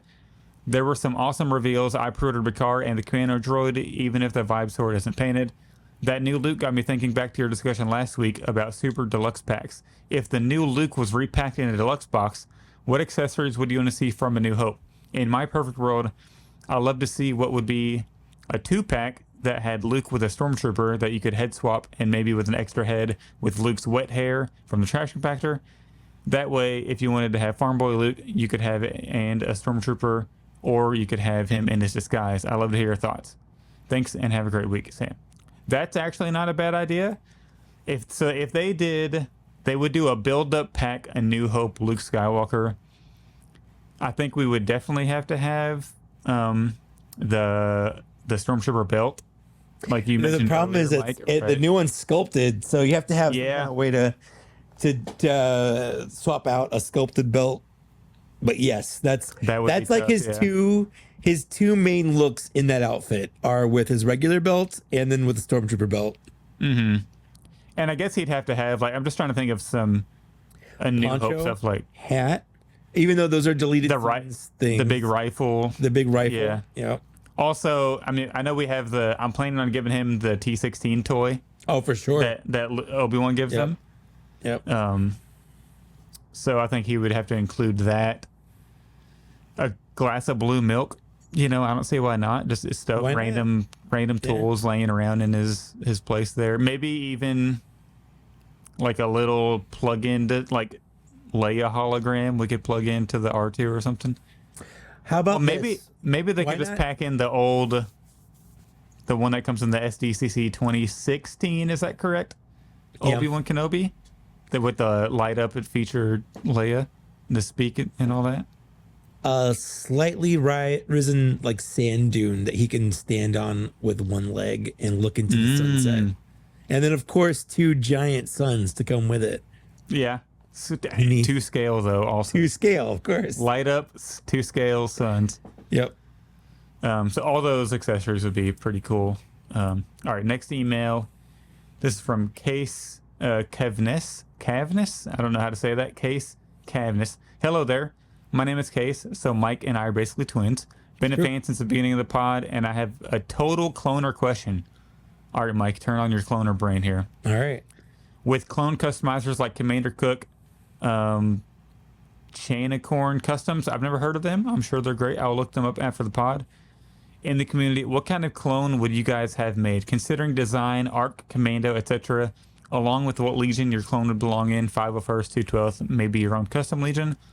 But that is all. I appreciate what you guys do. May the force be with you both. If it were me, I would definitely, if I were paying a lot of money for a custom clone or having one made, it would be the Kashyyyk clone trooper from episode 3 by far. Sure. Yeah. You as well. Specifically the scout trooper. The scout Kashyyyk clone. Yeah. The one with the long rifle and that is a Space Marine. That or the space, the Galactic Marines would be amazing. I think I would lean towards the Kashyyyk one. Same. The Kashyyyk Scout, because also playing those in the original Battlefront 2 from 2005 is super nostalgic for me. Yeah. And I didn't bring this up because I forgot about it and there wasn't like a good time. The whole Street Fighter thing I'm getting into with the Jada toys. Yeah. They just announced Guile, who has like an extreme camo paint deco on his pants. Ooh. And my first thought was, man, if Hasbro did this figure would cost like $50. Yeah, right. Deluxe for paint. Deluxe for paint. And then they don't paint the knees underneath. No, and that's the other thing is his knees look great because they're double jointed but pinless. Mm-hmm. Of course. All right, this email comes from Stan Kaminsky. Greetings and salutations. I wanted to send you guys an email to wish you happy birthday. I really enjoyed the show and hope it keeps going for years to come. It absolutely will, barring something tragic. Yes. I don't think we plan on stopping.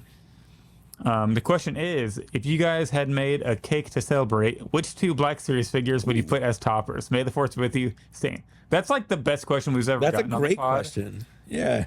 I feel like if we were making a cake and the 2, it'd have to be Figure and Dan, because he's literally our new logo. Yeah, sure. And I might say the new R2. Yeah, that's. I feel like, though. You want Cantina themed?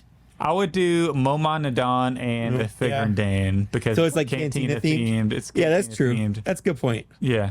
And then we can do like a second cake that has Ponda Baba and Dr. Evazan, because they're Cantina, you know.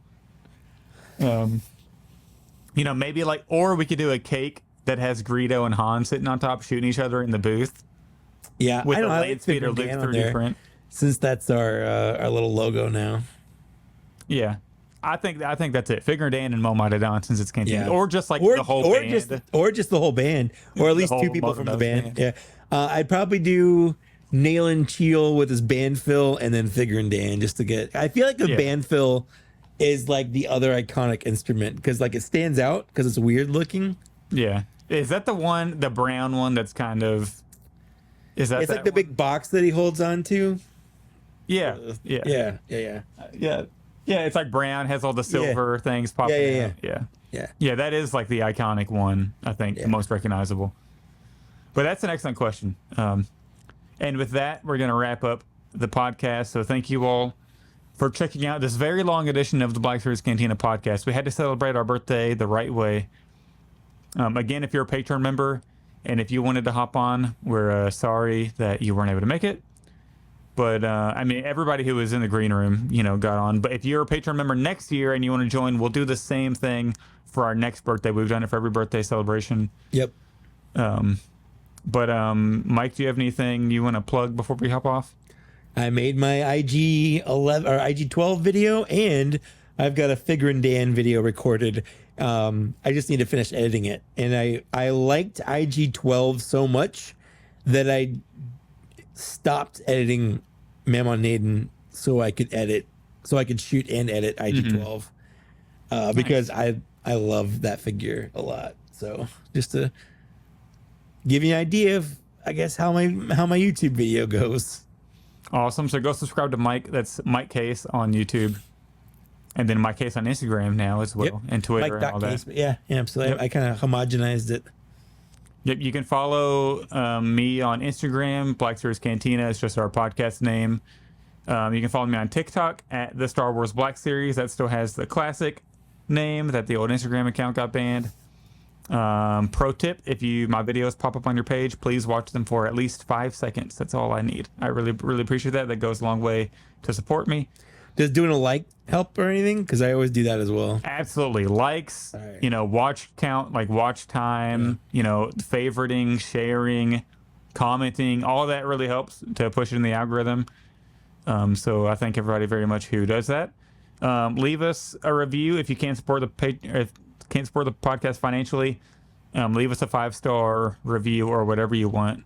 Just please make the reviews good. That goes a long way. If you can't support the podcast financially, join all the other Patreon members who enjoy the podcast and go to patreon.com/Black Series Cantina, and there's a tier for every budget out there. We have merch. I've been drinking out of, my first cup of water was in the pint glass, but my wife brought me down a different cup. But we have pint glasses, we have mugs, we have shirts, hoodies, you name it. You can buy it on Teespring/Black Series Cantina. Follow us on Twitter at TBS Cantina. We don't post there as much, so join the Facebook group, Black Series Cantina. That's usually where we post updates about the podcast. And then if you want to keep the email segment alive, send us your thoughts on Pulsecon. I really want to see what everybody else's reactions are, specifically because I know maybe a lot of people who are emailing us might not have like a big Instagram account that we see all the time or like post their reactions. So email us your reactions. I want to see if you all liked the reveals or what you like would maybe change about the reveals. That's blackseriescantina@gmail.com. So with that, that's episode 80. We have hit, what is this, year 3 now of Black Series Cantina. So looking forward to doing more. Thanks for listening. Bye.